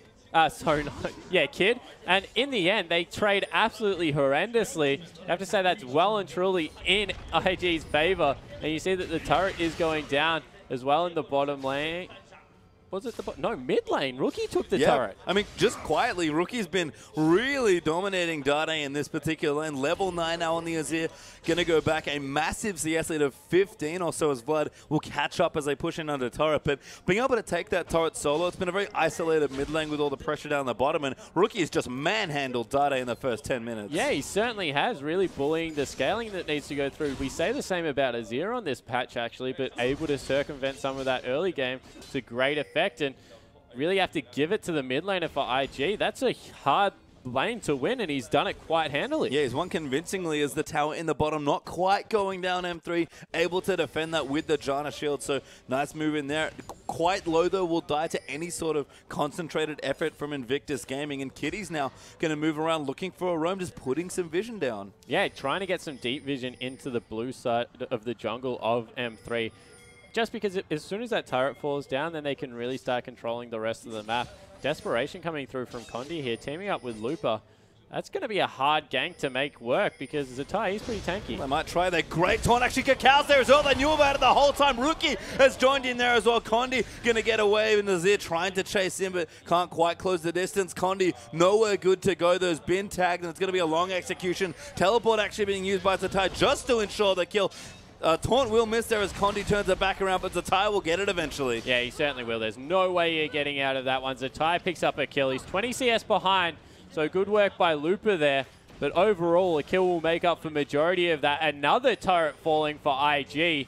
And across the map, they are dominating. They really are. And the Hurricane actually has been picked up for kids. So you have to think this is maybe a bit more of a snowball purchase. Yeah, it certainly looks to be the way. And, you know, if they continue to get this far ahead, it doesn't matter because they're going to have the damage available to make it work.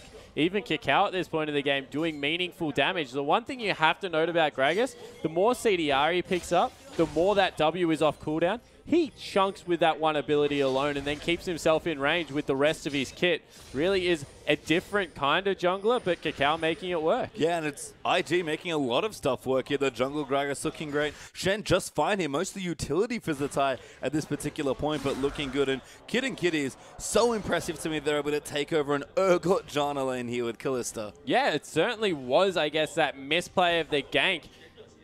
SMLZ wanted to go onto Kitties as opposed to Condi, who wanted to go onto Kid, and there was split focus. They got both to half health. Would have been able to kill one, but in the end, it just didn't work out. And Kakao's early pressure has been great. The level 2 that IG got in the bottom lane being great as well. So right now looking really strong as they're up 4,000 gold already. Dragon back in a minute 50. M3 have gotten the first one, but at this stage of the game, especially with Rookie really taking over mid lane as well, I don't think M3 can look to contest for this second Dragon. No, definitely not. M3 are hoping that this game goes past the 35-minute mark and they become unkillable at this point because IG really have started to look for the snowball composition.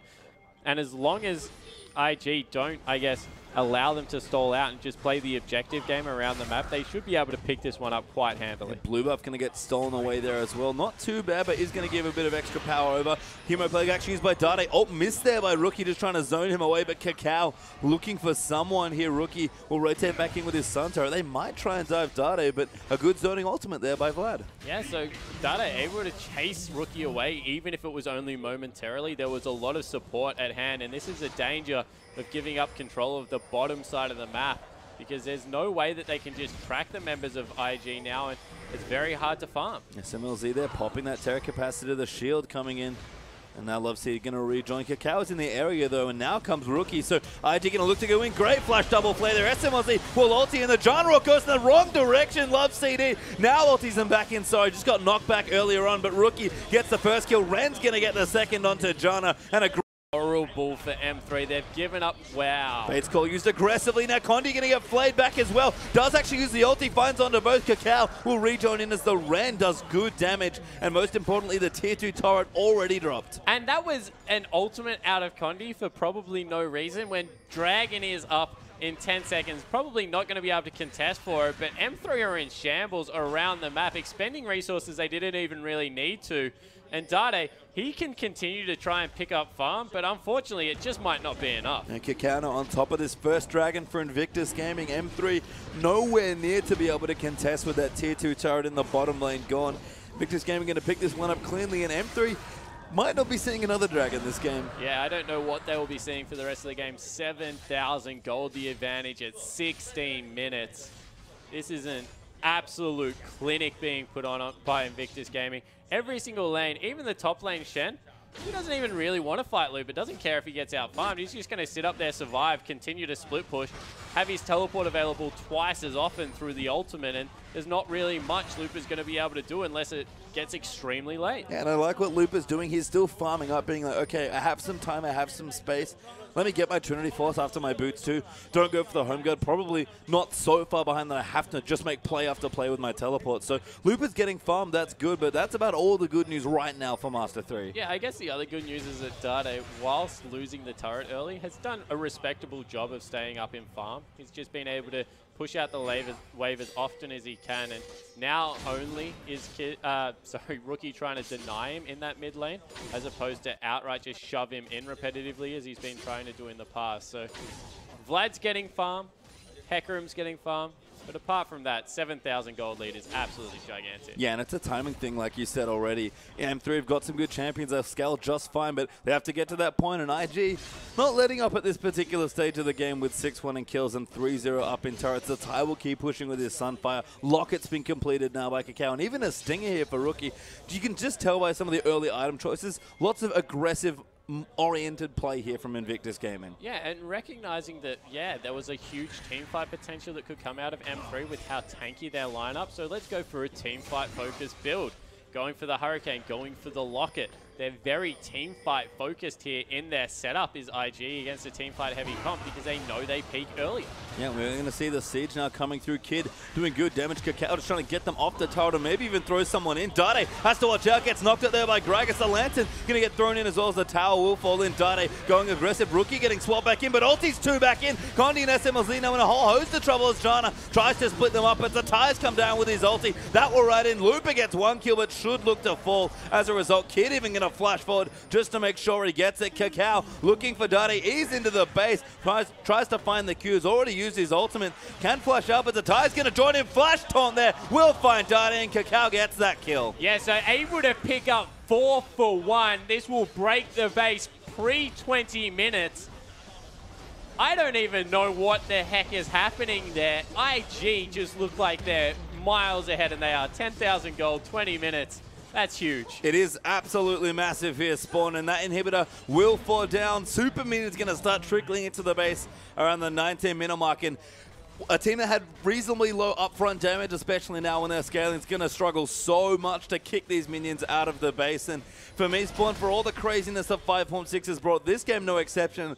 It's the teams that are executing well strategically at a grand level, the ones that are still succeeding. Yeah, well, no matter how... We've said that it's kind of the tanky meta right now, but if you are 10,000 gold behind, you can pick every single tank you want, get all the OPs on your team. If you can't execute early game with the team comp, it's not going to work. And you can just see IG, they knocked down 2 early turrets and 1 consistently across the map. There was only really when Urgot came back to lane with the tier and kind of bullied out Kitties that you saw a ray of hope there. Since then, it's been a complete shutout. Yeah, I mean, Looper trying. He's got his Trinity Force now. Had a decent ult in the last fight to pick up a trade kill, but Zatai even going to maybe start bullying him, and Zatai doing Zatai things right now. He has a Sheen. Yeah, he's going to go for that Trinity Force, and this has always been the thing about Shen. If you're strong enough to tank, and you're able to get that luxury Trinity Force, all of a sudden, you do very real damage. Yeah, I mean, you're just a threat. You're a bruiser at that point, which is crazy for someone that's mostly a pure tank. Dade up here, I think mostly trying to take farm rather than actually gank the lane. And Zatai just walk around, maybe even start proxying these waves that are pushing in. Yeah, exactly right. And Dade, he's probably saying, we're going to get dove right now. You need to stick around. Looper's like, mate, you came and taxed my wave. I am out of here. And this is horrible news. They're trying to use the Urgot to push out the lane. It probably won't even work. And Dade, he's in very real danger of dying. Kid is coming in. Kid's now here as well. Good play back there, Dade.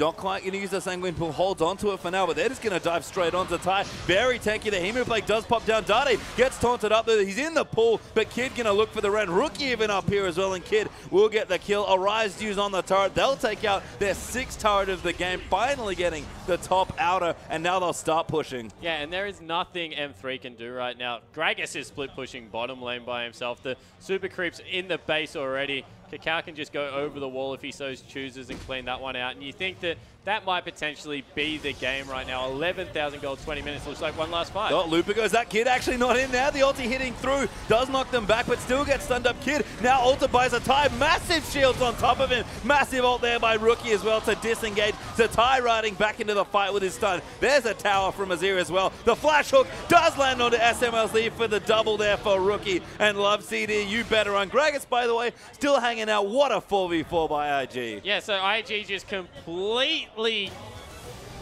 take over again. Yeah, we'll leave it at that. Massively outclassed M3 there in game 1, I think's a fair way to put it.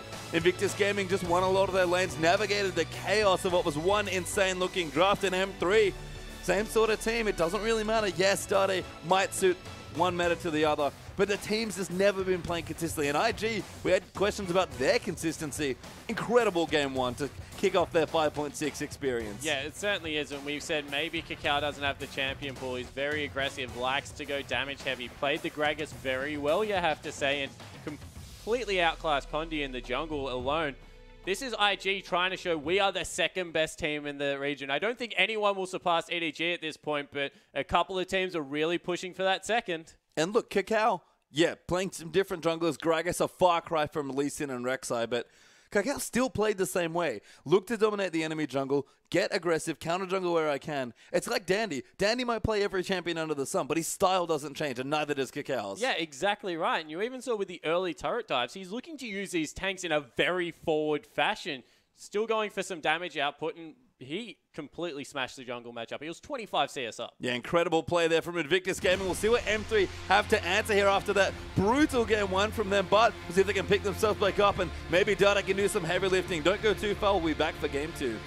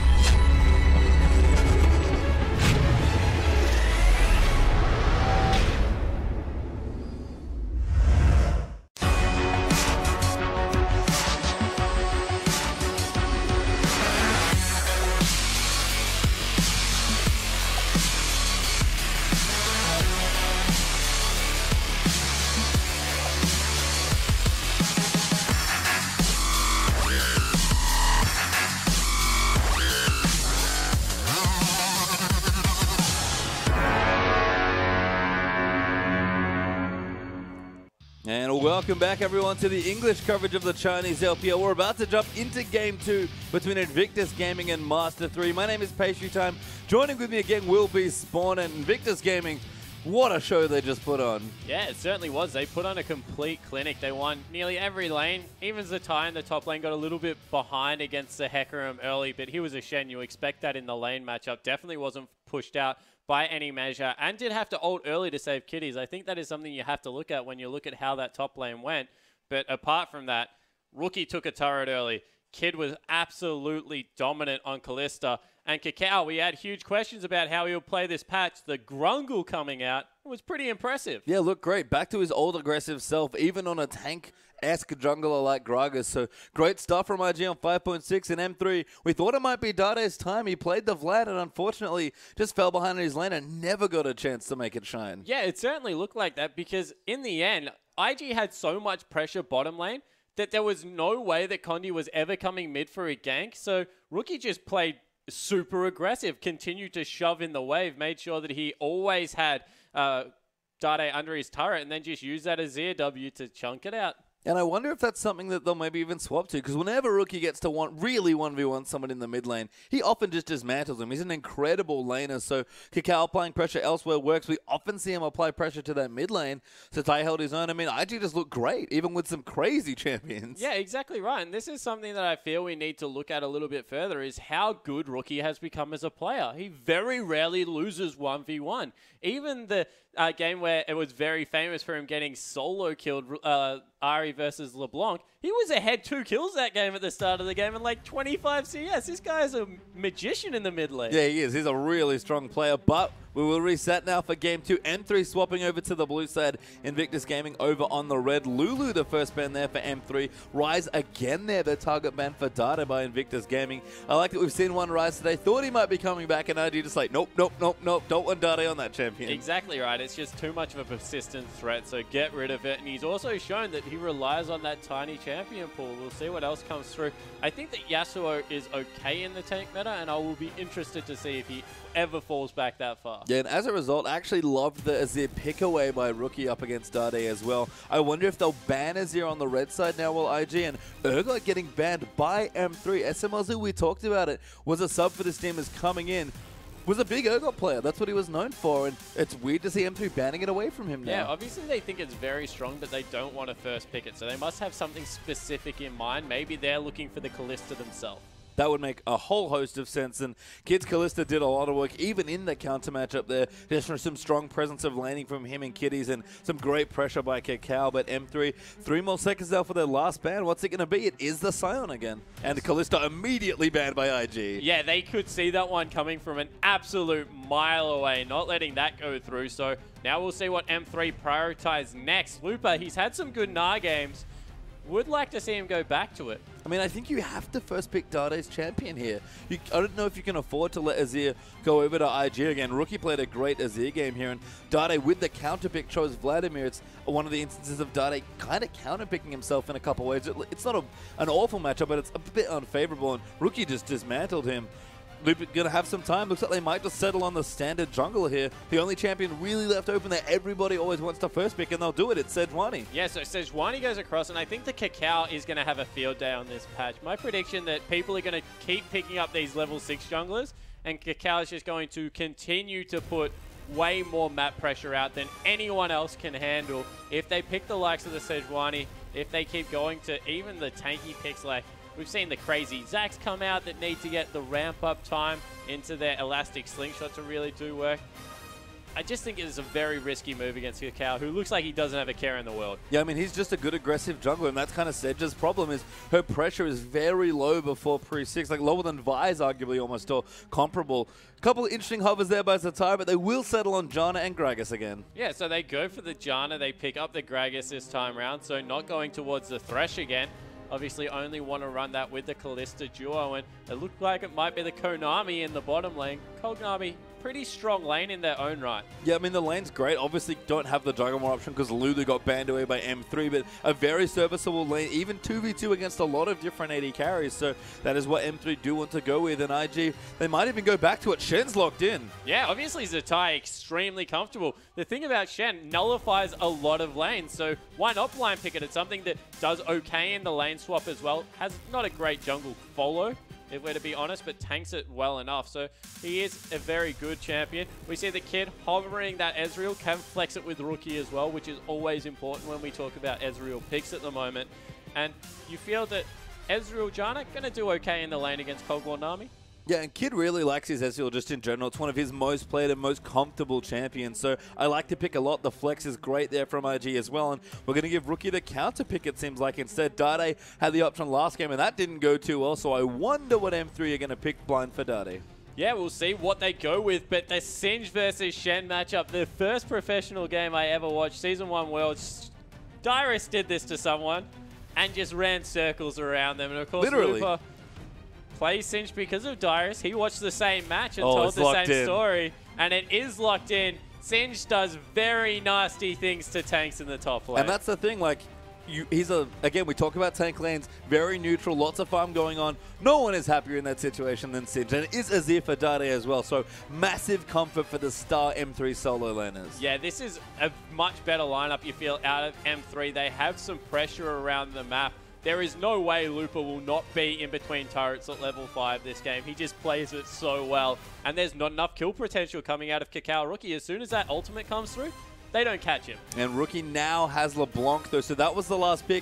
We saw a lot of this matchup back when Azir was very popular.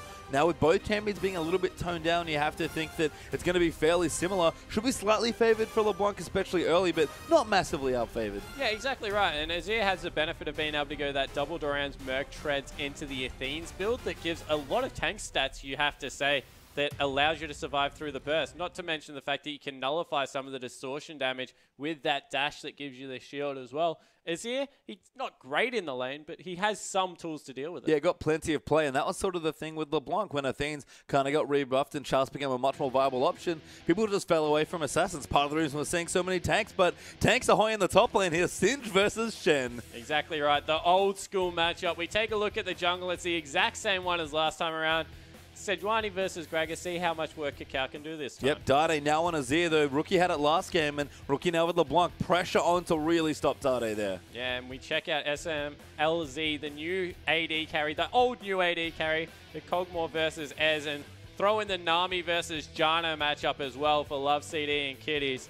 Two big late game lineups still, you have to say, going head to head. Maybe a little bit more mid game focus out of IG once again, but this should be an absolute cracker. Yeah, and I really expect a lane swap here to come out, probably initiated by IG. You know what? Let's let them do it. We're going to get straight onto the Rift.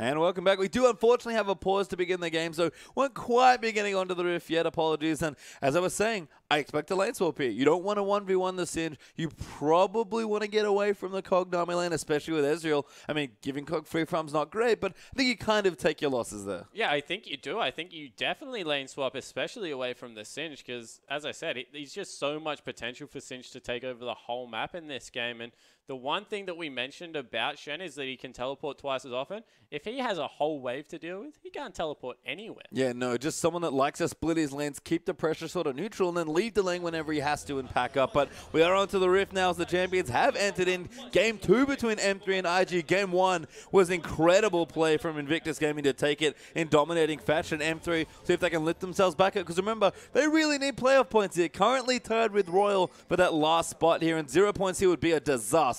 It would be an absolute nightmare for M3. You see that they're going for a little bit of an invade here. Did look like they caught out Zatai, but now they might think that he's top lane. They're going in on Kid. They spot him as well. Yeah, Kid's like, uh-oh, starts running out of the way, realizing that M3 will look towards the top. Not sure if they'll have enough knowledge to really confidently swap here, but M3 going to keep rotating around. Still a bit of time until you have to be in those lanes, like the ward here from Kitties. Going to move it down very deep there. to see if they can spot off the lane swap. Because again, IG would love to get away from some of these matchups. Yeah, they certainly would, and you can see the deep wards went through for exactly that reason. But everyone's staying relatively neutral.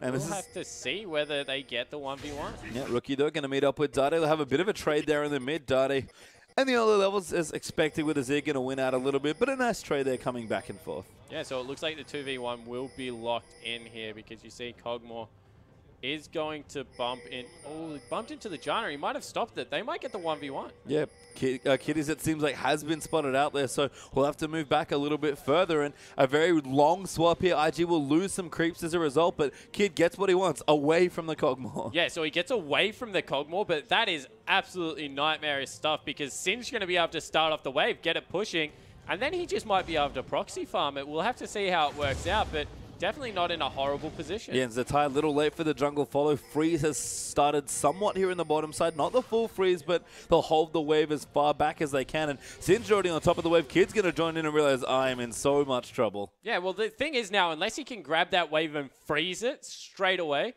Sinj can just continue to shove the wave in wave after wave. As soon as he gets that level 2, he has real kill potential on an AD carry like Ezreal because fleeing auto attack does a surprising amount of damage. Yeah, I mean, Sinj is weirdly enough, like a very strong laner in certain matchups. And against someone like Ezreal, who's not great as far as solo laners go, quite know where Looper is right now. Oh, of course he is. Yeah, so they were able to grab the wave and pull it back into a freeze as soon as the Janna got up there. So not able to get his lane, his Looper has joined his jungler. As we said, both top laners have a very abysmal follow, if we're going to be honest. Sinj saw a brief stint of jungling in Season 2. But it wasn't good. It was not good, unfortunately. But it'll just help Condi out a bit. Looper, though, does now have level 2 and got 6 CS. So it's actually, it's not much. It's a little bit in the early game. But in any sort of lane swap situation, you get pretty starved in the top lane. So Looper will take basically the free wave you got. Yeah, he certainly will. And you can see kids searching for anyone in the top lane trying to leech experience. He didn't whiff that Q. He was throwing it into the brush to try and check for Elena. And Zatai, he picks up red buff for himself and teleports into the bottom lane. Yeah, Kitty's here as well, so we're going to have a lot of early swapping. So Shen versus Janna will be out. Shen and Janna, sorry, will be out 2v2 against the Cognami. Not great stuff, but at least Ezreal gets some free time. Yeah, so they're just trying to free up the Ezreal. In the meantime, we saw that Sinj, so many S's, also used his TP into the top lane. Has to watch out for the Gragas, who could potentially come in for an early gank. And we see Ezreal putting out some damage now. Yeah, a bit of an early experience lead helping Kid. Also aggressively freezing this lane as well. So Looper will get slightly zoned out. Cacao did come up, but a good ward from Looper spotted him coming through.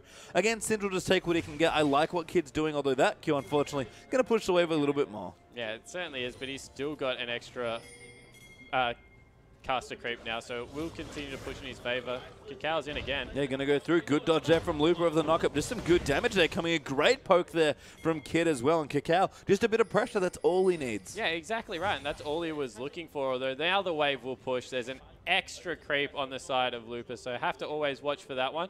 But in response, maybe a couple more members come into the top lane and try and force Singed away. And again, I love this from Cacao, going to his duo lane, going into that side of the jungle where it's a lot safer, although Looper might just go in onto Kid, baiting very aggressively. Condi, the great knock up there following through. Looper going to come in, Permafrost should get activated, lots of damage coming in. The fling might make it happen. The shield and the heal could keep Kid alive, but first blood is going to go to the Singed. Cacao, though, going to try and line something up, but M3 do not take the bait. Yeah, not looking to continue the pressure. Realize that they don't have enough mana coming through, so they will turn around and pick up the whole wave, shove it into the turret, and there's no way Kiddies can freeze this one. He's going to try.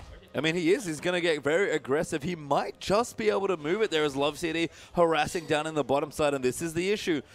Shen's kind of been really held down now that he's back in a 1v2, and Looper just been unleashed with that first blood. Yeah, it definitely has. Gone back and picked up a Catalyst, and that's why they let Kiddies grab that wave. I thought that the duo that tried to recall would just be like, nope, Janna, you're not freezing this at all. But with the Catalyst now, very low kill potential onto the Singe, because every single level he's just going to get all his health and mana back. Yeah, and can just walk into the waves, run around them, push them with the poison, and then leave again. I mean, we do have the Cinder up for Zatai, so early buys for this top lane is actually not too bad. Surprisingly high amount of CS early on in this first little swap, but we've isolated the mid lane, and Rookie's keeping up quite nicely on the LeBlanc early on. Yeah, it certainly is. Goes for some harass misses out there, but Day2 doing a lot better this time around in the lane. Gets some good harass down, actually. And we saw earlier in the season how impressive mechanically Day is on these champions. Look for him to put on a little bit of a show in this game too. Yeah, he could not be happier that Azirius found his way back in a competitive play. Lupa getting a bit zoned by Kib, but Condi doing a nice revisit in the top lane. Level 5 now on the Sejuani, so not even falling too far behind an experience. And Zatai going to get hit by the U's. SMLZ, if he can pop the W, has it back now. So Tai Caller's blessing. Good dodge away. Flash will find it, and SMLZ going to get a kill 2v1. Yeah, so able to grab that one. Kakal's here. Massive play though. Love City does flash out from the barrel. Kakao wanted the kill so badly. Going to keep chasing in, but can't really kill a Nami Kog'Maw, although he's actually going to try it. Rookie is down here as well. He's going to dodge in. Massive Distortion going to find one. 2 will fall into Rookie, and Distortion's away with the Mimic. Well so done. he's gone. He came, Yeah. he saw, he conquered. Did exactly what he wanted. Dived in, got the double kill, and made Spawn giggle. Yeah, and all of a sudden IG looking fantastic in this lane. Was really going in the favor of M3, you have to say. They were able to bully Zatai out, and he's not having a fun game so far on this Shen, but all in all, it doesn't really matter because that's a 2-0-0 LeBlanc who didn't lose anything in the mid lane for her troubles. What a roam down from Rocky. And you know what we were talking about? Lupa early on getting unlocked from the first blood by the Singe. Now it's the mid lane for IG on the other side that's really going to get going. And Rookie's LeBlanc starting to snowball is a very scary proposition for M3. Yeah, it definitely is. And you feel that this is the one part of laning that Day has let go.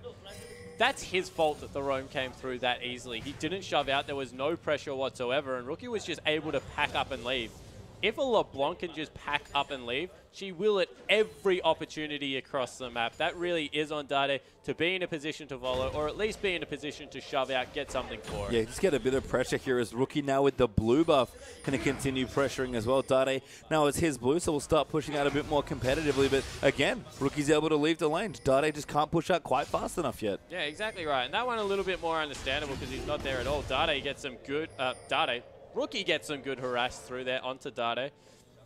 Just missing E there, unfortunately. Didn't get the second proc for the Sigil, so not quite enough damage. A Rookie with the blue buff just really using the cooldowns whenever he feels like it. Yeah, and being cheeky, showing that he knows he's ahead now and trying to push his advantage as much as possible. You can see how recklessly he's using these abilities because, once again, he's just not scared that Condi is anywhere near his lane. And that's been the biggest story for the mid lane, especially in the last few, is that just that Condi's not able to apply that much pressure. Certainly Kakao out-pressured him in game 1.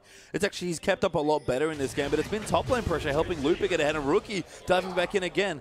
Day can't eat too many more ultimates. Yeah, exactly right. He's trying to sustain through here. He's getting some poke down in his own favor, but all in all, this Singe wasn't able to get the 1v1 lane, and whilst Kog'Maw really is getting going here, Ezreal has gone a tier and been able to dodge any form of lane harass. I mean, it's very strange what's happened in these early levels. There's been a lot of swapping around, trying to keep certain, top laners down. But Lupa sort of got some kills. Kog'Maw's been able to get free farm, which is expected, but not good news for Invictus Gaming. The pressure and kills are in a lot of different spots, but Rookie might have found Condi here, although Ultimate will get used in. Arctic Assault going to get prep, but doesn't have it, I don't think. Now's the tie going to come in, but Day looking in as well. Kakao will make his presence known. Knock-up coming in. Day with the ulti, but it's a little short, and Kakao gets the kill with the barrel, knocks Day away. Zatai looking to go down, but does just go to Love CD, but Kakao's going to come back in. Rookie actually trying to get away, but SMLZ will get the kill instead, and Rookie now a little bit off to the side will find Love City. Chain will miss, he'll actually Distortion his way away. SMLZ is still chasing in, but M3 might get on top of the Dragon now. Yeah, so they're able to maybe get the Dragon. Looks like they'll just go for some lane pressure instead. As Day, I don't know where he wants to go, but it looks like he just wants to go back to shop now. They were able to stop Lupa's teleport in the top lane, so that's why he wasn't able to join. Actually had a very good position to flank, but isn't yet level 6, so wouldn't have really done all that much. Or is he level 6? He is, but ulti's on cooldown. Yeah. Ulti on cooldown, so wouldn't have been able to jump in there very much and get anything done, really. So overall, a very good trade for M3 there. Disappointing that Day wasn't able to pick up any of the kills, but the bottom lane now starting to get going. Yeah, and you can see Kid still farming happily away. Kog'Maw is certainly getting stronger here now as a Phage plus his Sheen as we look through. Athene's done now for Rookie, almost done there for Day. So some good early items. The Cinder Hulk's coming through as well for the junglers with the Cinder there for Zatai as well. Everyone's still powering up. I think the top laners especially need to go spend their gold before the first big dragon fight. We haven't quite had one yet. Rookie returning their aggression onto Day. Chain missing again there. Rookie might be a little bit rusty on the LeBlanc mechanics. Yeah, it certainly looks like he's not able to nail the chains. I don't know whether it's just Dade moving very strangely as well. That's a red buff Cogmore. Yeah, Zatai could be in trouble. Bubble will hit there as well. Slow will come through. Actually ease a way out of it somehow, and Zatai will live for now. Yeah, so able to just dodge the bubble there was really what was key. I thought it hit as well just on the edge, but wasn't the case. And Zatai, he'll dance away. Top lane turret did fall in favor for IG, so they'll sneak a little bit of a gold advantage, even though they're down in kills. But overall, now it looks like the 1v1 will be engaged, and that has to be in favor of M3. Yeah, we can see movement moving through for the bottom line. Dade again getting harassed. Rookie nails that chain though. Dade gonna make him pay though as he moves back into the turret. Rookie will flash over, but Lupa's down here already, just walking there, looking for that first dragon. Ulti from Cacao. Rookie actually dives his way back in though. Will go down there to Lupa. Cacao tried to save him, but Rookie just didn't want it. And once again, the complete outplay from Dade, and he still can't pick up a kill. Someone please throw the man a bone. He's 0-0-3. But he just recognized there that Rookie went so aggressive with no mana. Oh, ulti coming to Ezreal. Does steal the first dragon, and Condi looking a little sheepish. And you have Smite available, Condi. That is just inexcusable. You got 2 charges of it. Just use one of them. It's not that hard. Yeah, we thought we criticized Cacao actually for a lot of that before the recent change. Noted that he'd been buffed with the charge system. Yeah, Condi just not quite paying enough attention. A very nicely timed ulti by Ezreal. Yeah, Cacao picked up that really bad habit where he just decided smiting champions was better than smiting objectives and used to run at people instead. And we see in this bottom lane, Ez, 10 CS up, was able to secure that dragon as well. Sure, he doesn't have the 2 kills, but with that Sheen, we'll be able to farm so safely from range. Yeah, and looking just fine here in the matchup. Cogmore should get a nice boost once the Trinity Force does get completed. Have to be careful in the matchup because Biowak and Barrage real good at trading, but a nice shield from Kitties will keep him safe. And that's probably the other big thing is that the swap is giving Kitties actually quite a nice stock of experience as well. Yeah, exactly right. I like that you mentioned that. Eye of the Storm would be up to about level 4 at this point, if that is what he's maxing, which he should be. And that means that the trading potential out of Ezreal, like short, sharp trades as well, will be very, very high. Yeah, this Cogmore's such an interesting champion because you really have to play around that W cooldown every single time you can. Yeah, you certainly do. And really, it is all about hitting the W, getting the Sheen proc, and then getting another R and maybe another auto. Really does like the 2 auto trades at this point in the game. It's funny because you talk about Cog as this persistent damage, but in lane, he really is kind of a bursty 80 carry. Yeah, looks a lot more like Corky than any other carry, which is a bit weird. But Kitty's going to get aggressive. Rookie's down here as well, as why the Aqua isn't going in. Rookie will look for the chain. The Tidal Wave will interrupt him a bit, though. And Kid going a little too aggressive, getting tagged by a living artillery. Will be okay, but has to run away. IG took too much damage in that trade. Yeah, they certainly did, but they got the real win there. They zoned them off the cannon creep, of course. The psychological warfare. Dade uses his ultimate as well to get Cacao out of his face. Very sick of that jungler following him around. Of course, probably still has nightmares from OGN where Cacao was able to steal a split off Dade there. And we'll see a little bit more standard lanes coming through. In the top lane, Lupa doing a much better job. Has a Righteous Glory. Of course, he does prefer the full tank Singe that we've seen come out lately. Doesn't really go for that Rod of Ages anymore. And Zatai, now that he's able to get that Balmy Cinder in there, picks himself up a Null Magic Mantle, just trying to equalize this lane. Yeah, but unfortunately with the swap happening back, we talked about the bottom lane equalizing a little as far as the AD carries go.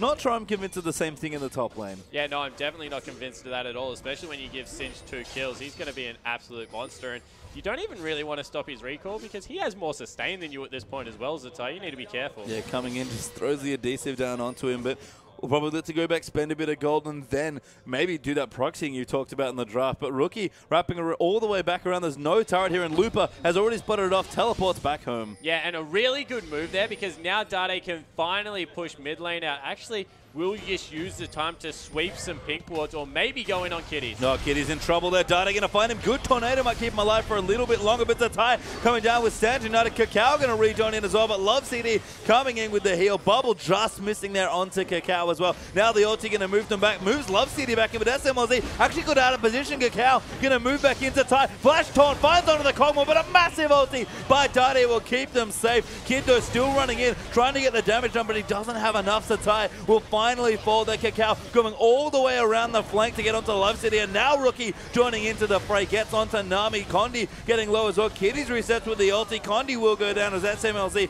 going to get chased. A double barrel for the slow there. Looks good. Dade getting low, but the ulti will come through. Doesn't quite dodge it, but can't get taken out. Kid trying to find the mystic shot, just arcane shifts instead. Kid will maybe go down here, doesn't have any other gap closes, just gets some CS as the Acathian Surprise gets the kill. And massive trades, 4 for 2 across the map. Yeah, and what a play coming out of Day2, but the rest of the team just couldn't do slightly enough. Look at the blinking health bars coming through. Credit to Kakao. That man is the bravest player in the world, stuck with it until the very last, left on nearly no health, just trusting his regen coming through there. And you have to say, IG, they look like the more confident team, if nothing else, willing to stay with these extended trades. Yeah, just, again, a little bit more synergy, a bit more of that chemistry coming through. That was what we saw from IG when they looked their best, and it's what, honestly, all of the best-looking LPL teams have been. Whether how much the patches change or how crazy it gets, the teams that play together have stayed together and just put up the best results. Yeah, I definitely agree there. And, you know, Day2 really got a feel for him because he's playing much better this time around, but he's just not able to get any of the kills, so he doesn't have the same gold that Rookie does. You see, Rookie dives into these fights and just has a bigger overall impact right now than what Day2 could ever hope to have because he's so resource-starved. It's true of the matchup as well, I think, just from LeVunk versus Ian naturally, but I agree, Day2 always needs to look to carry in his team. That's been the case for a while here on M3. And a much better looking game here. Rookie didn't have nearly anything close to the performance he had in the first particular game. Don't make no mistake, Day2's ceiling is still incredibly high as far as players go, but he's just struggled all season. His team struggled all season long. Even Looper, another brilliant player, just hasn't been able to quite find rhythm with this team yet. Yeah, he certainly hasn't, and it's really strange because they perform some games so well. Like, Day2 is mechanically on point this game, but Looper, even though he's got the 2-0-0 scoreline, isn't able to bully around the way that Singed would like. So, yeah, I definitely agree. They look like they're up and down at different times and really not playing consistently together. And League of Legends, if nothing else, is an ultimate team game personified. Yes. If you don't play as 5, you lose more times than not, and that's what M3 has shown us this season. Yeah, I mean, you only have to look at EDG to realize just how important playing as 5 is. As the next Dragon is up now, IG would look for their second after Kid's dramatic steal there and for the first one, but M3, again, they've got some good strength here. Everyone powering up a stinger there for Day2. Trinity Forces finish for both AD carries. Locket done for Kakao there as well. I mean, Looper right now with his ulti, especially if he gets level 11, can just start any fight he wants. Yeah, he certainly can. He can just sprint in there extremely quickly. Look for, I guess, the boots to be upgraded next to that distortion. Ghost is just such an important tool in his kit, and we see that a turret goes down. They're in a position to fight 5v5. Zatai has both teleports available, so he's going to the top lane. They need to start this up right now if they want to get a fight. Yeah, M3 are going to start it here, so Kakao going to look in. Gragas ulti has been very strong so far. Day2, lots of soldiers off to the ridge, though. They are going to move into Kakao, getting zoned out completely, but Zatai will stand united on top of him. They're going to look to try and take the Dragon away. Fight has started. Kakao moving in. Massive ulti moves Day2 back into the team, though, and now he's sort of caught out of position. Tries to ulti, but Kitties denies everything with the Monsoon, but Looper has popped his ulti, running in the mix. Double ulti there off to the left by Sejuani. Day2 still getting low, but he takes out Kid. Beautiful use of terrain, and the first kill goes in an IG route. Yeah, and Day2 once again just goes extremely aggressive. Got all 3 soldiers down. They might lose mid-turret. Wow. Rookie going in, ignites onto Day2. He will fall there. Rookie does get the kill, but the Dragon goes to M3. Yeah, Rookie is really good at LeBlanc. He flashed double distortioned in and just took out all of the health. Looper trying to teleport into the mid lane will actually lose the turret regardless. So overall, probably an equal trade at this point in the game. Yeah, I mean, Tower being taken out 2-1 now in favor of IG as far as that goes. They're up 2,000 total gold as well, and the Dragons are equal. So IG having the slightly better early to mid-game. It's sort of expected given the team comp they have, but M3, a much smaller lead than it was at this point of the game. They were surrendering in about a minute in game 1.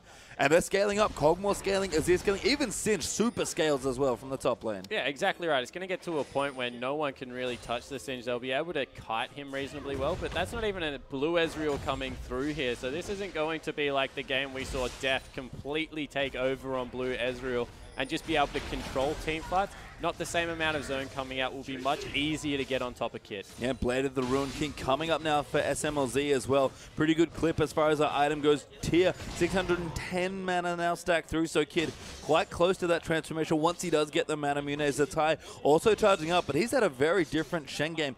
Just tank opponents here, no major items completed. Yeah, exactly right. Just going for that little bit of everything build as we see coming through. Probably going to pick up the Spirit Visage first item. And we can see Blue Buff started off here, not in a position to contest, although Zatai, he wants to get in there. You can see him cheating down Summoner's Rift in that river, trying to have a little bit of a peek at least. But Day2, he's picked up the Merc Treads, picked up the Athenes, reasonably tanky as far as mid laners go. But we just saw how much damage this Death Cap Athenes rookie is doing at the moment. Yeah, and rookie's the big problem here for M3. That Death Cap signals a very strong start of his power spike. Now, Cacao also quite tanky with the Cinderhawk, the Locket now done as well, and even a Spectre Scale plus a spare Ruby Crystal. So you can see that big Greg, it's about 3,000 health on him so far, and he's quite tanky, and as you already said, like kind of the Lee Sin thing, just adds so much utility in fights. Yeah, he certainly does. He does a couple of things. With Red Buff, it's impossible to get away from him. With the barrel, with the body slam, he just chases you for days. Throw in some cooldown reduction, he's probably one of the stickiest junglers at the moment. And then you can never underestimate his ult. Sure, this Gragas isn't going to be one-shotting people with his ult, but the reposition is just such a strong tool.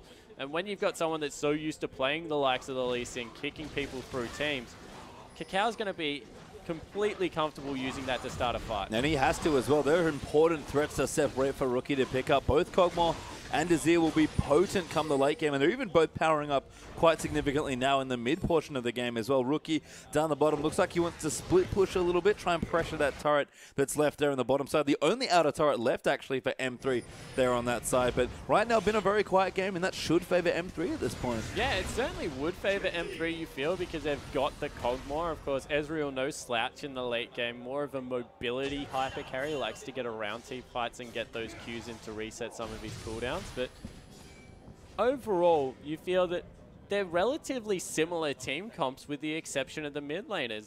Azir, of course, looking for all that persistent damage in the big playmaking ultimate, whereas Rookie, he honestly just wants to kill someone before a fight starts. Yeah, and I mean, that's sort of Rookie's job here. They can try and find the picks, but M3 have been very stubborn about keeping IG out of their jungle. Looper causing pressure as well on the top side, starting to really pile on. There's a tie with the Cinder, and now the Spirit Wizard, much more competitive as far as outpushing the Cinder. In fact, quite far ahead on CS now. Yeah, up huge in the CS, and it's all about the fact that Singe had the persistent threat of his ultimate, so he could stay in lane a lot longer. Not to mention that one visit where Singe had to teleport back because Rookie was coming up to hunt for him. So Looper, he's been well contained this time around, and Zatai's been the beneficiary of it, although you would say that this series in general really hasn't relied much on the top laners. They haven't done much at all. Yeah, I mean, it was all mid lane and bottom lane in the later stages, and looks very similar for both teams here in this game as well.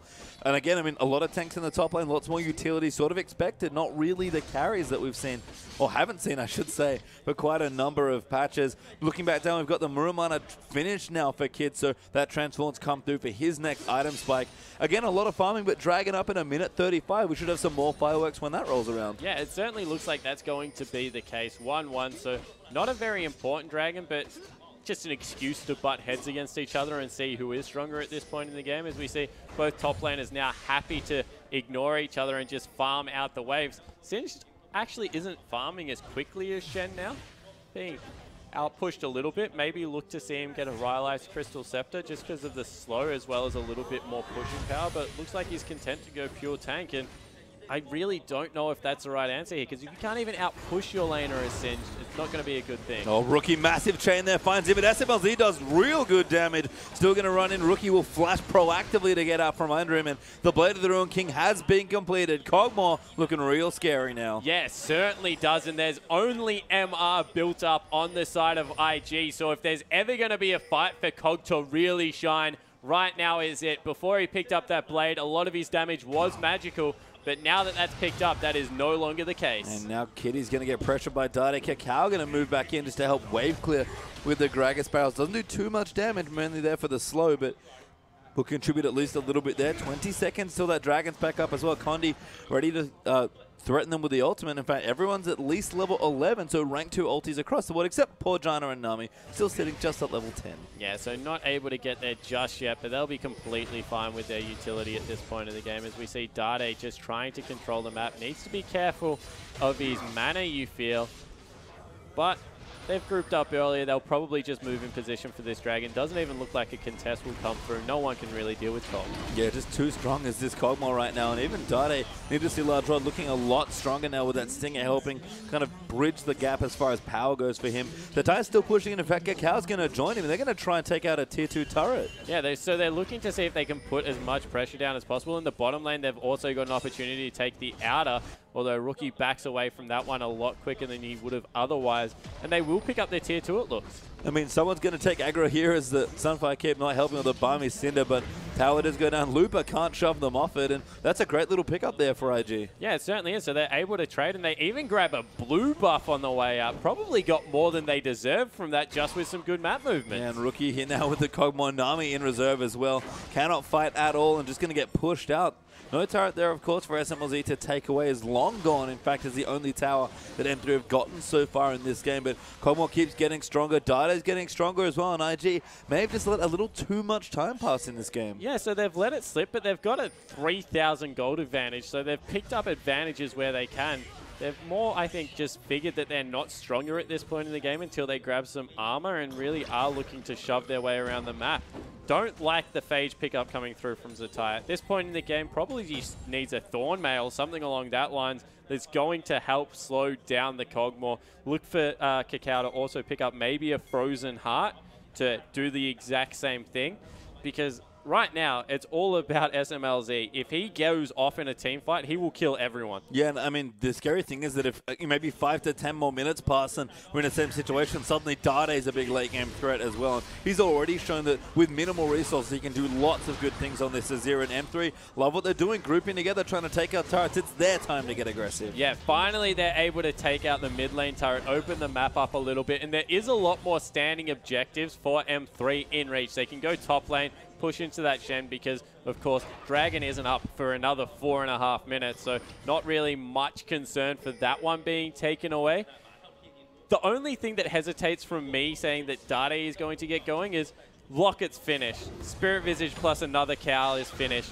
There's just so much MR on the front line, and realistically, he can't afford to dive past him at this point in the game. Really is going to rely on getting that Void Staff before he can turn into that late game carry. As soon as he gets that, don't get me wrong, he's going to tear through people as well, but he's still 3,000 gold away. Yeah, Zonya's done for now, though, so Dade getting a little bit stronger. Last Whisper seems to be on the way for SMLZ, which is a curious choice given the lack of armor that we've noted already, but looks like Glacial Shroud's there for Cacao. Frozen Heart probably on the way quite soon here, and makes sense just to, you know, get a bit of insurance with the Last Whisper, because you're going to need it at some point. Yeah, it certainly does, and, you know, the Frozen Heart was always an inevitable thing just because of how well Cacao will perform with CDR. As soon as he hits that 40% CDR, might even be an Iceborne Gauntlet depending on how he's ruined himself, because that will, of course, give you the extra 10 as well.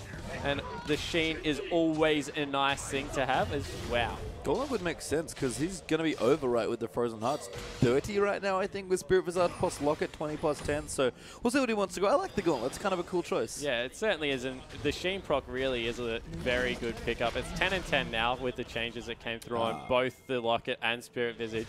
They were such good items when they had 20% CDR. As we see Kid, he's dealing with this top wave right now, and the tank battle, the battle of the Titans resuming in the bottom lane. It's just complete tank on both sides. Out of a fight, though. Love City takes a big chunk of damage there as Ezreal Poke comes in. Kid has finished his last Whisper, by the way, so that 3 damage item carries for both of the carries here from Invictus Gaming. Going to do very strong damage. LeBlanc Void Staff there as well. So have to be careful, Captain Boots on for Janna. Rookie going to push out the Sun turret here. And my favorite thing, it doesn't register anymore. Thank you, 5.6. Yeah, the play-by-play dream coming through there. As we see a little bit of a fight. It's actually 5.4, I think. But Looper has used his teleport. IG and Kitty's going to move in. Cacao will get himself over the wall with the body slam. No, but M3 not stopping the push. That's 3 straight turrets in about 5 minutes. Yeah, it certainly is. Being able to clean out the outer. Someone has to go back to deal with Shen, and you feel as soon as they do, the go button will be pushed. Cacao is so huge at this point. just an absolute monster, not really taking any damage. And Zatai, meanwhile, bottom lane farming. Yeah, and that's the awkward thing for Lupa, porting in there to try and get aggressive, is now Zatai has free reign of the map as far as pressure goes, and this is one of the things that IG can do. They don't really want to fight 5v5 against the big Cogwall, might but have been caught. If they can split them up, as Dade is absolutely caught. Gets moved back in by Cacau's amazing ultimate. Almost goes down there as our Kid can't quite snipe him with his ult because it's down, and Dade will live for now, but Rookie diving into the backlines to try and find him. We'll find a Cogmore instead, and Distortion away there towards Kitties, who dodges out from a bubble, and all they're trying to do is buy time for Zatai to keep pushing. Yeah, the problem is that Shen really not the best turret taker, as we see a very prime example there. So what do they do instead? They swing around, try and start up the Baron. Ward is there though, scrying on for M3 will confirm the Baron, and IG will get away from it. Zatai still going at it. In fact, IG very sneaky, walk back in towards the Baron. M3 can't really respond right now though, and this is a lot of cross-map pressure. It certainly is, and Zatai, he's just grabbed the wave and pulled it off there because he realized that the minions do more to the turret than what he does. Smart heads-up play coming through, and no one's still back to deal with this Shen. Yeah, that lack of Trinity Force or other actual damage item does mean that Shen pushes quite slowly, even with just the Bummer Cinder, actually, not the Sunfire for the extra burn. Minions will push in. IG do get the turret, and if they can keep splitting up M3, those are the fights they can win. Yeah, it certainly is, and you saw that that was all about them catching Dade out in an aggressive rotation to try and get back middle. It cost them a turret in the end, so not a great move coming up there. Last Whisper is done for Cog. The thing I want to hit on is Kid's choice of boots. Looking for him to go maybe a Blade of the Ruined King as his next item. He's got the Berserker's Greaves, which just means that in these team fights, because tanks are such real threats, but don't do much damage, he needs to rely on auto-attack weaving a lot in this, and we see a Dragonfly started up. So Dragon getting low, Cacao will get it. Lupa diving into the backline, so Cacao and Zatai a little bit split. Cacao will make it over. Zatai maybe not so lucky, does get out though with that taunt, and they should escape safely with the Dragon. Yeah, 1, 2, 3, all of them over the wall in a row, and unfortunately Lupa was like, man, I wish I took Flash. Not able to get anywhere. Gated by Ghost here. Poor Singe as Zatai going to keep pushing. Actually has finished that Trinity Force, so an ambitious choice, but he's bought enough time to be able to pick it up, and all of a sudden all our giggles about the turret damage. He's now a real split pushing threat. Yeah, exactly right. He can use the Q as well as the W to get those Sheens proc up as much as he wants, and we see that he's actually out-dueling Lupa at this point in the game, who still hasn't got any form of damage for himself. Yeah, I mean, just the Warden's Mail for Lupa can't even shrug off a lot of Singed mixed damage at this point. I mean, very tanky, great frontliner, can be hyper disruptive, but if he's never allowed in a team fight, and Zatai's doing a good job of making sure that doesn't happen, Lupa, unfortunately, on this full tank Singe, not going to get nearly as much out of it as he wants. Yeah, exactly right. And you feel it really is up to the Rylai's to turn him into the disruptive threat he needs to be, because it's just such a good slow that comes through. Of course, keeps reapplying with the poison. Don't chase the Singe, guys. Yep, it's real bad, and we haven't seen that yet for Lupa. You know, he's definitely someone that's had stellar Singe game standout performances on that champion, but not quite yet here in this particular game. And Zatai, honestly, it's a very silly job that he has to do, but he's doing it well. Yeah, exactly right. All he has to do is stay down there and create pressure over and over again. The thing that is shocking me about this game is that Distortion Enchant has still not been picked up for the Singe. You just feel that he needs his teleport available as much as possible, not to mention how good it is with Ghost. That it's a very good investment at this point. Yeah, and a good call on the gauntlet there for Cacao. Does pick it up now for a bit more threat and aggression, and still some great disruption and slow coming through. Blue buff is onto Rookie. He's kind of looking down for a kill. Don't know if he wants to try and kill Lupa. Was Zatai creating pressure? Someone's probably going to walk through this side of the jungle. Yeah, he actually does go into Lupa in the end just for a little bit of a, hey, I'm here. Remember me, and he is pinged out, but now they need to be careful. Cacao could have been called out. Very tanky hit. He's going to join in as well. Cacao will take a while to die. Condi, good block of the body slam. Ulti's away. There's a tie will stand united, and now Kid's going to move in. Condi has to be careful, taking way too much damage from this Ezreal Rookie. Now going to join the fray as well. Dives into the backline, goes absolutely nuts, but can't quite get the kills down. Dade's ulti doing a very good job zoning them out. Zatai will go down. Lupa got McHale's to live there for a second. Kakao going to move as well. And SMLZ has the double kill right now on the Kog'Maw. Kid going back in. He wants the kills, but he can't quite get them. Rookie, though, finds the kill onto Kog'Maw on the side. Dade going to dive back in, and Kid will go around the side. Gets Love Seed. He's going to chase onto Lupa. Triple kill for Ezreal, and Dade still chasing. Not dead, but 4 for 2 to trade. Yeah, so able to win the team fight in the end. Rookie didn't want to chase through the Sun turret without any minions, just in case the turnaround did come through.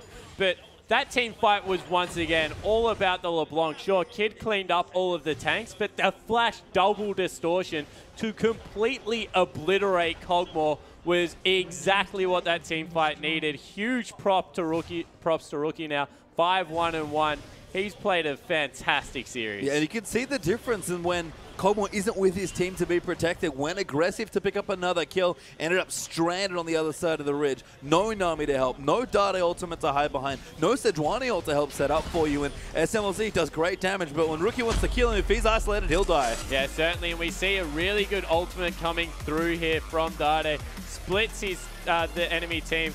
And Rookie goes in there, gets exhausted, so doesn't get much done. And right now you think, awesome, Azir, Kog'Maw, the perfect fight for them. Able to just get so much work done on the backline. But here's where it goes wrong. He flashes over the wall, and all of a sudden Rookie goes, I can kill him solo.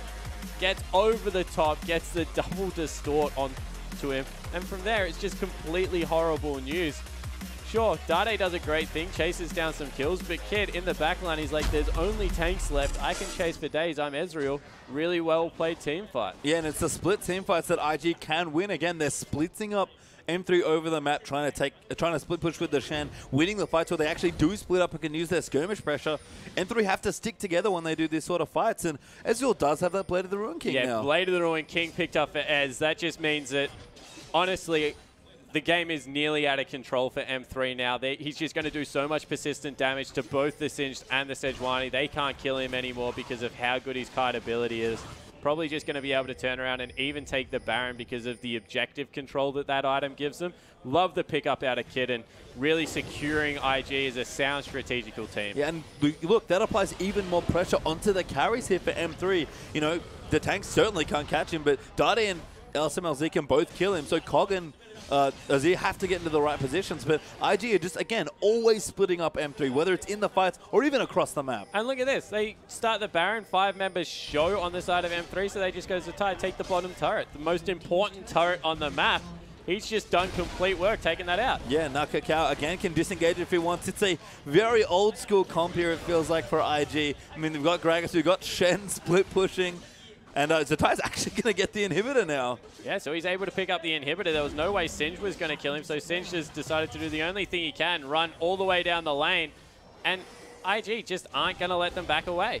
I mean, M3 might try and fight, but IG just going to kite back and forth. They have so much disengage between the two mobile carries, LeBlanc and Ezreal, and the Janna and the Gragas for disengage. Yeah, exactly right. And Gragas, with all of that cooldown reduction, can use his ultimate as a commodity. It's got like a 40-second cooldown at the moment. Sure, they'll pick up a dragon, but all of a sudden, all of the members of IG are on the Baron. Yeah, straight onto the Baron. They have respectable Baron damage here with the blade done on Ezreal. In fact, more than respectable. It's going down super quickly. Lupa already porting in. IG going to move in for the Baron. They should be able to secure it. Lupa, probably not enough damage to steal it. Gragas will get it. Lupa diving into the backline though, but he's going to get kited away. Kakao going massive ulties everybody away. SMLZ now in there, and Rookie stalking his prey. Great. Zonya's there to protect himself. Dade will ulti. He can't distortion over that. Now has to run away, and M3 fighting well, but Rookie gets blown back a bit. Does go down there to cinch. Condi getting low there. Love CD going to get CC'd over the wall, and too much power left for IG. Lupa made it close, but Kid is cleaning house. Yeah, Kid able to, at this point of the game, do whatever he wants. No one's coming near him. Picks up the triple kill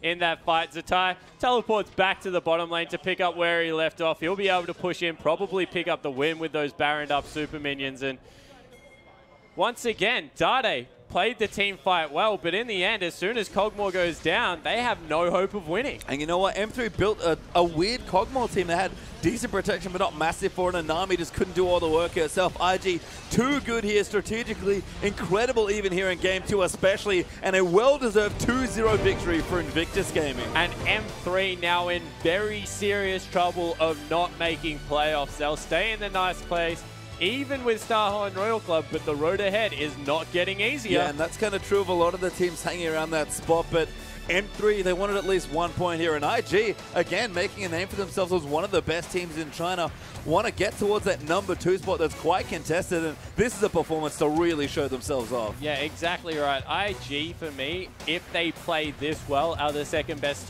team in China. They just have all the answers. You can make a very good case for Vici as well to be up there. They're kind of the equal second right now for me, with OMG and LGD just sitting just below them, but we're getting a real glimpse of what the business end of this season means to these fantastic teams. And the business end looks awesome. The good teams are playing even better, and the teams that were struggling are just playing really well. I mean, M3, sure, maybe a lackluster performance from them as far as what they wanted from the series goes, but every team has improved, and even M3 in that series, they had some really strong moments. They certainly did. In Game 2, Dade particularly on Azir, thank God he's back in meta, because it means he has another champion to be able to pick up. Played it extremely well, just couldn't get enough done for the team. And you know what? Playoff hope's a little tricky now for M3, but we have an even bigger playoff game arguably coming right up. World Elite are taking on King in our last match of the evening. Do not go anywhere.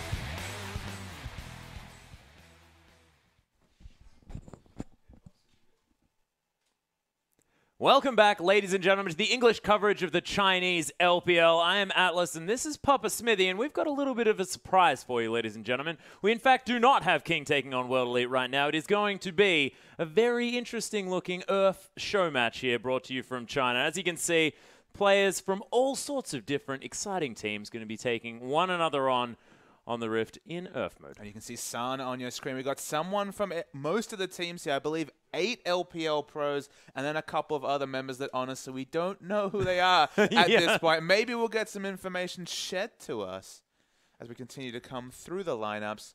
Hopefully we'll be able to see some of the players out there. Amazing J, I spy on the lobby. Crystal's out there, Name as well. Even Xiaohu from Gamti getting a look in.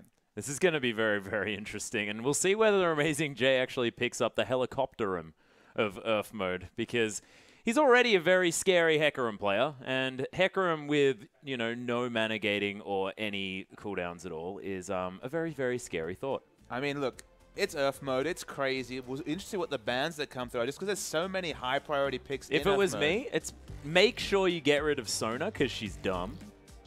Make sure you remove Master Yi because constantly alpha striking is pretty stupid as well. And Vladimir goes permanently untargetable. And actually, who we saw on the screen, of course, we should have known Atlas Messiah is playing for Team 2. Goodness. Getting a bit of the old school into this lobby. That's the way it should be. A bit of fun coming through in the LPL. Yeah, and we'll see. The first respect ban, though. Clear love in the game. Evelyn, of course, got some buffs this patch. Don't know about her on the Earth mode, but banned away. On the Earth mode, she can hate spike as much as you can press your Q button.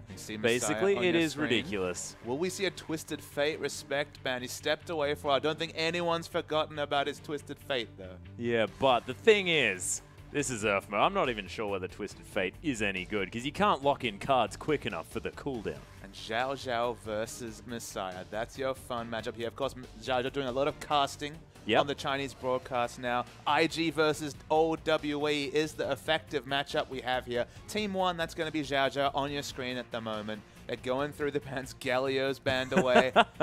Rengar as well, of course. I've got a question for you, Atlas. How many more shifts in the meta do we need before Evelyn, Galio, and Wukong join the actual ban list? This is 5.6. I could imagine that if somebody plays these champions, it might just happen anyway. Oh my goodness, we're seeing some of the hovers here. What sticks out to you? Ezreal, plenty of Mystic shots coming through. I love Alistair on this mode. The Headbutt Pulverize con is on, what, 2.6 second cooldown? It's really silly. And Jace as well, constantly accelerating those shock blasts. It's completely ridiculous. Oh, and Lulu can also almost keep you permanently polymorphed, which can be rather frustrating. But we'll see what does happen. San deciding to go with the ground pounder. Basically, it's pretty much Donkey Kong. And when you press your down B in Smash Brothers, it's just ridiculous. Clear love, you know, for so long, China's analysts have said he doesn't really play like a jungler. This game is not taking Smite. Finally, we will see Clear love unleashed in other lanes, Atlas. Oh my goodness. Speaking of unleashed, Crystal is going to lock in the Time Lord himself, Zilean. I personally have not seen Zilean in Earth mode before, but I have to think that it's probably a little bit silly. He, in fact, has been tweaked just a little bit this time around in the old Earth setup. In fact, I believe his rewind does not quite adjust the cooldown as much as it used to. I think otherwise he probably could almost be permanently altered. And you can see Crystal having a bit of a giggle at his choice. Well, everyone's having a bit of fun. Everyone's getting in on the thing. Of course, we've seen NA and EU show us their Earth shenanigans. Something from China as well. Yeah, well, we'll see exactly how this one's going to go down. We already said, you know, we saw the global meta come in fight, but we were like, what is China going to do? Then we saw the Karma versus Vlad, and we were like, we're home. We're going to see plenty of shenanigans. It's not ending here. Our featured matchup between our legend players, Zhao Zhao on the Shaco. Going to be plenty of deceiving coming through. And Ezreal's what's coming out from Messiah. No Twisted Fate from him this time. No, but Ezreal ridiculously strong. Zatai picking that one up as well. Of course, we did just see him play a lot of Shen, so things are going to be a little bit accelerated for Zatai, you have to think, coming into this one. And lots of speed, lots of deception. Hook City, definitely going to be the population coming through for Team 2. Going to get into the game shortly, though. Yeah, we are going to be getting in as soon as possible. We'll see exactly how this one's going to work out. Name picking up the Blitzcrank in here as well, as you can see on your screen. And there's some definite bomb situations going on, and we haven't seen New Zealand in competitive play at all, as there's the hook. San just going to flash away. Hello, everyone. Just on your screen one more time. Name again with another hook. And this is ridiculous. Look at these bombs just everywhere Crystal decides to put them down. And that right there is not a Raptor camp you want to visit, Atlas. A couple of those boxes coming through. The Shaco boxing up is going to probably be an AP Shaco, you'd have to think. The Death Brush, I thought it was nerfed back in 2010. It's back in 2015. Yep, there are so many Jack-in-the-Boxes here. That's another one to come through. Messiah still has his eye in, by the looks of things. Absolutely. The skill shots are definitely the order of the day here. A Crystal basically is picking up his own bombs, just getting his eye in. Of course, he's working out the missile speed. The zoning bombs, I think, will be a very real threat. Dun, dun, dun. That's kind of the one thing that I've uncovered as I've played Earth mode is that your yellow trinket, you have a lot of ward uptime without even having to pick up a ward trinket, given that it's only, what, 20-second cooldown on your yellow trinket? Yeah, it's really silly.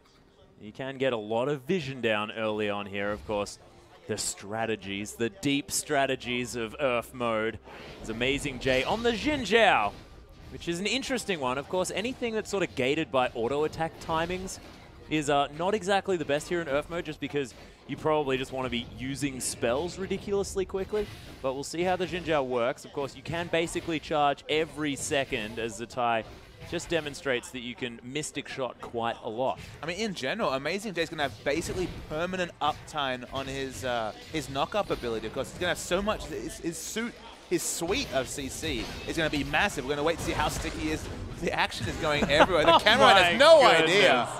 That is ridiculous. Amazing Jay and Love City pairing up together. M3 and Energy Pacemaker together at last in this top lane, and already with some pretty fantastic synergy as Name, another hook, and Ezreal's are dying left, right, and center. Absolutely. Ezreal dies on both lanes. Of course, with Xin Zhao having the flat 1 second CDR on every Q hit towards his knockup, that's basically permanent CC between him and the Alistar. Yeah, and everyone, of course, taking the teleport on this Earth mode means that you can move around the map every 40 seconds.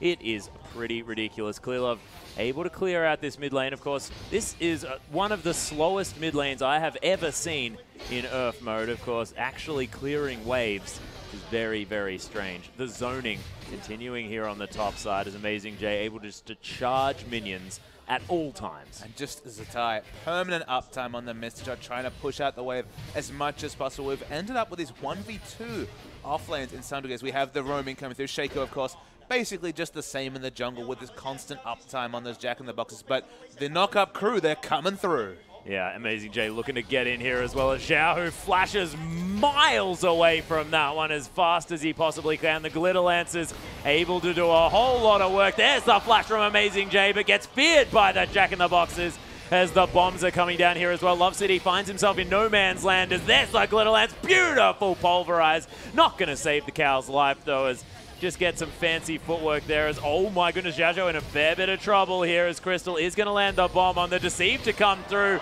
and Messiah's still got it, man. It's the mechanics of still streaming, of course, and trying to stream himself. Xin Zhao still knocking people up. Crystal in a whole lot of trouble as Zatai managed to pick up Amazing J there off the side. San with double buffs here as well as Crystal's getting bombs off from the grave as well, as you can see. Zatai just flashing, arcane shifting, ridiculous Ezreal's.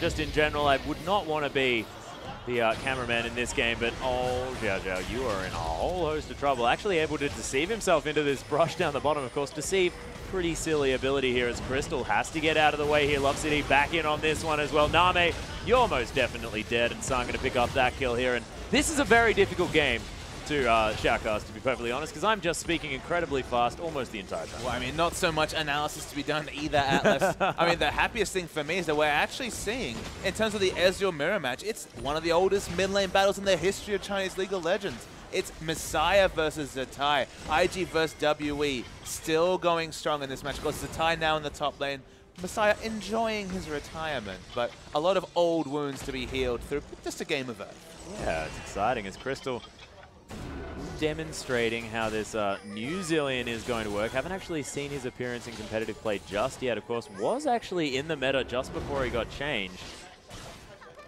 So I'm going to have to be a little bit careful here, sort of in the enemy base. But my goodness, Yahoo taking a lot of damage from that one. The flash hook to come through from Name. Not going to find anyone. As there are just little answers going everywhere. I know there's one purchase you'll like. Love CD with the swiftness boots. the Swifty boots. Doesn't want to have his movements be reduced by the Zillion. Of course, his E ability, a very strong slow. And swiftness boots, very amusing. Yeah, and this is very, very exciting here as well. Ezreal's both going for different builds. You've got the Gunblade coming up from... I do hope it is going to be a Gunblade and not, in fact, that... Oh, actually, Audacious Charge on basically 0 cooldown. Amazing J is definitely living up to his name on this Jin Zhao. And you have to think that, you know, in a 1v1 situation, Xin is pretty silly in this mode. And EDG are just a Yasuo short of the perfect knock-up comp, you have to think. Ezreal and Jace, no synergy with the Malphite, Alistair, and Xin Zhao. They'll just pop you in the air the whole fight. Yeah, and the Gunblade does look like it's the option here from Zatai, whereas Messiah opting for more of the AP Ezreal build with that Lichbane. Of course, you're a bit gated by the Sheen cooldown, though, as there's the unstoppable for Zhao, who just gets pounded into the ground over and over again. Look at San, just able to beat the ground down over and over again. Still playing like a tank is Sun, looking very happy. They're pushing here. The objective play coming through from the blue team. Oh, yeah. Oh, beautiful arcane shift from Messiah. Gets out of the way of that True Shot Barrage. Love City actually going to flash into being covered up there. As okay, Zhao Zhao is going to survive. The Flash Pulverize not going to work. The Deceive is very frustrating as Zhao, who's just going to get headbutted back under the tower. Oh, Unbreakable Will is there, and Zatai, you're most definitely dead.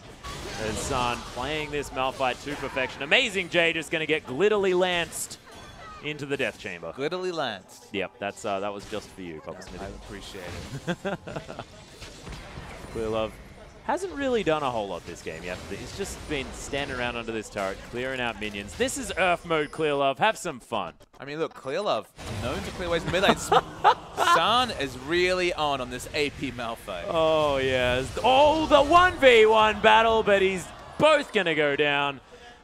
Unfortunately, using the True Shot Barrage a little bit unnecessarily there, but he's going to have a whole lot of fun. It's Amazing J. He's going to fall to the power of Name. And Zhao, who flashing out is Love CD as Name gets another flash hook. Oh, Unbreakable Will is available, though. Name's going to spend some time underneath this turret, but you can see, look at the mana shield. Love CD, get back over here, as this is getting a little bit silly. Oh, the Shiv going to come through. Zhao Zhao going to try and take down Clear Love, who's decided to leave the mid lane. Definitely a good start. Oh, True Shot Barrage coming through. And is the Ezreal going to win, or is it going to be the Shaco with the Deceive? Oh my goodness, the ultimate at such a beautiful time. And Zhao, who just hanging out in this brush, is going to cop a bit of an accelerated shock blast. Zhao Zhao and Zhao Hu and Zatai all in the bottom lane. Zhao Hu Tai Zhao. Yep, that was never going to work. Name heading into this Baron Pit as well. Oh my goodness, takes a lot of damage. San taken on 2 at once, no worries. Able to get back in there as well. And this guy, the Malphite, seems to be the Earth character of choice on this map because San has just been doing whatever he wants this game. True Shot Barrage just going to help out his teammates there just a little bit. Crystal trying to be a nuisance with these bombs. San not worrying about them too much as Crystal's going to come back in as well, as Love City will have that Unbreakable Will available a little bit more. Messiah actually going to... Oh my goodness, that was the steal actually coming through, I believe, from Zatai. He's going to come around and get a little bit of extra damage down here as well. Clear Love going to fall down, and I am struggling to keep up with what's going on this game. Doing a very admirable job. Atlas, maybe I'll have to help with the play-by-play because the high-level analysis, the history of the LPL, 240 games of LPL so far this season, none of them related to this particular one. Oh, and let's do some analysis here. Amazing J, I believe, is going to pick up the Gwynsuth Rage Blade plus the Hextech Gunblade as well. So this is going to be my personal favorite Jin Zhao build. And look, Jin Zhao's going into Clear Love, actually gets hooked, moves away. Name has the skill shots on the Banshee Veil's a wonderful pickup, but the disengage is strong. The ultimate is strong too. And Name is so fast. Just running around this battlefield like he doesn't give anything at all, as Messiah actually might have turned this one around on Name. Love City picks that one up as, oh my goodness, the Glitter Lance damage. Zhao, who able to get a whole lot of work done. That's not the right Shaco, as that's a complete whiff of the Unstoppable Force. The double kill to come through from Zhao, as there's the Wild Growth. Zatai, the biggest Ezreal in the history of Ezreals. And Zhao actually dives to the turret and picks up Clear Love as well. Zhao's doing surprising work on this Demon Jester, always in a creative spot. Of course, the Shiv does a lot of damage, and you're getting multiple of them off every fight. No real pushing coming through, but it is 2-0 in terms of turrets. Amazing Jay stays to his top lane route, knocks away the Blitzcrank, and just wants to push this turret down. Yeah, that's the audacious charge there as well. As both of them get knocked up. Amazing Jay in a bit of trouble, but turns it around under Name. Multiple teleports coming through as Zatai trying to get some work done. Oh my goodness, Amazing Jay almost able to do some healing there, but the Unbreakable Will, Zatai's going to fall. And that's actually going to be the deceived Shaco doing so much damage. Clear Love eventually is going to be able to secure that kill as Zhao, who now has to take care of Messiah if he can. True Shot Barrage comes down, but oh my goodness, just manages to pick it up. Thankfully, the Arcane Shift, not necessarily a skill shot. Sun kills Crystal. Was the ultimate available? It was, but the burst damage with the Death Cap Sorcerer's Shoes. Surprising. I believe this is finally going to be the red team's first turret. 3-0 into turret. All out of turrets down. OMG standard play coming through from the blue side. And they don't even have San on their team. No, San actually on the opposite team here. Very interesting stuff. And the thing that I very much love about this game is how sun smart these players are being. 4 hats picked up so far for our blue side. They do not want to get a sunburn on this Rift. Of course, does look fairly bright. So they're going to be well and truly protected. In fact, Zatai decides to pick up a gun instead. That's what he wants. Oh my goodness. Zatai actually caught on the wall. Was an odd maneuver, as San actually going to have to back away now. Has to respect the consistent chase potential coming through of both of these Ezreals. Oh, Zatai. What a beast, as San trying to do some work here onto Zhao, but the Shiv a little bit too much as Clear Love. He's going to come in. The flash actually to come through from Love CD as well. That is the wrong Shaco, as my gosh, there are so many pulverizers and headbutts. This is ridiculous. Another headbutt, and Zatai, he couldn't do anything for a long period of time. Alistair is so strong in this map. You have basically 100% uptime on your heal when there's minions around as well. Zhao, who's got probably the most AP on this whole lineup, I believe. He already had a Death Cap and an Echo, and Blitzcrank Name's overstayed. Yeah, he's most definitely dead. Actually, the Accelerated Shock Blast going to pick it up from Clear Love there, who's spent a little bit of time farming this one out, but he's more than happy now to get some kills around this map. And you feel like if the jungle Jace ever comes into the meta, his EQ combos have been very on point. Okay, they're frequent, so perhaps it's a bit more forgiving, but it's working out. Sun again misses the ultimate. Yeah, it was a nice flash to come out of Crystal, though, who does manage to get the rewind on himself, but, well, yep, it's not quite enough when you're just chilling out on your own. A lot of damage and death coming through on this map. 20-24, standard Chinese meta coming through. 44 kills early. The fight continues to tie. Yeah, Gunblade's Amazing Jay, though, so he can't actually follow up onto that one, as it's Zatai actually heading over the wall there. Amazing Jay audaciously charges over the top of the Mystic Shot, which was cute, but still dies for it, as there's the hook. Beautiful use of the Arcane Shift is going to save Messiah there, though. Is all going to be fine. San hanging out here as well. Wants another ultimate as Love City is going to come through. There's the Pulverize. And just the Unbreakable Will is on such a short cooldown here as well. Headbutt Pulverize yet again, demonstrating his skills with those abilities. San's going to fall down as well as the True Shot Barrage comes across. And another Headbutt Pulverize. Clear Love picks up. Oh my gosh. Doesn't manage to get anything because that's the wrong Shaco. And Zatai turns it around. And this Ezreal is starting to become a bit of a problem. I believe it's the AD Ezreal, if I'm not mistaken. At least hasn't gone for the shift stacks of the Lich Bane. The hybrid Ezreal does scale off both abilities. They're trying to push down and break the base, but only Xin Zhao to stop them. Yeah, actually, Amazing Jay just going to use his Crescent Sweep for fun, I think.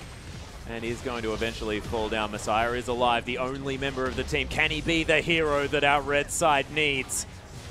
I have a feeling he probably cannot, because that is still 4 members still alive, and Zatai's going to head back and buy most of the shop, you have to think. True Shot Barrage actually takes off half of his health. Name flashing over the wall there, as well as San takes half of his health and damage as well. Oh, the shift comes down. There's the Unstoppable Force, but he just dies for it. Oh my gosh. That was the most amazingly timed Wild Growth I have ever seen. Love City wants to punish Yahoo for it, but misses the Pulverize. There's a shift to come down as well. Love City with the Unbreakable Will. Takes a little bit of killing, but Name just constantly keeping him CC'd. And Zatai just hanging out, kills his friend Messiah. And the Ezreal battle, I think, has been officially won here by the Invictus Gaming member. It feels like this game has been permanently in teamfight overlay mode, Atlas. We don't even know the scores. No idea really what matter. items are either. The blue team's certainly winning, though, in terms of pressure, but doesn't look like they'll be able to finish the game yet. No, Amazing J does take a Mystic shot there as well. He's just doing the very best that he can to heal himself up, of course. AP Xinjiao, pretty good at healing himself up. Definitely his strength was buffed on recent patches, have even higher base healing. Trying to bait the order from Sun. Yep, does manage to land himself onto Shaco here, but just gets exploded. Jiahu gets a health picks onto his head, and that is going to be enough for the Rockman. As don't attack that one, Clearlove, you'll take half of your health, but he decides that he just wants to anyway. Maybe we'll finally see some shopping trips coming through from the blue side. They've been entrenched in the enemy base for about 4 minutes. Probably some big items coming through. Speaking of items, Swiftness Boots, Banshee's Veil, Abyssal Scepter, a bit of everything coming through for the Alice.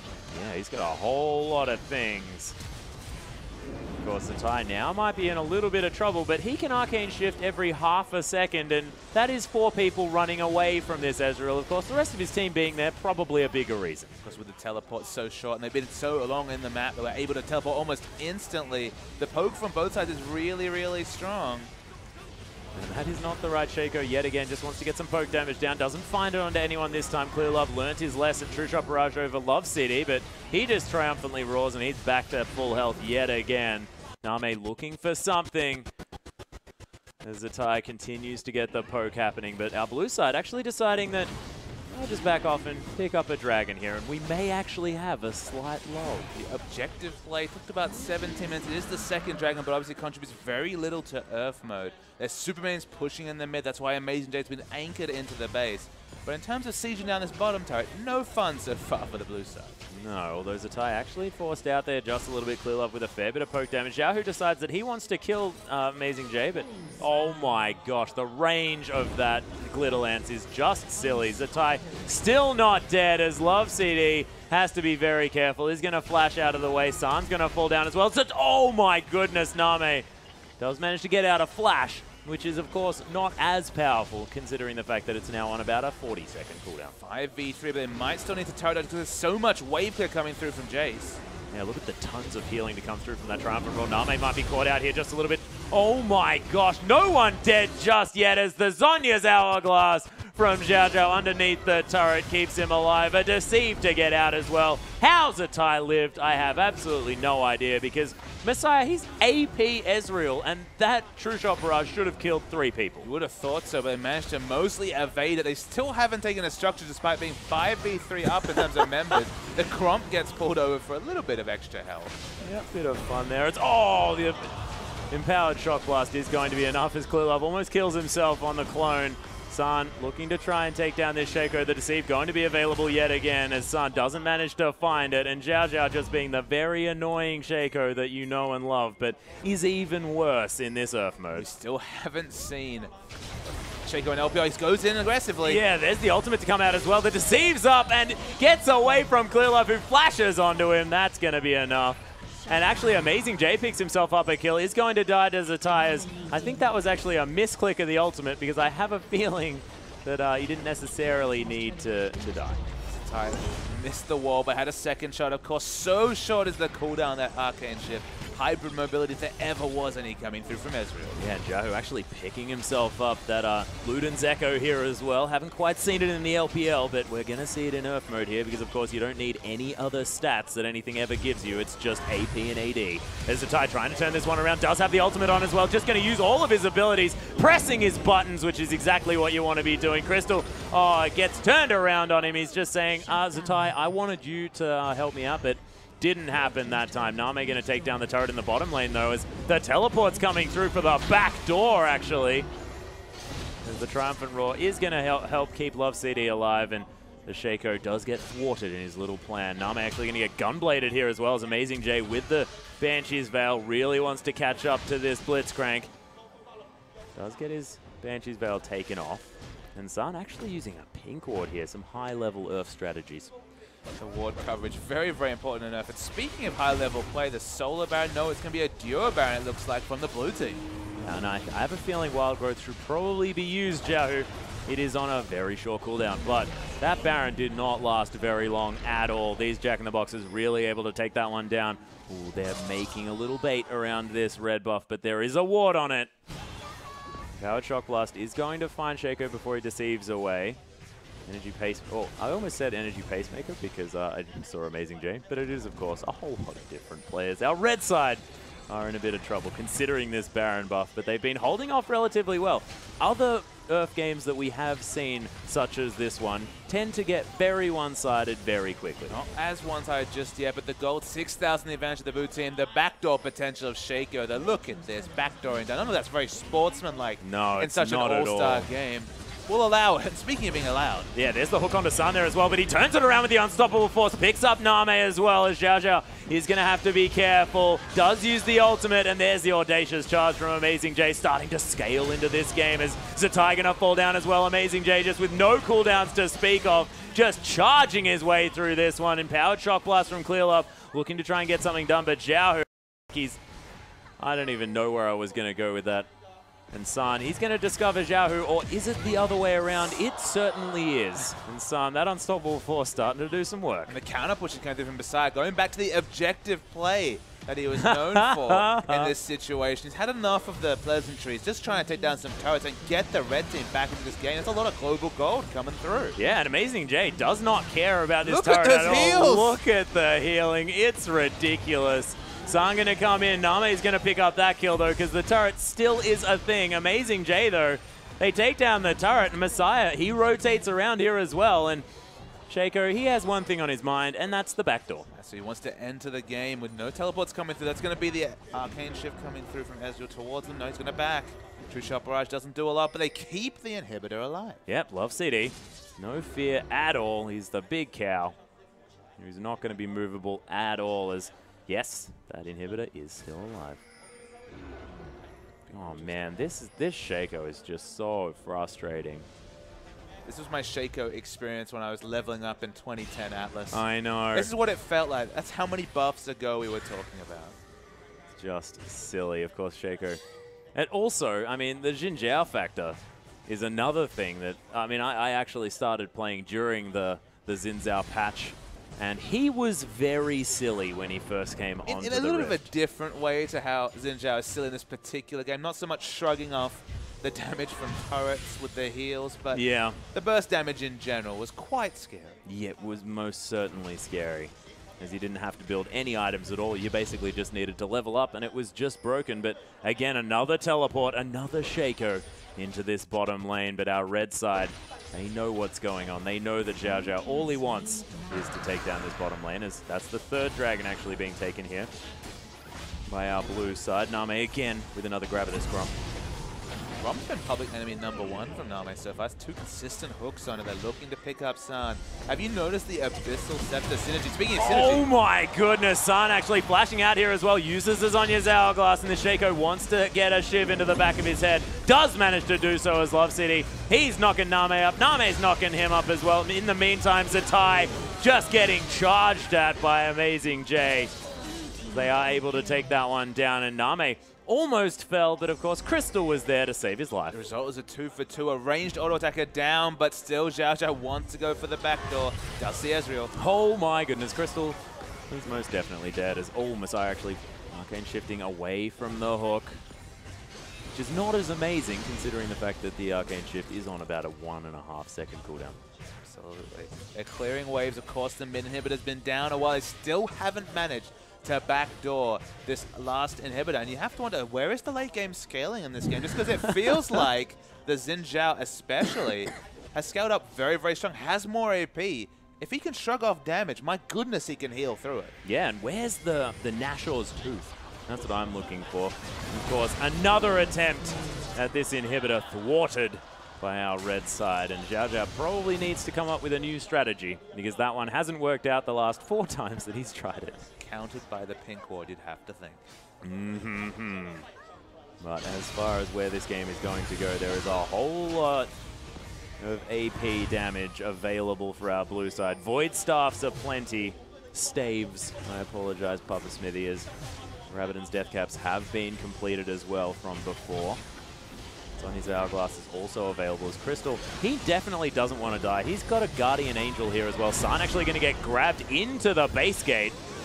And there are a lot of bombs chilling out just outside this base. There's some knockups to come through as well. Love City all up amongst this as Nami. He's going to come back to life. Zhao, who he's going to wild growth himself. Amazing J may have found him out, though, as there's Clear Love with a whole lot of consistent damage. And Messiah, now it's his time to shine. Amazing J still alive here on the bottom side of the map as he's just auto-attacking himself back to full health. It is ridiculous what this AP Xin Zhao can do as Crystal. He has his ultimate yet again. And the Shaco, because the rest of his team is getting demolished, is finally able to take down that inhibitor. They might be able to brute force this game. It's 4-on-1. It's only the Shaco alive. Do have to push through super minion waves. But when it comes to this Xin Zhao, I'm pretty sure he can tank it up. He's the hero we needed. Love City as well. The Unbreakable Will is, of course, exactly how its name suggests. The Sonya's Hourglass going to give away exactly which Shaco that is. Is Amazing J going to come back through another audacious charge. Shaco is going to live to see another day, but this first Nexus turret is going to fall down. The second one now under fire as there's the unstoppable force into the Sonya's Hourglass. And again, the Shaco not going to die. Name is alive again, though. The rest of our red side doing their very best to take down the Nexus. It is a race against time here as Zatai trying to get some work done, but it's not enough. And the red team with the comeback, the very first comeback I've ever seen in Earth thus far. I think it was quite fitting, Atlas, that Messiah, of course, of World Elite many years ago, they pulled it out to the late game. World Elite always so clutch in the late game. And the red team, after what looked like an unassailable lead, this looked like one of the standard one-sided Earth games we all see when we queue up that mode. A big comeback for the red team. Yeah, really huge. Some beautiful play to come through. Of course, Zhao Zhao with the Shaco, unable to really get much done towards that later stage of the game. He was very impactful early on, just unable to get there, and Messiah really being the man their team needed. But I have to hand it to Amazing J. He looked like he wasn't able to be stopped by anything. And I have to hand it to you, Atlas. It felt like you did 50 minutes worth of team fight calling in a 26-minute game. That's how Earth is. Chinese player a little bit pensive now, especially the losing team after just being taken down, but a good match nonetheless. Yeah, Name still with a smile on his face there. Crystal saying, yeah, I got to play Zillion. How fun is that guy? I didn't actually know that he'd got changed or something like that. Not entirely sure. He's just doing a research mission. He's thinking, all right, we're going to play some more Protect the Hypercarrier very, very soon. How's this new Zillion? He'll help my Cogmore stay alive longer. Oh, yeah. Well, we'll see whether it actually does come out onto the Rift. Of course, Barker could probably do with a few extra champions there in that mid lane. Might be Zillion, ladies and gentlemen. Maybe it's a Zillion. Yeah, we shall see. But, ladies and gentlemen, we are going to have King taking on World Elite coming up very, very shortly. We're going to have a short break, though, so don't go anywhere.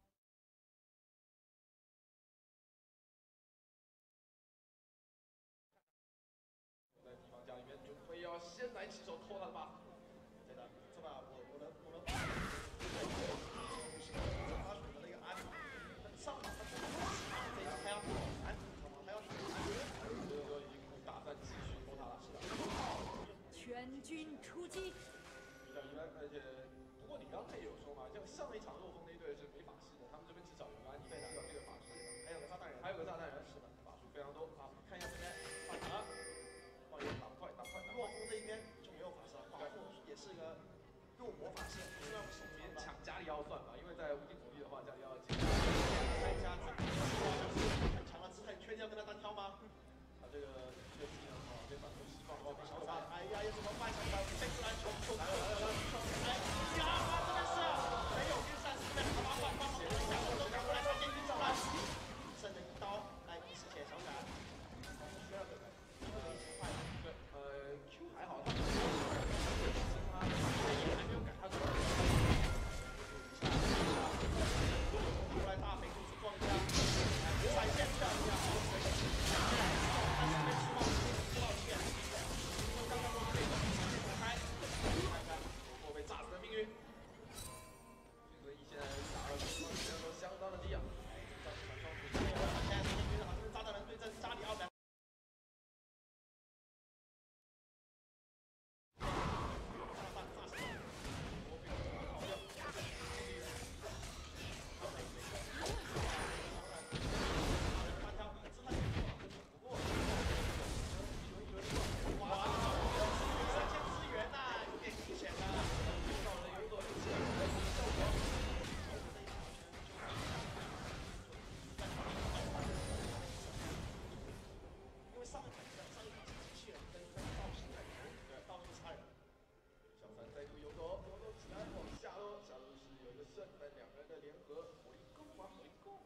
这里有针眼啊！哎呀，没看见他玩的，早已看穿一下，直接走过去预备想反杀小闪，晕住了没有遇到空约，但是前面看到小闪过来，酒桶大飞冲过来，这个4个火箭抢过来，是。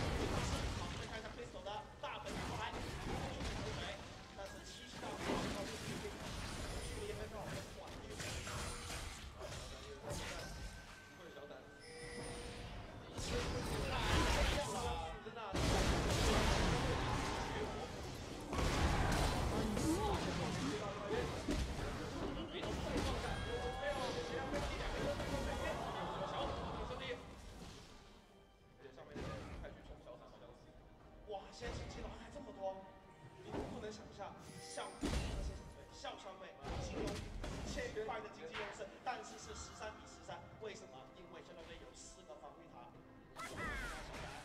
小船的极限反杀，小船周末能杀掉我，以后不黑你了。杀不了，他这个要被炸死，他怎么写的？这个上去肯定就是被炸死。啊！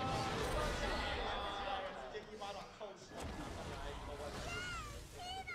其实我知道他死那个，故意这么说，给个黑，就给我自己一个黑塔。又来了，小虎这边非常的凶，但是眼睛早已发现他，但是他却还在蹲着。血量太大了，我觉得 RBC 最后就可以反杀了。又是一个闪电的闪现，漂亮，冲上去，就那个灌篮啊，后来的 Q， 我觉得好像想冲下去。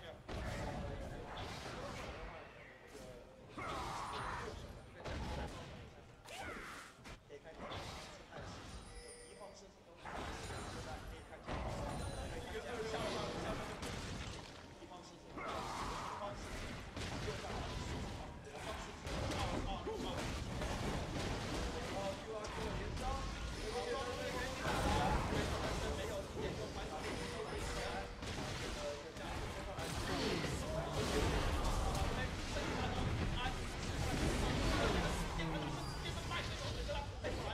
我先走了，他的手了，抓着把自己炸下去，继续追，但是很困难，他这样就容易一直拉开去嘛，而且身体比较重。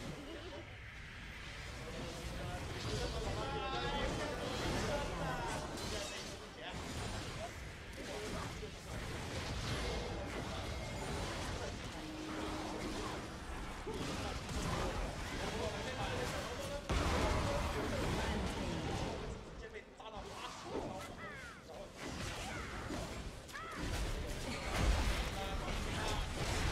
哇，上来不要上，快多时间，好，这时候特别让你抢出来，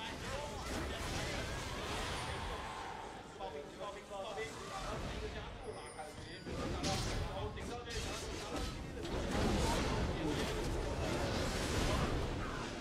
shut down， 极限反杀，这一波来的太及时了，真的，不知不觉中厂长已经是杀多少人？看一下，厂长是8杠1杠5，他的项链应该是13。项链，看到这边厂长要怎么样来继续他的杀戮大业？是的，赶紧前面有人厂长，我厂长看一下，这波开始，大盘结果直接被打开，最近被震一下，闪现大盘，这个厂长大力卷，抓人手上，我感觉这一波来说的话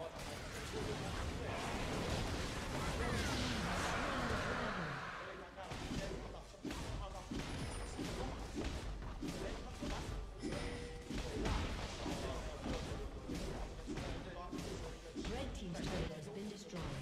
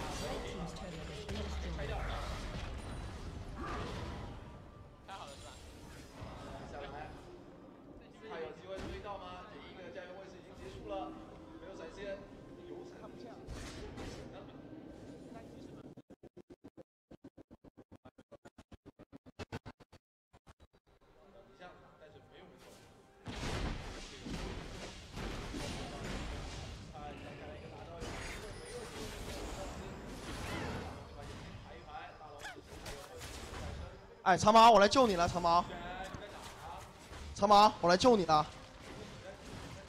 好，来看一下这边换了个位置解说。我现在在台下，我跟你是这一个东一个西。好，看这边看一下，哇，这个Crystal的伤害非常高，远距离一直在吐，他这个口香糖疯狂吐，素质非常差。笑笑直接上去闪现大招开团，一波激烈团战，若风原地大招打倒了4个人，非常精水。这时候武器进场，晕技能但是被放了很多风筝，但是呢晕技能不断的放，只吸收到魔法伤害，是被魔法伤害硬砸死了。这一波团战很激烈，是一波3换4。好，这边要打大龙了。就选手都很嗨，就这边是要一波吗？要一波吗？小闪个人秀来了，秒杀了炸弹人，再反杀大追，原地重压。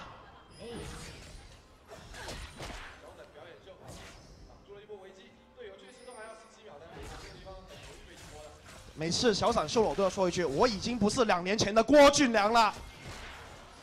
啊，这一波很清水，打个石头人回家，又是一波手下了，没有水星，没有被破。哇，吃他一个终极加菲猫，超级酷宝这个1公里时速高达600公里，过去一个扣篮把他扣死。好，这边同时开启了大龙，来得及吗？土行孙又带他队友过来埋伏了。这边若风已经发现一个龙卷风吹过去，抢拦截，小虎一个 EQ2连。好了，阿梅森追车进场，若风跟大招非常漂亮，吸住了关键2个人。啊，姿态没大了，这一波有点危险。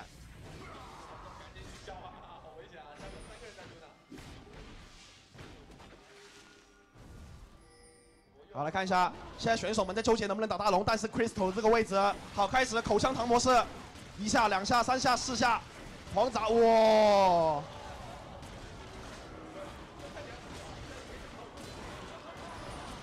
哇，这个真的是终极口，但是这边忍不住了，决定强行把他杀掉，闪现过去，嘲讽没有中，差一点点，这个嘲讽估计中了，好，被嘲讽住了，你完蛋了，让你吐口水，让你吐口香糖，直接战死。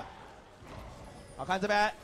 姿态一失血，小闪还在追击，闪现跟上去，剩给了个大招，姿态是开大逃生，一个逆向走位。这个是利用大招的隐形，已经摆脱了这2个人追击。是的，但是可以看一下小地图，这时候看一下我们的厂长，我们的克林拉武，他在干什么？他在追着姿态，快走，闪现过墙，咬死，漂亮。好的，一个大龙争夺战也是成功把大龙拿下，这边要进行一个推进了。对方而且是死了2个人，只剩3个人，只剩一个酒桶炸弹人安妮。这边逮到了一个土行孙，但是他好像没有看见笑笑也是，为什么还不回来救他？好了，一失血，还有一个口血渗过来，极限就把 Q 丢出来了，这里。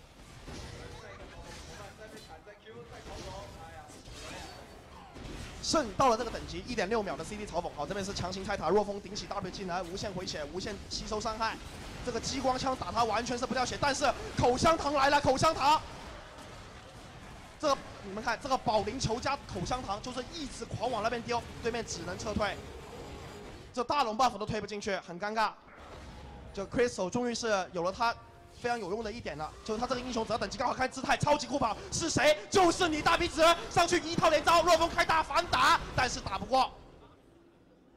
然后小闪要报仇。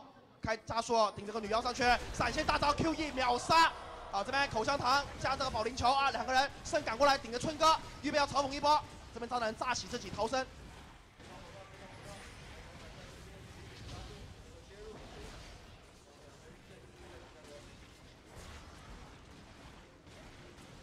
好，看一下这边狮子王再一次开启大招，是谁？目标是谁？没有目标，选择了撤退。这一波大龙尽管拿下了，但是依然没法推进。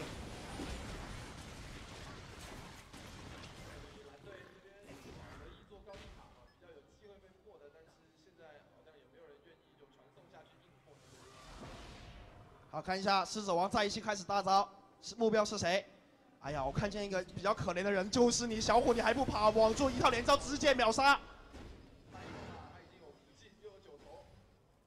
看一下厂长这个装备，水银鞋，欢欣水银鞋，青羽，幽梦之灵，9头蛇，还有无尽，预备再来个春哥。好，这边小龙刷新，好的，厂长又一次开大，目标是谁？目标是加菲猫，加菲猫跑得很快。好，厂长也是只能往回撤。好，这边上路皇城 PK， 土行孙大战 Amazing Joy， 土行孙直接被敲傻了，死在了这个木棍之下。好，这波笑笑是被单杀，笑笑被单杀啦。好，看一下这边，预备进行一波推进蓝色方，但是这个保龄球，哇，又是一波姿态要报仇了，你杀我小方块。好，加菲猫也报仇啊！这小闪看一下郭俊良再往上路走，但是好像这个姿态也挺明显的，在草丛等着。而且还插了一个针球，哇，任何一个角度超级都是滴水不漏的防御。好，看一下厂长中亚，这个中亚开的太漂亮了，就把那个网子挡住了，而且厂长没法输出，因为在塔下。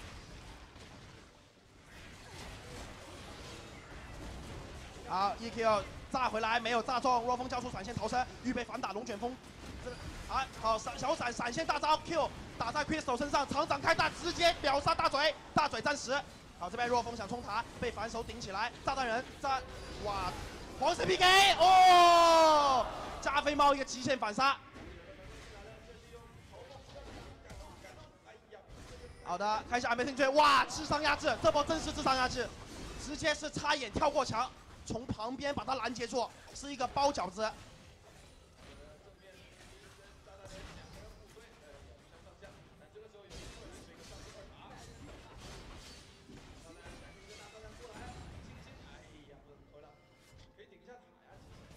这一把打得比较纠结，现在两边的经济都是8万2，不是，是这个是8万2吗？是8万2。啊，可以，我以为是82万。52比50。每人一个4个塔，一个7个塔，每人2条小龙，哇，好，很尴尬这个局势。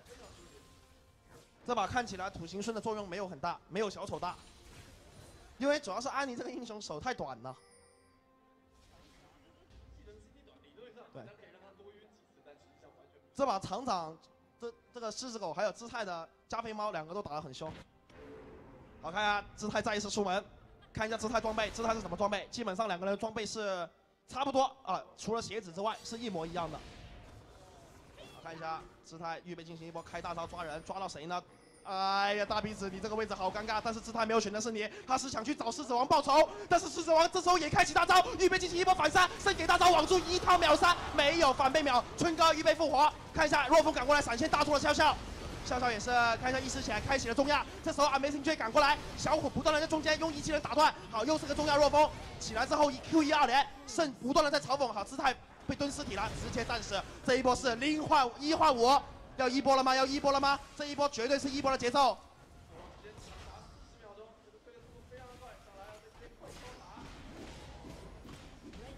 哎，上一把是2比0。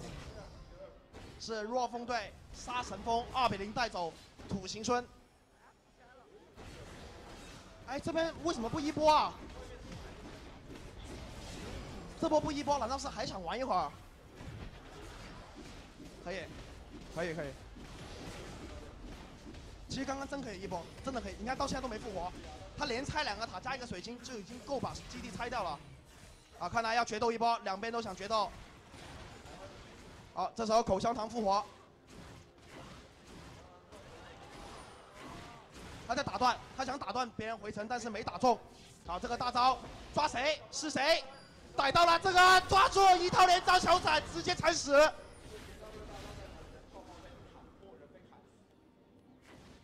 好，这波抓掉小闪之后，将会是笑笑队的一个极地大反攻。这波机会很关键。现在。就笑笑队要想着不能被加里奥跟圣一直控制到，他们连在一起打的话，就会一直被控制，一直被嘲讽，一直被拉住，很难输出。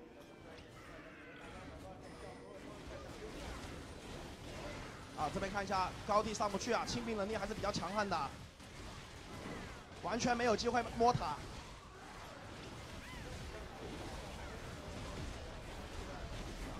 好，这边塔也是强行拆掉，剩一个1没打中，笑笑反手大招，狮子狗开大，想秒谁？看一下厂长的位置，厂长从背后拦截，看一下厂长目标是谁？目标没有上啊，怂啦，这波怂啦，厂长没有春哥不能上啊。好，这边开启了团来死亡中亚死掉。好，厂长也是被姿态逮住杀死。现在是1换1还在打。好了，9桶小虎也战死。这边 Love CD 继续追击，这把只剩一个姿态。好了，姿态也死了，又是一波1换4。原地传送，哎，挡住单挑皇城 PK， 但是大嘴怎么可能打得过武器大师？被圣落地嘲讽，直接秒杀。就感觉他们啊投降，2比0，2比0。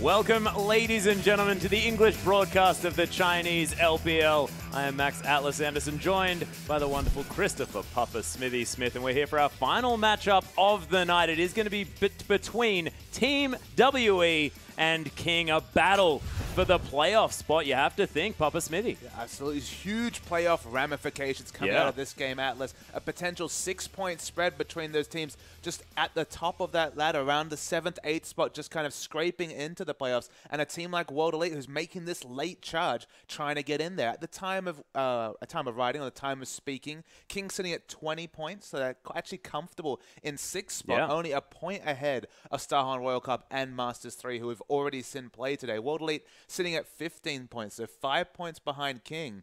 With 2 series to play after this particular match, you have to think, if they don't get the 2-0 here, it's going to be a hard road for World Elite if they want to make the playoffs. Yeah, and we heard actually the interview with Spirit after IEM as well. What they're looking for is to make sure that they're not going to get relegated. Well, they also have a chance to get into these playoffs as well, so they've got their eye on the prize, and this is going to be one of those matchups that still means a whole lot to these players. And absolutely. I mean, and the thing that Spirit really focused on was he didn't want to get relegated. And of course, if you enter that relegation tournament down the bottom, you have multiple chances, multiple series where you have to win just to stay, just to claim those last 2 spots in the LPL. Well, of course, if you make it to the playoffs and lose, you're still safe. So it's, again, the safety of making playoffs and the potential for a massive upset coming from 8th spot or 7th spot to win the LPL. It's all possible here for World Elite, but they kind of have to start with a 2-0 win over their fellow playoff competitors. That's why I say it's a 6-point spread, because, of course, if King win, that's 3 extra points, and then suddenly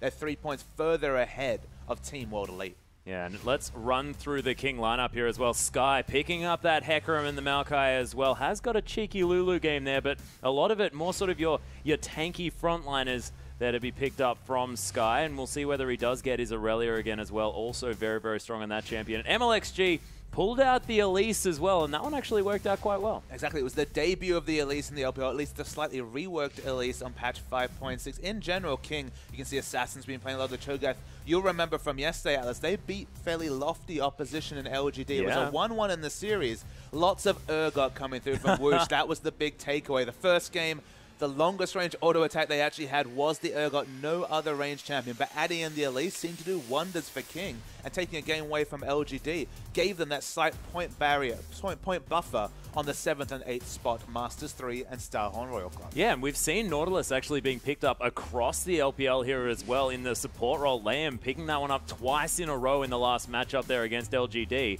and was throwing out depth charges left, right, and center, actually using that ability basically off cooldown, but able to create exactly what they wanted to in their final matchup. And I mean, it was slight, strategic error with the pick ban phase that really lost them that first match, but they really executed that team comp well, and that bottom lane of the Nautilus Urgot was working out really well for them. And if you compare that to World Elite, they also picked up a win over lofty opposition, going 1-1 with EDG yesterday, and Urgot was the flavor of the day for Mystic in the bottom lane as well. So you have to think it's going to be highly competitive picking up the Urgot pick. The Urgot pick ban, that's where we are, Atlas, in Week 10 of the LPL, but it's not a laughing matter. That's the difference between the wins and losses. It's been the Urgot pick, particularly against the Callista. Callista's been in such high acclaim in the LPL, but suddenly you can lock in Urgot and really shut down that hyper carry Callista. Yeah, and if you land one of those Noxie and Corrosive charges onto this Callista, she can almost die during that duration. And let's go over our World Elite lineup now as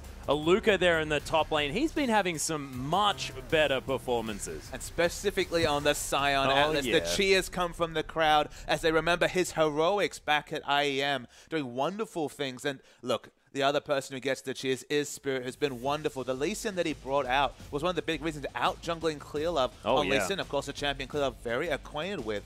Played a very impressive hand, and Jia, he's been a revelation in general. I mean, Ninja was on the up just before he had to leave the lineup, but Jia has certainly been no slouch. The Ahri and the playmaking mages, they've been the big picks for Jia. Yeah, and Mystic as well. You can see that Urgot game sitting out like a sore thumb there in the lineup of champions. He was brilliant on that one, and Yujie has always been very well acquainted with the Thresh, but his most recent performance was amazing. And I think we need to compare the two Urgot picks between Whoosh and Mystic. Of course, both in the AD carry role. We haven't seen as much mid-Urgot in the LPL. It's definitely been of the AD carry role, almost anti-carry variety. Whoosh, he wasn't really building up that cooldown reduction. That was actually the statistic I was noticing. Yeah. You know, it's maybe picking up a Glacial Shard, but sitting around 20% CDR. It's actually only when you hit 37.5% CDR that you can hit the 5th Acid Hunter during one Noxian Corrosive Charge. So then again, because that ability, the Acid Hunter, is on such a low cooldown with the lock-on, and again, has such high base damage, but not the best AD scaling, that extra corrosive charge, the cooldown reduction moving towards that is even more efficient for your output of damage than a BF sword. It's such a big factor. It's ridiculous. And Mystic, on the other hand, rushed the Frozen Heart after his Mana Moon and Brutalizer, hit 40% CDR very, very early. It felt like Mystic was definitely more of a carry performance on the Urgot, whereas the Whoosh performance was more about denying the AD carry with just sheer tankiness. Yeah, just being that sort of anti-carry that Urgot definitely can be, and managed to in the second game there against LGD. So both of these Urgot players able to pick up victories, but 100% now for Mystic, which is very, very frightening. And let's have a look at the Urgot graph here. They're looking very similar. King with 100% Urgot games and 0% for WE. I think they forgot the fact that Mystic got on there for one time. I think you actually mistook this ratio. If World Elite do not win this series, their chance of making playoffs, unfortunately, is near 0%.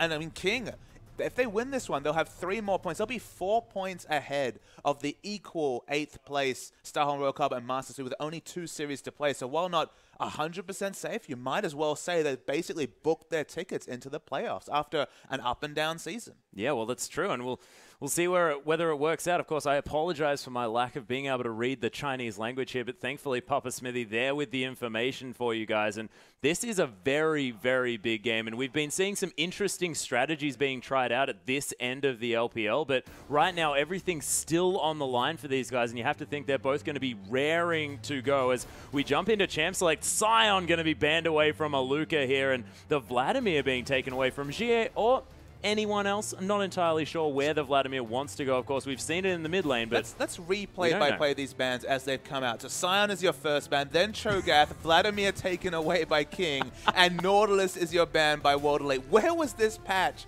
months ago? It is a crazy world. Finally a standard ban. Janna banned away from UJ. That's not the Thresh that he defaults to, but obviously a pick that King don't want to deal with. Maybe they're once again going for their short-range, high CC comp, so they don't want to have Janna repositioning the backline. Yeah, or they just want to first pick the Thresh here and get sort of the highest priority supports into their back pockets. The Azir going to be banned away from Assassin, of course. Another notable Azir player able to pick that champion back up now on 5.6. We saw Dade playing it to great effect despite the loss, and we, of course, saw Barker on that champion as well, and he was brilliant, really maneuvering around this fight. Aluka, one super tank was removed. He'll hop on a different one, and the first lock-in for MLXG going to be that Rek'Sai. It's definitely a power pick. I mean, Rek'Sai sneaking through a draft just because, again, some of these out-of-meta picks and picks, but Urgot surprisingly makes it through the first round of picks, valuing Rek'Sai over Urgot. It's come to this point, Atlas, but it's a very relevant point. Mystic was outstanding on this Urgot. It was certainly a carry performance, and Kalista, this is what Mystic completely smashed in lane. King will be absolutely looking for a lane swap because we've already seen multiple times you cannot learn Kalista up against Urgot. One team managed to do it today, but Mystic's Urgot is a completely different discussion. Yeah, we're talking about power picks right now, Papa Smithy. We've got sort of the highest priority support in Thresh going to be hovered, but the Sejuani for Spirit, that is massive. And World Elite have got so much CC. The Martial Poise, okay, it lets you hop around, but you're not going to hop around from targeted CC, from the swap from Urgot. Sejuani is going to throw things in. Suddenly, World Elite have a huge lockdown team, and in general, this is complete killjoy for the Kalista in particular. They already need a lane swap, crying out for a lane swap with their picks. And look at these lock-ins. It's actually Karthus and Hecarim. Very strange final 2 lock-ins because suddenly... Where's the support? Is this going to be another support Aurelia, Papa Smithy? I mean, you have to think that's the most obvious support champion. I was almost going to wonder who was in the jungle, but of course, probably going to be the There's a few Rek'Sai choices in the jungle. there. There's craziness going out on King's side. And World Elite, they're kind of like, okay, I think Karthus is in the mid lane. Yeah, but also Jie has his pick of anything that he wants there in the mid lane. His Diana's up, his Ahri's up, his LeBlanc's up as well. He can decide what he wants to take into this Karthus as well. And why not pick up the Ahri? Able to dodge out of the way of a lot of those lay wastes. He can keep range so that Defile isn't as much of a problem. And he's going to lock that one away. So World Elite still with a fairly standard comp, but Liam deciding that he wants to take the Aurelia there. And Fate's call on an Aurelia, get her straight into that backline if you want to. It's pretty decent. I believe support Aurelia still has a 0% win rate. I do not think it is actually one again. There is some... I think there was one, maybe. There might have been one. I can see some sims. Of course, has a very strong CC ability, but the damage on that particular ability has been nerfed in this patch. 40 less damage at level 9. You expect it's probably still going to be the first max because the only true CC ability coming through from the Aurelia. Very strange pick, and against a punishing champion like Urgot. Okay, it has high base health. Of course, you can buy some regen, but it's going to be a punishing lane in the bot as we see very standard things up the top. And I guess in 5.6, standard things in the jungle with the Sejuani versus Rek'Sai matchup. Rek'Sai going to have the early pressure. Sejuani, we know what she can get to around that level 6 mark. Yeah, as soon as you get that Glacial Prison, things get very, very frightening for your opposition as Assassin's going to take the Karthus into the Ahri here as well. The blind pick of the Karthus a little bit dangerous. We'll see how that one does manage to work out as Whoosh is going to take the Callista into the Urgot that we've seen is fairly horrible sometimes. But this is the interesting matchup. The support Aurelia against the very standard Thresh. Okay, the Aurelia obviously going to be happy to eat hooks, of course, has the much higher base health. In general, you have to worry a bit for King. They've got pretty weak lanes. The Callista's definitely going to be trying to dodge the Urgot. You take Maokai in the laning matchup against Hecarim, and Karthus is only looking to survive lane against Ahri. Definitely not going to have kill pressure. So despite the fact they have an early skirmish jungler, it almost feels like the Sejuani might be the one that's able to get the early ganks rather than necessarily the Rek'Sai. Yeah, and there's a nice nautical theme there with the Thresh and Urgot as far as the skins are concerned. The giant enemy crab bot and, of course, the deep sea Thresh. But let's get on to the Rift and see how this game shakes out.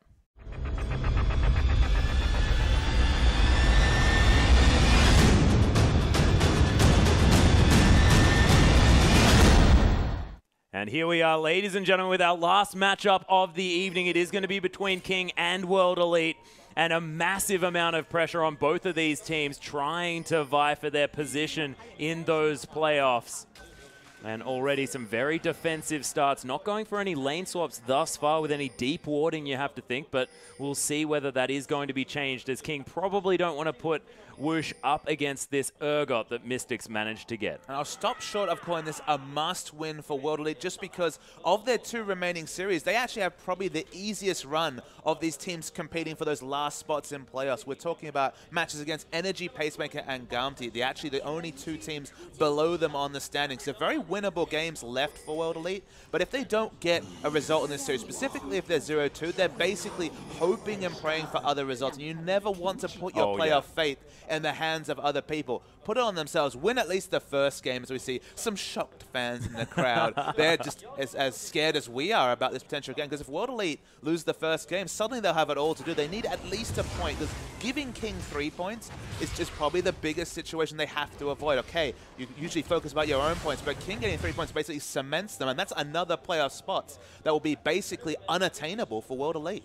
Yeah, and there's a lot of teams as well that are very, very desperate to get that spot, and World Elite, of course, really need to be able to get through here, and this is one of the winnable matchups that they have that can really get them up there. So we'll talk a bit about this matchup, sorry to cut you off. The big thing about Urgot is that he's surprisingly weak at level 1. He definitely doesn't have a lot of lane push. Both these champions are definitely auto-attack focused at level 1. The Rend for pushing on Whoosh's side.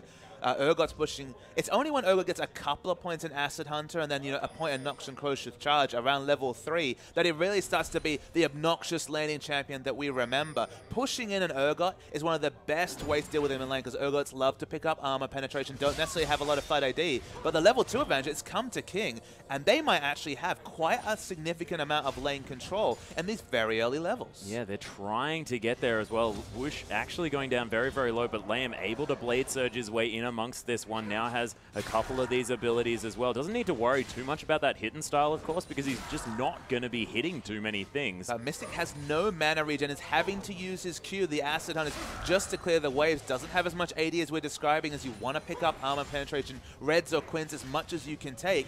And Urgot having to use his mana for lane control is a bit like a Corki having to use his mana and his Phosphorus Bomb to trim waves. It means that once he starts to scale up level 3, level 4, he won't have quite enough mana for Harass as MLXG.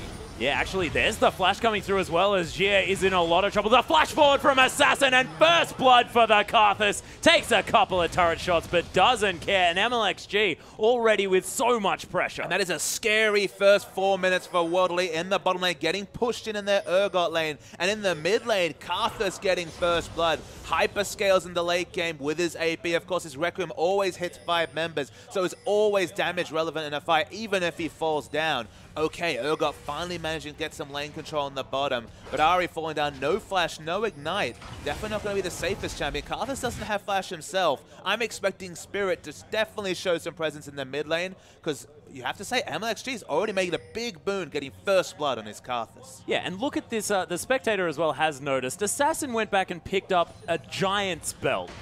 So this Karthus is definitely going to be healthy in this lane, and going for obviously one of those Riley's Crystal Scepters just to make sure that he has as much CC as possible. Riley's is a wonderful item on Karthus. Of course, if you hit the Q, if you clip the Q on the only target registered on the lay waste, then of course you get the double damage that comes with the Q, but you also get a single target slow, and because that ability is on, what, a 1 second cooldown, you do have perma CC between that and of course your wall to ensure that you hit your lay waste. The ultimate also applies slow as well, but this is all just to give him laning options against the Ahri. That's the big consideration here. Didn't have enough gold for a Catalyst, so what will the build be? Will it maybe just be a tier after the Giant spell? Because you're going to need some form of mana regen. I guess you could avoid it, but then you're basically completely blue reliant. And the crazy thing is, if a Karthus doesn't build any mana, doesn't have blue buff, and you kind of let him run through his mana, you can just not kill him, and he just can't do anything. Yeah, well, that's the thing, and I'm a little bit confused about that pickup because, of course, he does like to get these setup items. He loves to have the Rod of Ages. He loves to have the tier as well, but not going to be the option that Assassin's deciding to go with. And he was one of the players that managed to pull out the Cho'Gath first. He has been changing up this meta as well with a lot of different ideas, but we'll see whether this Riley's rush, by the looks of things, is going to work out here for Assassin, or whether he just had 1,000 gold when he went back and just wanted to capitalize as much as he could. Well, follow this leap of logic with me, Atlas. We'll go on a magical journey of theory. I'd love to. I love going on magical journeys. There's no with you. PYL, so no true magical journey, but a theoretical magical journey. Not a magical nightmare either, I hope. But let's see if my reasoning holds together. Kallista's definitely going to have to scale up against Urgot. You give the early scaling advantage to Urgot, would you not? Yes. Absolutely. He's definitely going to have the mid-game power spike. In the top lane, Hecarim has quite a high item floor as well. He needs Trinity Force into tanky. So Maokai especially can build Catalyst, can build Glacial Shroud, can build cost-effective tankiness. So again, he'd have an earlier power spike. If you're building Tyr and Rod of Ages, you're opting into 3 delayed power spikes. Only really Rek'Sai having an earlier power spike from the jungle, which is not really a relevant factor. I feel like maybe Karthus is just looking for as many stats as early to ensure he's at least not dying in lane, and maybe just a tier instead of tier Rod of Ages to ensure that his power spike is early as MLXG. Oh yeah, usually actually getting caught out here as well. The Ignite's on. There's the Requiem as well. Assassin's going to be able to lock down the kill. Heal not enough, especially with that Ignite. And King, again, so much power. And MLXG, he has leveled up as a jungler. Yeah, it was a reactionary heal. He should have noticed the Ignite and just saved that summon selfishly. Again, Karthus picks up another kill. His power spike is going to be much earlier if he doesn't opt into Rod of Ages. So perhaps going for an early focus build might help King in this early game, because we found in competitive, you pick 3 late power spikes, you're probably going to lose this game in the mid game. Well, unless you're going to have MLXG running around the map, getting advantages left, right, and center. But you're right, that hasn't been what has been successful. It's been sort of these mid-game focused team comps, and also having at least a bit of insurance to help you out through this earlier stage. And Assassin decided he wasn't. Actually, he did go back, picked up a late tier, and does have that amplifying tome as well. So I'm not entirely sure what Assassin really wants to go for. Look, he needs mana sustain from somewhere. 700 gold is a much smaller investment than the Rod of Ages. And again, not going to be scaling. There's not going to be any mid-game lull. If he gets a 12, 13, 14-minute Rylai's, which is looking very possible at this point when he already has the Giant's Belt and the Amp Tome. At least he will have some lane presence. The solo kill pressure from Giet won't be there, and Karthus will be one lane where King have pressure, and one lane that MLG doesn't have to relieve pressure from. If you have 3 losing lanes and Rek'Sai needs to be everywhere, even with a global ultimate, that's just not something you can do as a jungler. So I really like this coming through from Assassin, because again, you go tier Catalyst as a Karthus with 3 losing lanes, with pressure in every lane from World Elite. Statistically, historically, you just don't win games. No, but you can see Mystic now able to have complete control over this lane. Has gone back, picked up that tier as well as a couple of long swords, going towards that Brutalizer as quickly as he can. And of course, we've seen a few things out of Urgot as far as what the first buys are, and it seems to me like when you cannot afford to pick up that Manamune straight away, you want to get that Brutalizer as soon as you can. I mean, Brutalizer gives you so much kill pressure. At this point, we can't tell how much cooldown reduction the Urgot has from runes. Some people are picking up those cooldown reduction blues, because cooldown reduction blues per level will give you 15% CDR at level 18. Of course, you can take 5% flat CDR from your mastery. So again, people have really been experimenting, but Brutalizer is so much kill pressure. Again, if you can't get that Manamune as a straight buy and start stacking super early on auto attacks, Brutalizer gives you a lot more lane presence, and of course brings your cooldowns lower. As World Elite, they're translating this bottom lane pressure into an early dragon attempt. Yeah, so they are going for it here. Yujie has come around, and Spirit now with level 7, threatening with the Glacial Prison, does of course have the double buffs on him as well, and that's going to be an easily secured dragon, and Spirit going to take away these tunnels at the same time. So very good control of this map thus far as those neutrals are concerned by World Elite, and they're not too far behind. Wall of Pain going to cause Yujie a few troubles there in the mid lane, but he is going to be able to still dodge away from those lay wastes, and he's keeping very healthy in this lane. And King, they just shouldn't be opting into fights at this point anyway, because again, we've discussed Hecarim scaling up. He's got the Phage. He, of course, wants Trinity Force into looking at this enemy lineup. Maybe a Frozen Heart and a Giant's Belt, perhaps, to be team fight ready. Karthus doesn't have a completed item, working towards a Rylai's, and you'd have to assume an Archangel's into possible Seraph Embrace transform. In the bottom lane, Kalista has nothing, has a Vampiric Scepter, just for a bit of sustain in lane. So King do not want to shoot for fights early, and if they can just stay in lanes, if they can stay competitive in CS, which is very difficult to do in the bot lane especially, but it would have been difficult to do for Assassin if not for the Giant's Belt and just the repeated ganks coming onto Gia and the pressure. He's actually ahead in CS of an Ahri, and what is, at least on paper, a good matchup for Ahri. The scaling is on from King, so if this goes quietly, if they can just get through the laning phase, they'll be very happy, and a couple of dragons going to World Elite, that won't change anything. No, not too bad here, of course. It is sort of the consolation prize that you do get for having one of these team comps that is earlier power spiking in being able to at least lock down the first few dragons, but King will see whether they can actually hold on to this game. We've seen it hasn't worked out in the past, but World Elite, they don't have a whole lot of pressure because MLXG has just been so effective on this Rek'Sai early on, able to affect this map and help his lanes stay competitive. And when you've got a Kalista in this lane against Urgot, who's only behind 6 CS, I mean, he's still behind, but that is definitely working out. Spirit setting up camp here on the top side of the map. There's the twisted advance from Maluka, but Sky still a fair way away from Spirit. We'll see when he does decide to pull the trigger. And Sky's just going to top himself up with the Flask. The kill pressure's not really there. They don't have the Karthus on their team to supply any more damage. Of course, it's going to have the Onslaught Shadows to get away, and Alucard's just not able to chip down the Hecarim's health, so not going to be a fruitful gank path for Spirit. He'll back away. Karthus has the Rylai's very, very quickly. 400 health is going to be a very relevant stat, and just trying to stay alive against the Ahri. Didn't notice how much magic resist he's running. We'll see over here. Running standard magic resist blues, so still is fairly effectively tanky with the 400 health and the flat magic resist blues. And look, Ahri not having solo pressure in bot is a very in mid lane, sorry, is a very relevant thing, because Karthus can just stay in lane, keep trimming the waves. Of course, gets a lot of damage with that Defile, just standard max second. And again, Karthus, like Vladimir, who we've seen this weekend, is a hyper carry of magic damage in the late game. So getting him through a laning phase, just like when we speak about with Vladimir, is very relevant. And there's an Oxy and Corrosive Charge as well, as Mystic able to put the pressure on. You can see Wushin in there as nice Dark Passage, going to get Mystic to safety here as MLXG going to get thwarted in his gank attempt down on this bottom side. Now going to head up through the river, actually thinking about, well, at least throws a Prey Seeker there, but Mystic going to narrowly dodge out of the way of that one.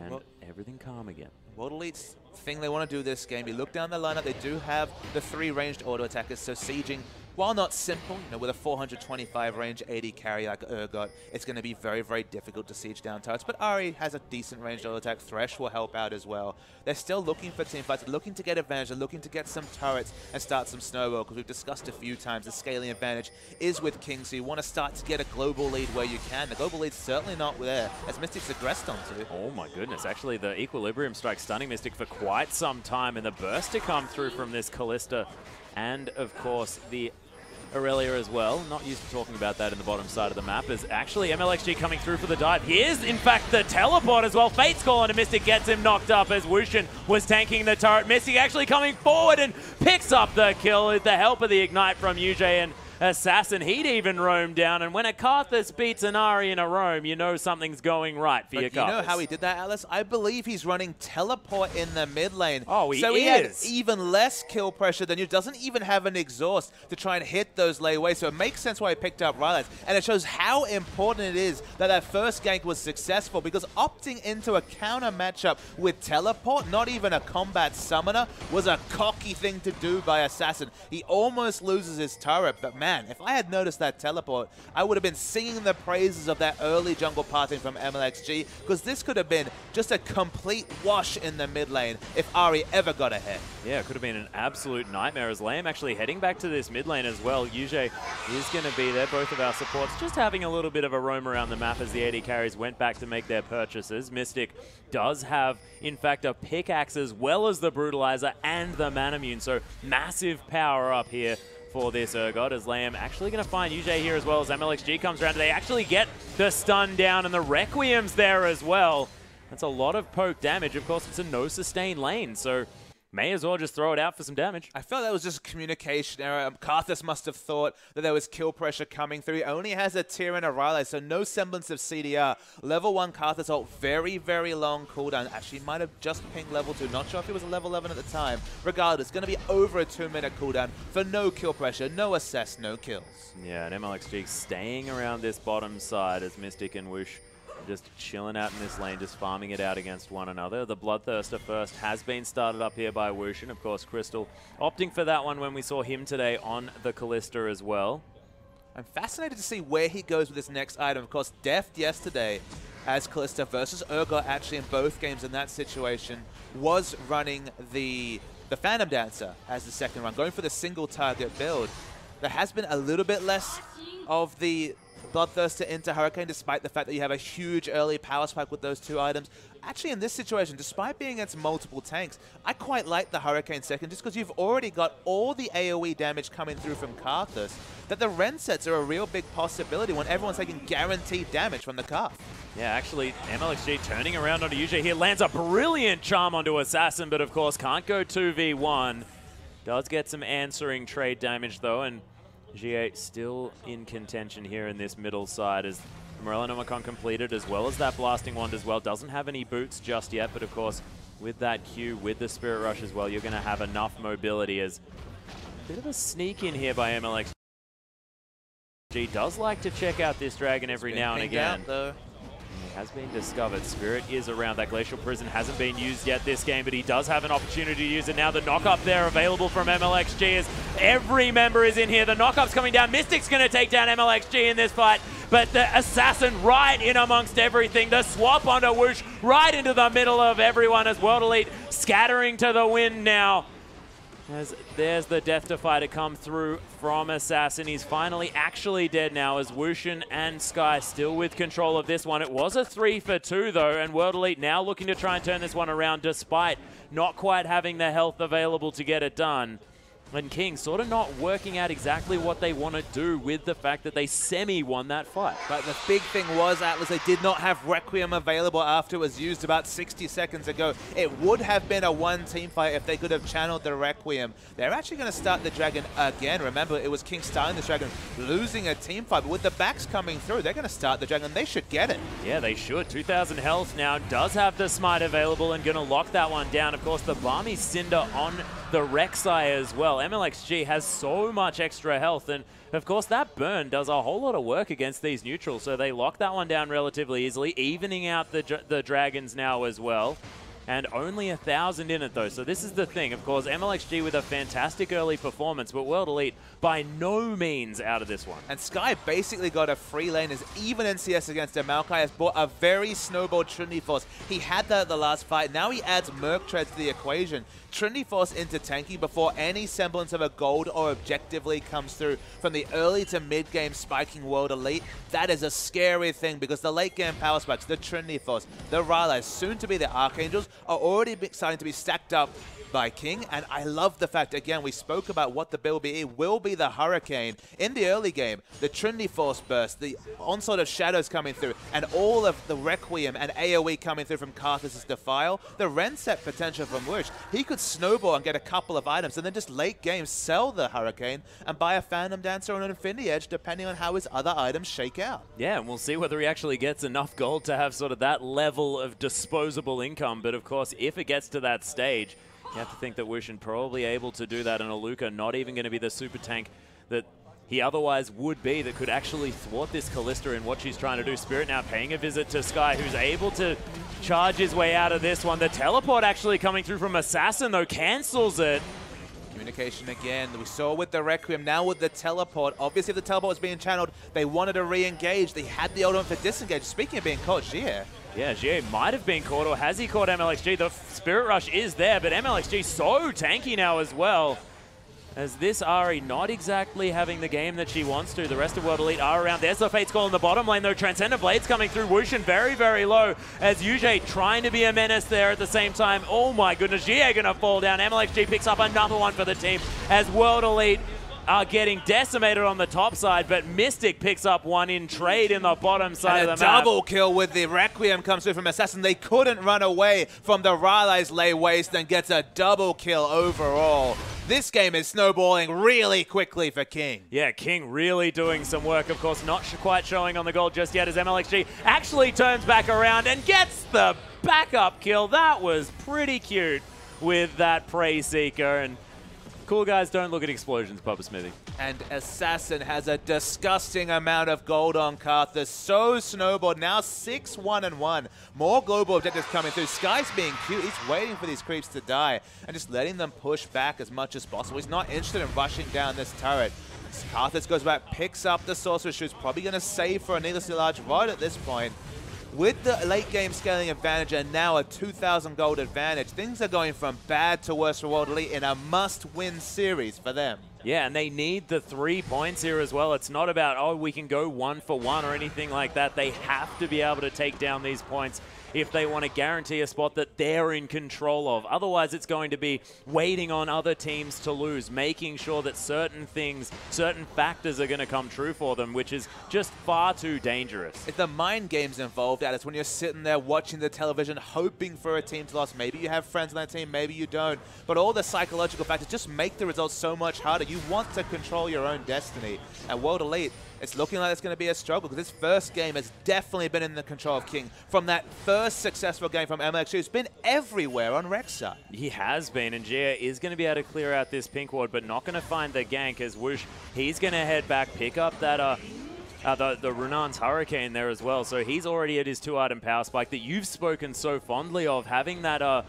that Hurricane is just fantastic paired up with the Bloodthirster as well. And look at all the setup damage coming through. Trinity Force, Hecarim, the Karthus we've already mentioned is super snowballed this game. If Karthus goes in, dies first, and Kallista's in a position to start cleaning up, send the Fates Call Aurelia into the fight, you are going to see some sick Ren sets coming through because the damages, there's no Aegis coming through from World Elite just yet. They need an Aegis to deal just with the Karthus. You never want to have to build an Aegis early against a single AP champion, but Karthus is the one who demands that, and Karthus is who is most snowballed this game. Yeah, and that is just a terrifying thought on its own here, as Jie having a woeful game on this Ahri. 0-3-0 has been shut out so far. And he was the one with the counter pick, remember. He could have picked anything. He picked the Ahri into the Karthus. And you'd have to say lost lane. A big credit to MLXG for that, really vindicating the first pick Rek'Sai. We've definitely seen Rek'Sai's feast or famine in some cases, done very, very well or struggled. This Rek'Sai done a lot of work for the team. Yeah, and Assassin now does have that Seraph's Embrace completed as well. Sky more than happy to get underneath this turret, and they are going to be able to take out the mid lane outer turret here as well. King now with the turret advantage. They've taken top, they've taken mid. You have to think that the bottom lane is going to be the next option here as Whoosh is able to push this one out. But Mystic is still there, and he might be the shining light here for World Elite as far as being able to stop what King are doing in the later stages. Absolutely. He's already shown his proficiency. This champion beat Deft quite handedly in that World Elite versus EDG game yesterday. Definitely showed the most proficiency on Urgot of the few Urgots that we saw yesterday. Has the Frozen Heart, so he's probably sitting on about 40% CDR at this point. I'll be able to estimate it for you guys shortly, just having a look.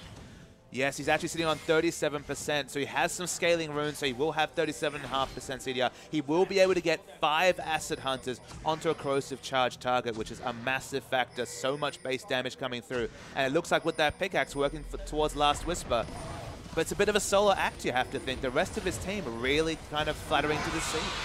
Yeah, it's a bit of a problem here as World Elite actually going to try and pull out this dragon here as well. It's going to be the second for them. They do have the positional advantage, but King making their way in here as well. There's the teleport to come through from Aluka. They lock down the dragon. There's a twisted advance as well. Aluka right in amongst this fight. There's the Fates Callers. In comes Sky from the backline. The double knockups as well as Lamb actually going to flash out here as there's the swap onto Mystic. They take down Lamb. Can they get any more? There is Assassin right in amongst this fight. He's going to die, but he doesn't mind about it because, of course, he's Karthus. Has the Requiem here as well. A double kill already as Yuji falls down. Mystic going to die as well. Whoosh is going to finally fall as Spirit locks down that kill. MLXG going to die. There's the Arctic Assault over the wall, but Sky versus Spirit. You have to think the horse going to come out ahead. And the ace, but so close for King. Super close fight coming out from King. I expected a much more landslide victory, but the tanky members and earlier power spikes from World Elite were doing a lot of work critically. Aluka salvaged the end of the fight by flashing onto Whoosh and getting the assassination onto him with his base damages. King also get a turret though.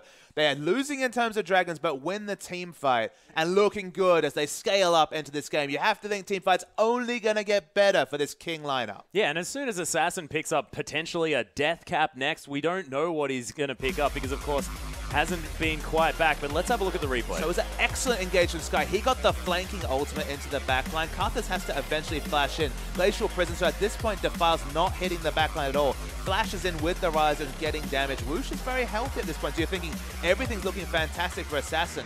Finally falls down. Requiem is channeled, but most of the other members, all of the front line, barring the Hecarim, has fallen down. Whoosh flashes in for an auto. That's his one mistake that fight. It's flashing in, caught by the counter flash from Aluka. Now it's just tanky men fighting slowly. Aluka falls down. Spirit's the last one to die, so King win, but it was a slim victory. And something we weren't able to touch upon just as the fight ended was that Locket was a big pickup. Only had a Kindle Gem, but turned it into a Locket before that fight started, and it did so much work against this Karthus. Yeah, and Spirit able to go back and capitalize on a lot of the kills that he managed to pick up in that fight. Now has the Glacial Shroud completed. Also has a Sight Stone as well, so going to have a whole heap of health and now some actual statistics here to help him against some of the AD damage. But Whoosh, he's picked up a Last Whisper since that fight, and this Callista is really starting to go off, and that's without mentioning the outright Void Staff on Karthus. It's a super necessary Last Whisper coming in through, because this is going to be a triple Frozen Heart lineup. Yeah. Already completed on Maokai and the Urgot, as expected for both those champions. Sejuani's already got the Glacial Shot. I guess she could go towards an Iceborne Gauntlet, but realistically, it's going to be a Frozen Heart. It's not the first time we've seen triple Frozen Heart. I believe this was already done against TSM by Team 8, I believe, in the NALCS. Triple Frozen Heart, not that unexpected, but all of those doing a lot of duty against Whoosh. And okay, gonna have a bit more armor penetration, but the attack speed reduction, you have to think with 3 members riding that aura, it's gonna hit Whoosh. Yeah, and this World Elite lineup is going to have double Locket as well.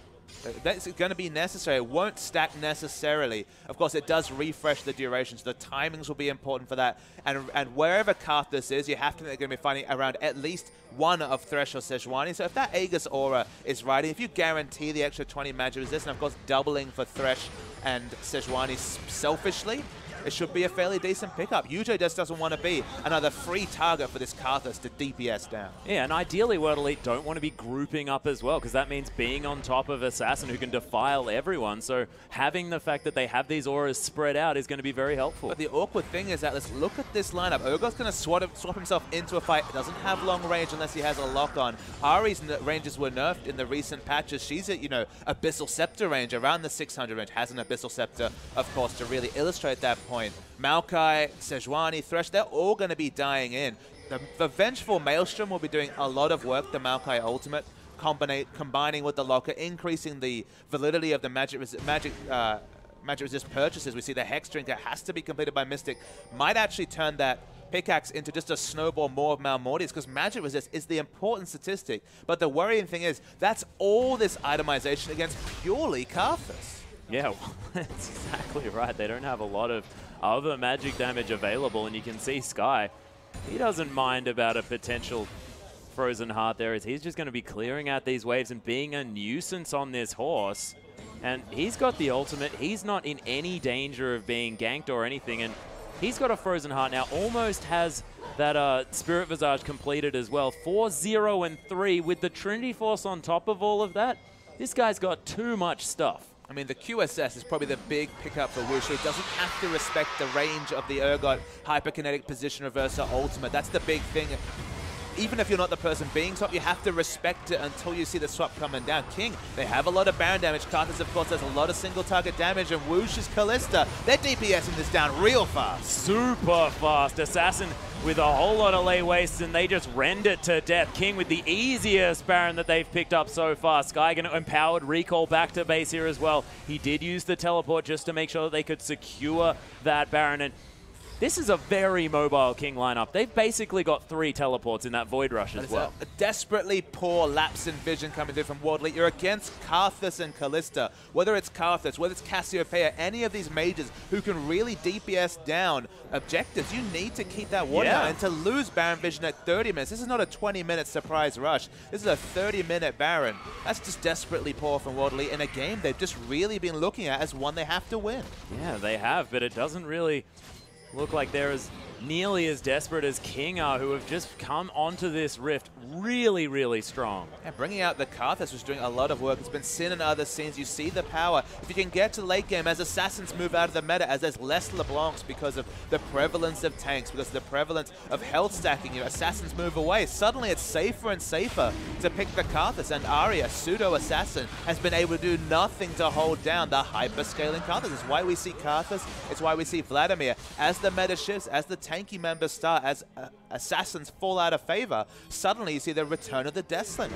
Yeah, and I find it interesting that you're talking about Assassins falling out of favor and then Assassin actually falling into favor at the same time. It's a very, very interesting thing. I mean, the player, as you mentioned, has been stepping up on the off-meta picks as well. Loves the Cho'Gath, another very tanky champion. Yeah. Karthus is built super tanky. The effective health between the 400 health Rylai's and the Seraph's Embrace shield is going to be doing a lot of help in the front line. Honestly, he's been living too long in some of these fights, not being able to channel the Requiem early enough, which is a real first world problem in competitive play for a short-range mage. Oh dear, I'm living too long. But the death cap you have to think is coming soon. You can see how much he needs to reposition. Distortion boots coming through. It helps for the teleport, but I think that's largely for the flash. Yeah. Just to be able to flash into the back. Has the Rylai, so everything's going to be slowing, including, of course, the Wall of Pain. They keep scaling Do King and World Elite with an Urgot especially. One of the reasons why we say Urgot falls off, okay, it's because he's a short-range carry, but the other factor, what does damage to tanks in the late game? It's all about Infinity Edge Phantom Dance. It's all about attack speed and critical strike, multiplying your damage consistently to the front line to be able to take down a tank. Urgot, even if he picks up a Last Whisper, just cannot compare in damage to a front line, especially compared to just a standard build carrier. It's not like we're getting a standard build from Wush, but it's close enough, and Wush will have a better time dealing with a front line than Mystic. Yeah, Mystic going to take that Dark Passage there away from the Prey Seeker, but MLXG still going to lock that one down. But King, they did manage to get the inner turret there on the bottom side of the map, but have they done enough with this Baron? I think they're doing fine. I mean, they could have done more. They have a decent siege team. Actually, I take that back. They've got one ranged auto attacker, and look, Karthus is on paper a ranged auto attacker, but have you tried last hitting with Karthus? Even on patch 5.6, doesn't really want to be auto attacking the turret, so they don't have the best Siege team. They're built for team fights, so are World Elite. But World Elite have been on the back foot. They haven't been able to push their advantages in the mid game. Now they probably feel a bit sheepish. They're not sure what to do, especially with the Baron being down. I believe Baron has worn off at this point.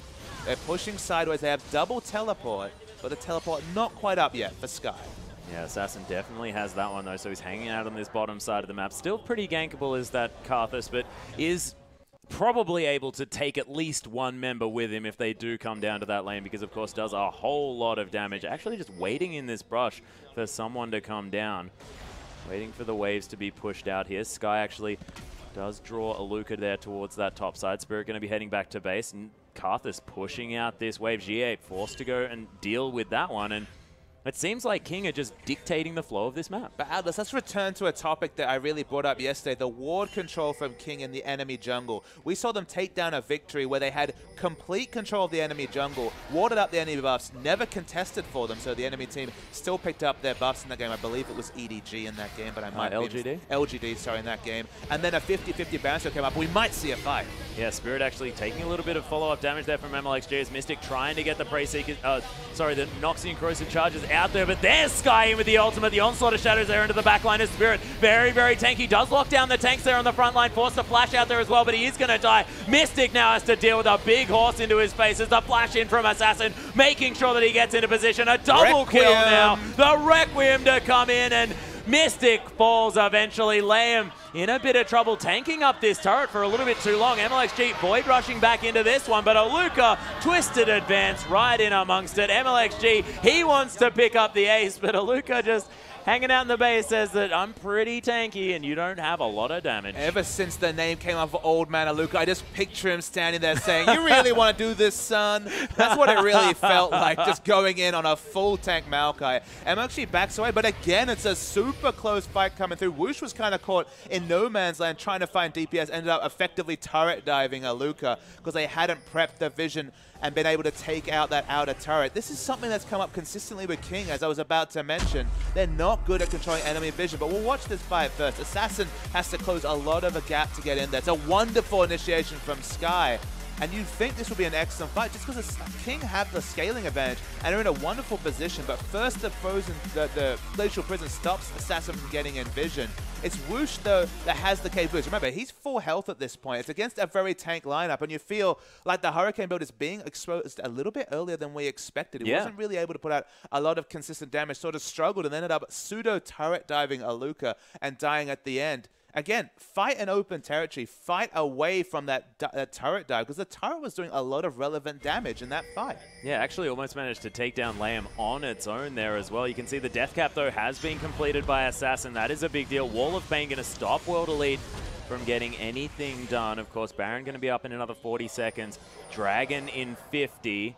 World Elite's waves are much stronger. And you were mentioning, you saw Karthus holding back. You were saying, why is he not pushing harder? Although we might see the flank. Yeah, the teleport coming through from Sky. You could imagine that could be anyone here as Assassin is there in the backline. Mystic taking a lot of damage, trying to swap himself into this one. Actually gets towards the backside as MLXG doesn't quite find the Prey Seeker. Wushin still jumping around this fight, does rend UJ to death, and is still able to get the work done. Arctic Assault is going to get Spirit to safety, but Assassin, he's going to fall down. Mystic, he's dead on the backside as they're going to switch kills here as Aluka now forced to run away. Spirit does get the back in. These fights are being very, very even considering the fact that it's such a lead for King, but Aluka might be locked down now. That passive doing a fair bit of work here, but the tanky members of King are pretty huge. MLXG is going to take down Aluka, and Spirit now finds himself in a situation he doesn't want to deal with. Wushin, he's tanking up the turret, has to be careful. Glacial Prison is there. Spirit actually decides to get back in amongst it,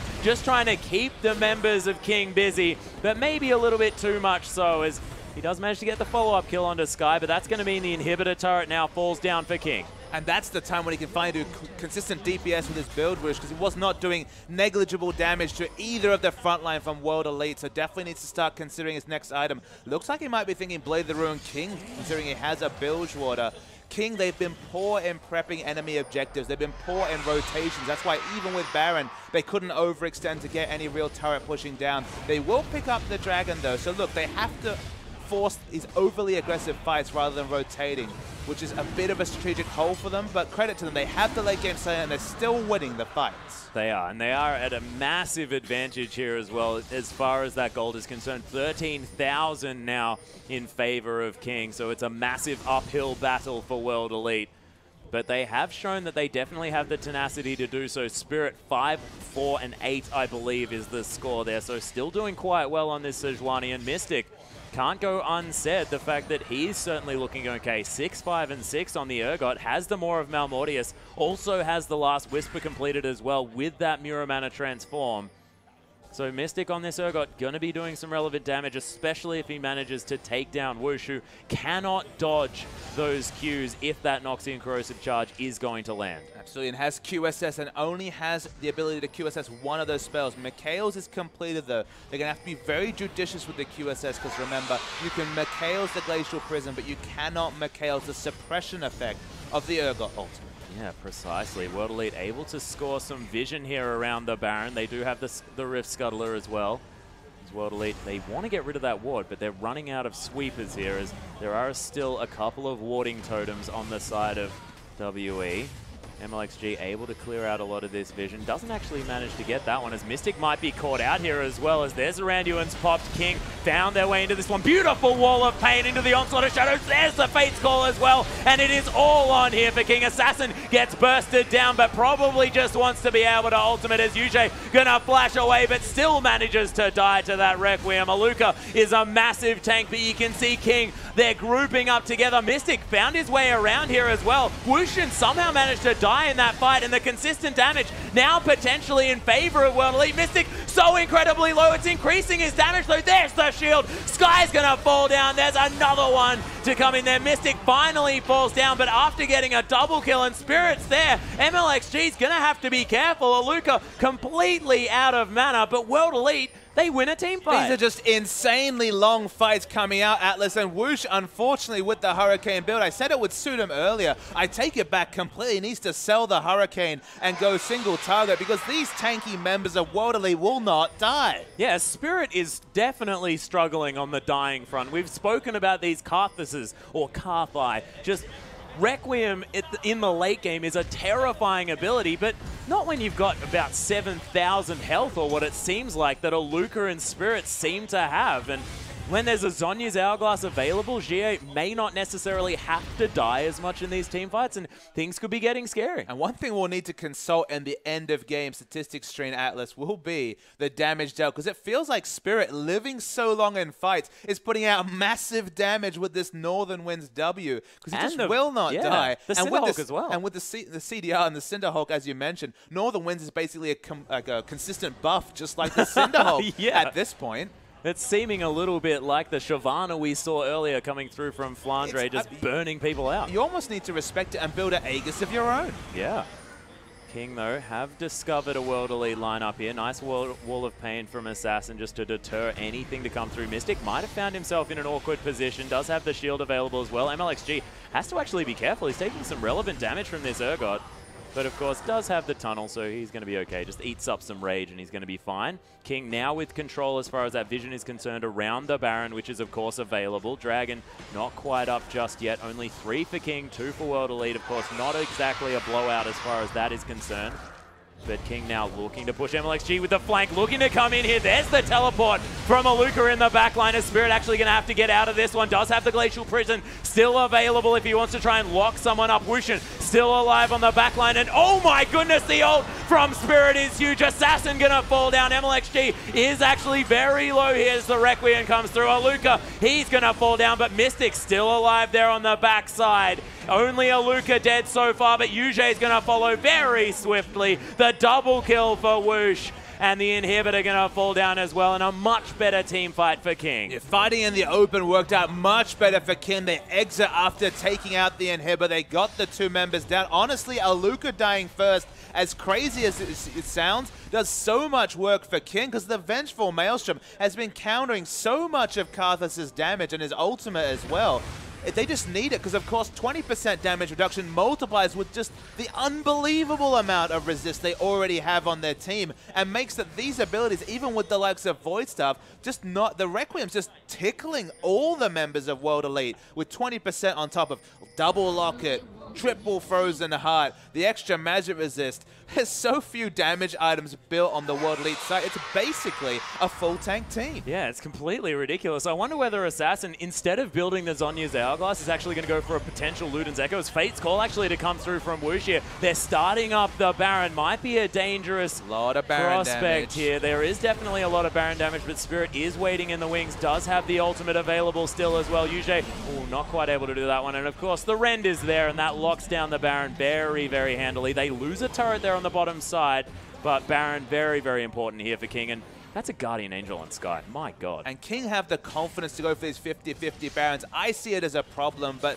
at least they're assertive with it, and they know how to smite around Kalista. They smited early and knew that Kalista had to secure over 1,400, at least around that point. 1260 damage, I believe, was the secure coming through from the Rend. Not bad. But they're happy to opt into these 50-50 Barons. Remember, we saw LGD, TBQ stole away a Baron yesterday, so they're consistent, you have to say, in the end. People are hitting item caps. It's probably going to be a last item Zhonya coming through from Assassin. I've lost track of the Dragons. Actually super close, 3-2.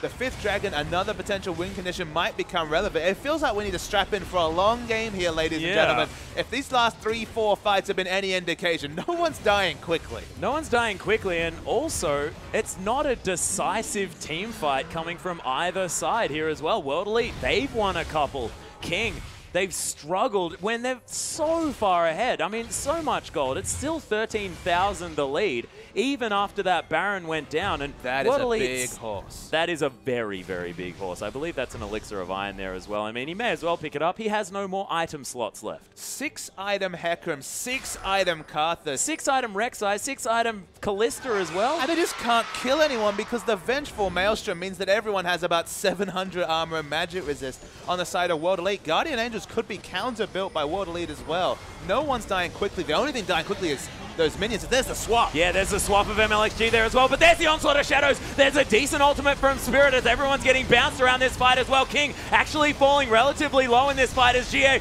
coming back around. Assassin going to get taken out here as well as Sky's in a lot of trouble. The GA pops, but there's the Requiem not quite finding the kills, but the Rend sets are here and Woosh trying to get some work done. GA, he lands a decent charm.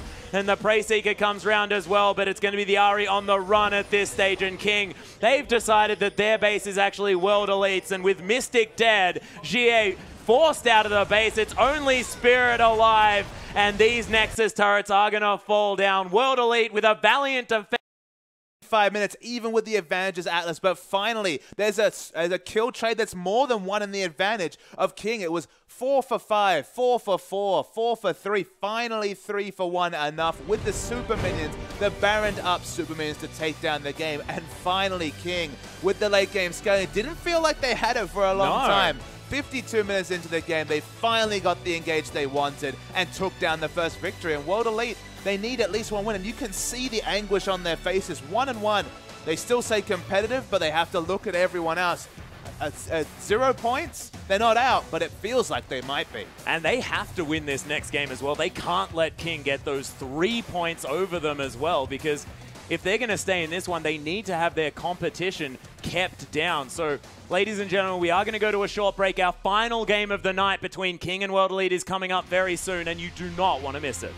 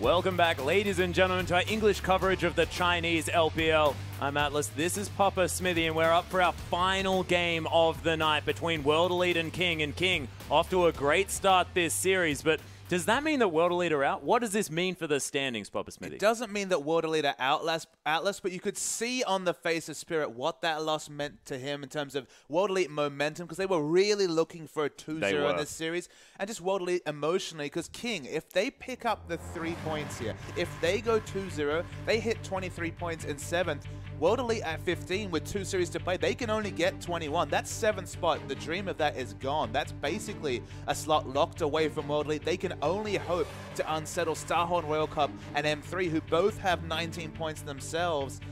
With a maximum of 21 to be gotten, that requires Starhorn Royal Cup and M3 to both severely be underperforming in their last couple of series. And M3 themselves, they still have 3 series left. 2 points from 3 series, that's hoping for that from M3. That's really kind of praying to the gods if you're a World Elite fan. So they need to get at least a point here, and even then, it's looking tricky. It is definitely looking tricky, and as you can see, World Elite actually taking that into account as far as these bans are concerned. They've banned away the Karthus here. They've gone back to the Cho'Gath and Nautilus bans as well, but you can see Urgot, he's snuck onto the ban list. King don't want to see that. And Sejuani's available, but I think maybe Spirit, you can see how personally down he was, couldn't even face the camera after the loss. Maybe he needs to get onto the mid-game champion, because it was all about MLXG, snowballing that mid lane for Assassin in particular. Karthus actually first blooding Ahri in lane from the excellent Rek'Sai gank. I think maybe the mid-game pressure, the fact that they're not banning Sejuani suggests to me King are happy for Spirit to be forced away from the likes of the Nidalee, from the likes of the Rek'Sai. Put him on a farm jungler to stop him from just bossing around teams. We saw him bossing around Loveling not many weeks ago on Nidalee versus Jarvan. I think he needs to go for the earlier power spikes and impact those lanes early, because even though he played well, he just couldn't propel World Elite over the line. Yeah, and the last time we saw World Elite looking fantastic was with Spirit on the likes of Lee Sin here as well. So we'll see whether he does decide to go for something like that early skirmishing power, but it's the lock-in of the Lissandra here, either for Skye or for Assassin. Most likely there for Assassin in the mid lane, and we'll see what World Elite respond with to this one, because, of course, the Kalista, no surprises there. Whoosh more than happy to lock that one away, and you can see Spirit, he's not looking as down as he was before, and we'll see whether he's going to be able to keep his spirits up heading into this one, and that was an awful pun. So for all Aluka's recent plotters, specifically it's been his Scion play, which of course is target banned out in this game. They lock him in Maokai. I don't know why they couldn't take the Kalista, because remember, the last ban of this draft is King banning Urgot. Kalista is suddenly the in vogue AD carry, the AD carry that had been banned almost permanently previous to Urgot coming onto the scene. Suddenly Kalista doesn't really have a lane counter. There's good laning matchups like Lucian, but Kalista would have been a very safe first pick, and you would have got one of Maokai or Hecarim. You would have got one of those champions. But locking in the Maokai when 2 capable top laners are available gives away some real power picks in terms of the Kalista, and then the Lissandra, I guess, for just a very safe flex pick. Yeah, very safe flex pick, and Assassin looking to shove that one into the top lane as well, but not deciding to, as it is going to be King taking away potentially a very similar situation to last time, as Hecarim being looked at and Aurelia already locked in, and that's going to be Liam again on the support Aurelia. Happy for the support Aurelia. UJ on is very trademark Thresh, but Aurelia did very competitively in that lane. You can see the synergy between Aurelia and Kalista. You can dive in and then have the Fates Call to get out of the fight, or you can use the Fates Call for the initial knock-up into the 2-second situational stun coming through from the Equilibrium Strike. Lucian is the obvious pick against Kalista in terms of laning. Lanes very well, can be a pseudo tank buster, and there was definitely no semblance of a tank buster in the last game, but a far less tanky lineup in general coming out from King. Lucian probably the safe option, and Jia, considering his options, basically has to blind pick his mid. No, it's going to be against Lissandra, you'd have to think.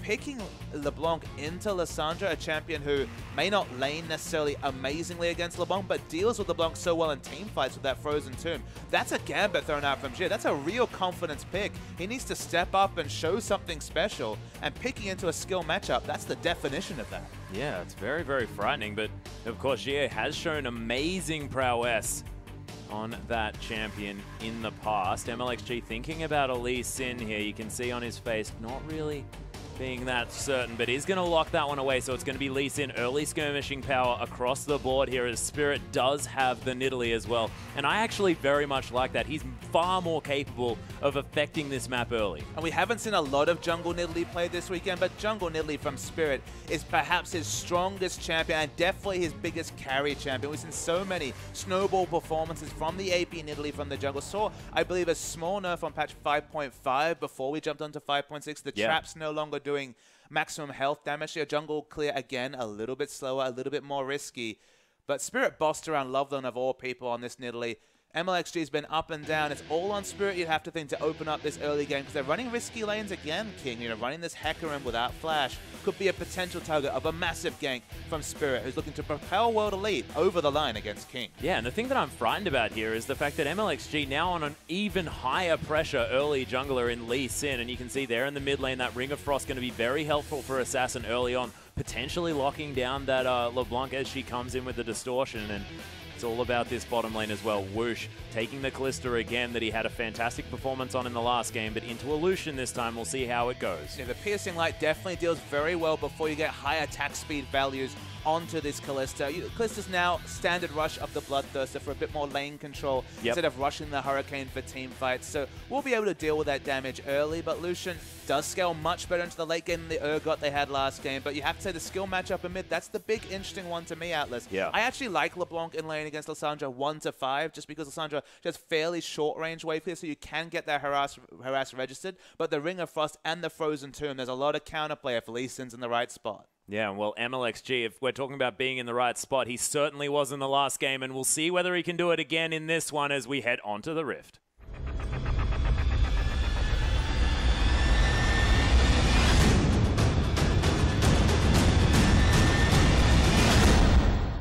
And here we are, ladies and gentlemen, onto the Rift for our final game of the night. World Elite looking to try and take the points away from King here as they're lining up a 2-0 victory. And if there's ever a featured matchup, you can see with the cues coming out from both these champions. Spirit and MLXG, they're trying to wrestle control. The early advantage in the first game, the snowball came from that Rek'Sai gank. Rek'Sai, amazingly, falling through picks and bans this series. Completely, yeah. Needed to counter the Nidalee with something, and he's gone for Lee Sin.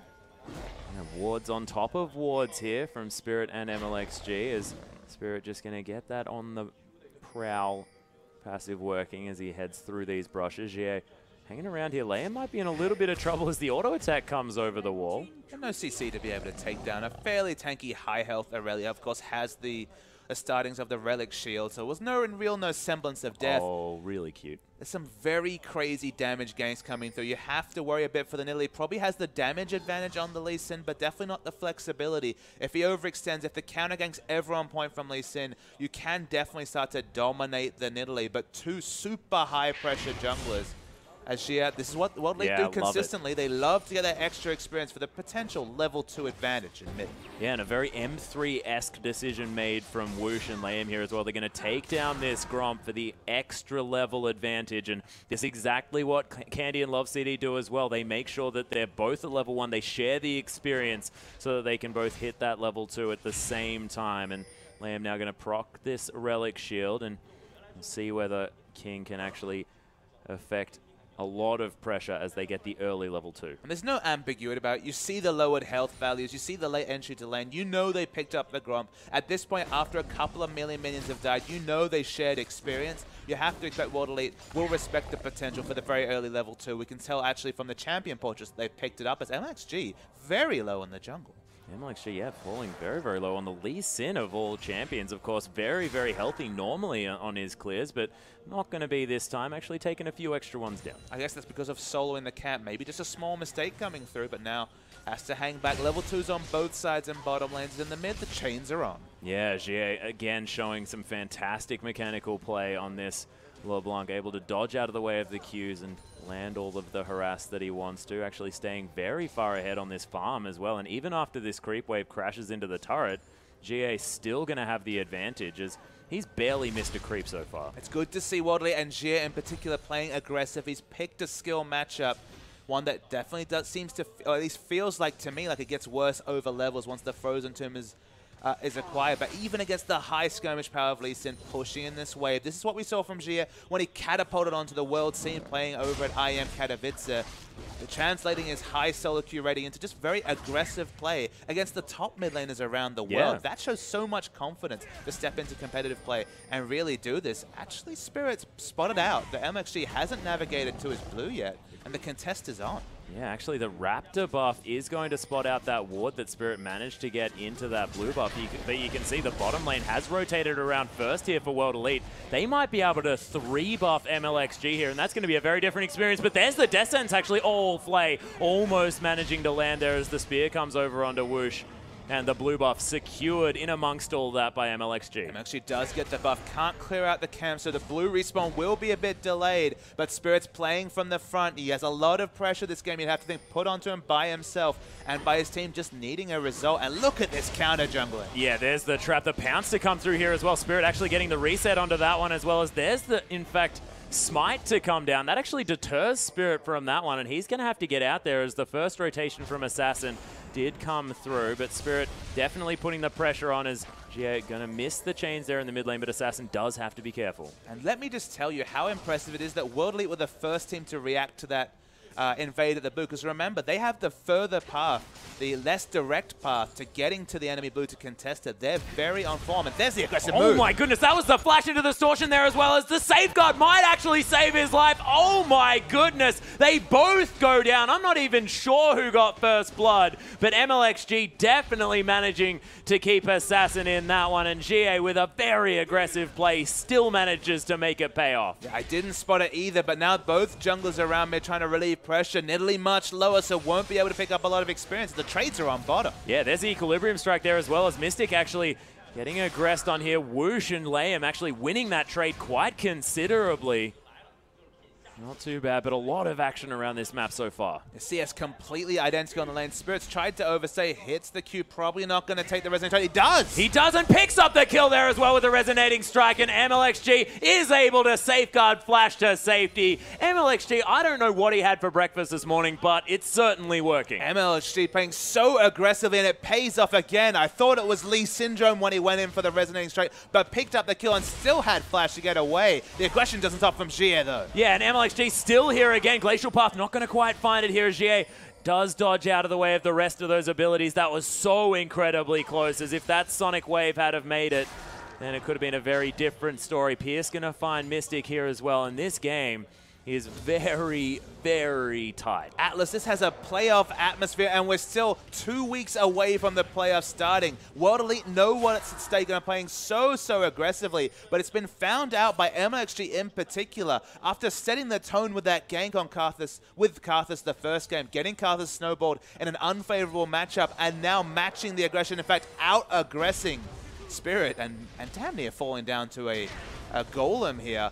MLXG has put in a masterful performance, and what has been an up-and-down season, like we said, we don't expect this level of play against perhaps the best-performing jungler in the LPL in 2015. Yeah, and if there's ever an occasion to rise to here, especially in this role, it is most definitely now, as MLXG up against Spirit and definitely showing that he can contend with the top junglers. As GA actually going to get very aggressive onto Assassin Spirit. He lands the spear as well, and GA picks up the kill in the end. So it does pick up the kill. Spirit's going for the standard Magus enchant, but look at this first pickup from MLXG. It feels like he's taking a leaf from perhaps Loveling's spells. It loves to pick up the Juggernaut enchant. Now, of course, Cinderhulk, but previously the Juggernaut enchant on Java when everyone was picking up Warrior. It's actually the Cinderhulk enchant coming through from MLXG, so certainly not going to be the same 2v2 skirmish damage, but given all the turret diving and general craziness, just going for Cinderhulk Lee Sin. Cinderhulk Lee Sin, of course, it is going to work out. It does give you a whole lot of extra health here as well. He loves to build the Sightstone, so the Sightstone spike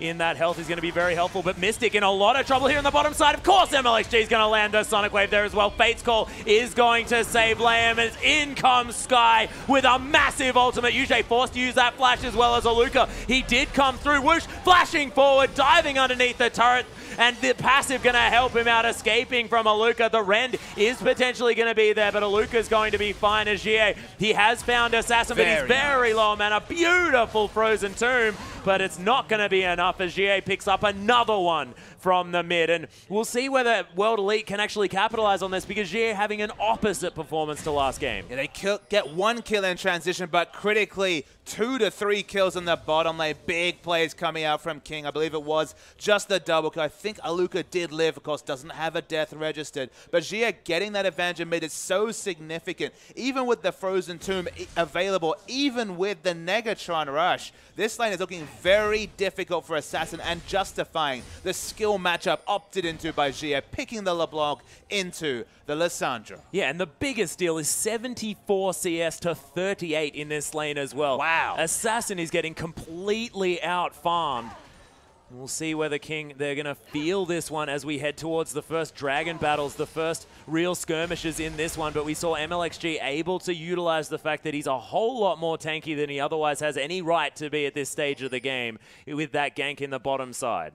I'm just surprised to see the Cinderhulk and Lee Sin, just because Lee Sin doesn't get to build a lot of damage. Of course, it's not the Frog and Lee Sin mid days when you could go for the Pantheon-esque builds with Brutalizer, Tiamat into the Last Whisper. You only get one slot of effective damage item. Warrior gives you so much early skirmish damage that I didn't think it was something you could really give up. I thought Lee Sin would be the last of the champions to opt away from the Cinderhawk. As you mentioned, naturally picks up health items, probably going to be the Randuins and the Sightstone this game. Yeah. So I can see it. And look, the skirmishes, he's been hitting the skill shots. If anything, you could say that if he navigates to the right spots, if he does have the health to tank up a turret, and if the lower damage means that he just ends up providing more assists than taking away kills, maybe that'll work out for his team, despite the fact that it doesn't seem ideal. Oh, Fate's Call actually going to be used defensively here on the bottom side, as Whoosh going to take Lamb away from trouble. Spirit paying a visit down there. It's really weird thinking to say, well, doing less damage might be helpful, but hey, if you pass over the kills, it might be relevant. There's the Frozen Tomb. Yeah, G actually going to head back to his Distortion, but he's already in the tomb, and MLXG picks up yet another kill, 3-0-2, and I mean, you say that he doesn't have any damage, still managing to pick up quite a few kills at this stage of the game. And his jungle pathing has been out-jungling Spirit. That's what we're saying. Spirit out-jungled Loveland. That was a surprise to us. That was a really cemented Spirit's reputation that he'd grown at IEM with wonderful performances there, catapulting World Elite to the finals, beating the GE Tigers. In this situation, it's MLXG that's been super surprising, rising to the occasion of facing one of the best junglers in the world, at least performing in 2015 in Spirit.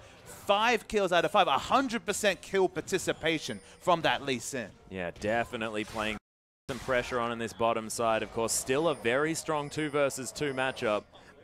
But as soon as MLXG gets there, it's a completely different story. It's just very weird to kind of dissect the power of these 2v2 matchups. Lucian Thresh, the Wifesteal bottom lane, one of the traditionally stronger bottom lanes, but Aurelia Warps, it's a different kind of champion. The disengaged CC that she brings as she levels up the Equilibrium Strike is very, very relevant, as World Elite will at least pick up the first dragon of the game. They timed it till the backs had come through, and they pick it up without any contest. Yeah, no worries at all. Spirit manages to lock that one down. Does already have his Magus Enchant on his jungle item there as well, the Trailblazer to come through, and is very even on the farm with MLXG, who hasn't spent any time in that Death Chamber as well, but of course the kill participation not nearly there for Spirit. Of course, having some extra kills on the map does make MLXG look a little bit better, and still is on 66%, so still not too bad. Spirit's got his core, he's got the Magus Enchant, the big 80 AP, the 20% CDR, and of course the tier is stacking up, so he's doing just fine for himself, but definitely not the snowball performance he would have been looking for in Champion Set, not already working towards the Archangel Staff, for example. And I guess returning to this bottom lane as we see Mystic clearing out a wave with the culling, I'd probably give the trade advantages to Lucian, but his issue is that the disengaged targeted CC from Liam, every time he tries to go aggressive, if a hook registered or anything like that, you get that 1.75 second stun. You can't go in aggressively. Aurelia deals a lot with these aggressive lanes. It opens up a lot of safety for Callisters. There's the dive. Yeah, Spear not actually finding the mark. That was a beautiful sidestep from Sky. Is going to get that one in, but Aluka now with a whole lot of pressure on this top turret with Spirit. There's going to be Sky possibly heading back to base, of course, with no flash. Of course, always taking that Ignite teleport there on the top side, but his teleport just coming back off cooldown here as well, and they are going to give up on that turret take, as Glacial Path going to be taken by Assassin here in the mid lane, as MLXG looking to lock down this Rift Scuttler, but in perfect vision of World Elite. But I believe Aurelia and Lee Sin weren't spotted away. They're going in aggressively. The Wolf Spirit doing a lot of defensive duty. King are putting a lot of pressure around mid without even breaking a turret bottom. I mean, Lucian hasn't entered lane. They're just trying to cause a bit of pressure. Jie doesn't have a lot of wave clear, you have to remember. Nidalee isn't much of a help in that situation. It's only Lucian with a lot of ranged wave clear, and a lot of that's the culling if we're talking about safe wave clear. So I can understand the thought process of just getting a couple members into mid and trying to take this first outer turret, the critical mid one. Yeah, we'll see whether they are actually able to do so. 700 gold, only the lead here for King, so things still very, very close. And Whoosh, with that Bloodthirster, just has so much staying power now in this lane. Mystic with a BF sword, so a fair bit of damage, but definitely doesn't have the lifesteal that is available to Whoosh. I think he's ready for a massive buy. Yep, 2,200 gold. I believe he has enough for the Infinity Edge, so he's just trying to back away. Yes, he goes back, picks up the Infinity Edge. That's why he was sitting on a BF set for so long. He moves away, at least at a time when it doesn't threaten Dragon. King are pushing up, but there's no realistic objectives to be taken, not even the bottom turrets. They're not going to be punished for this buy timing, at least as far as I can tell. Yeah, MLXG is waiting around, knows that he hasn't been spotted. Of course, multiple pink wards here around this area. Glacial Path not going to be taken. That's going to give Jie some opportunity to distort this wave to death. MLXG still hanging out on this bottom side. Outer turret does fall down, as Spirit is going to take this red buff as well. Falls to 1 HP, but no one there for a potential steal. And Mystic and Yuji heading back to the lane saying, where the heck did our turret go? That was just a better buy timing coming through from Whoosh to be able to shop twice, I believe, for the Vamp Scepter and then the completed Bloodthirster. Overstayed for that Infinity Edge did Mystic, so Bax loses his turret. Probably not going to be a big deal, but always good to see King on point with their rotations because they've struggled with them a bit in the last 3 games they've seen. At least with that buy timing, gets them an advantage in bot lane. Yeah, Jie, he's going to be able to clear out this wave underneath the turret as well, continuing a very high CS lead, considering the fact that the lane wasn't going to go too much in his favor as far as this Lissandra was concerned, especially considering post-level 6, as you were mentioning as well. So does have approximately a 20 CS advantage, 18 if we're being pedantic on that front.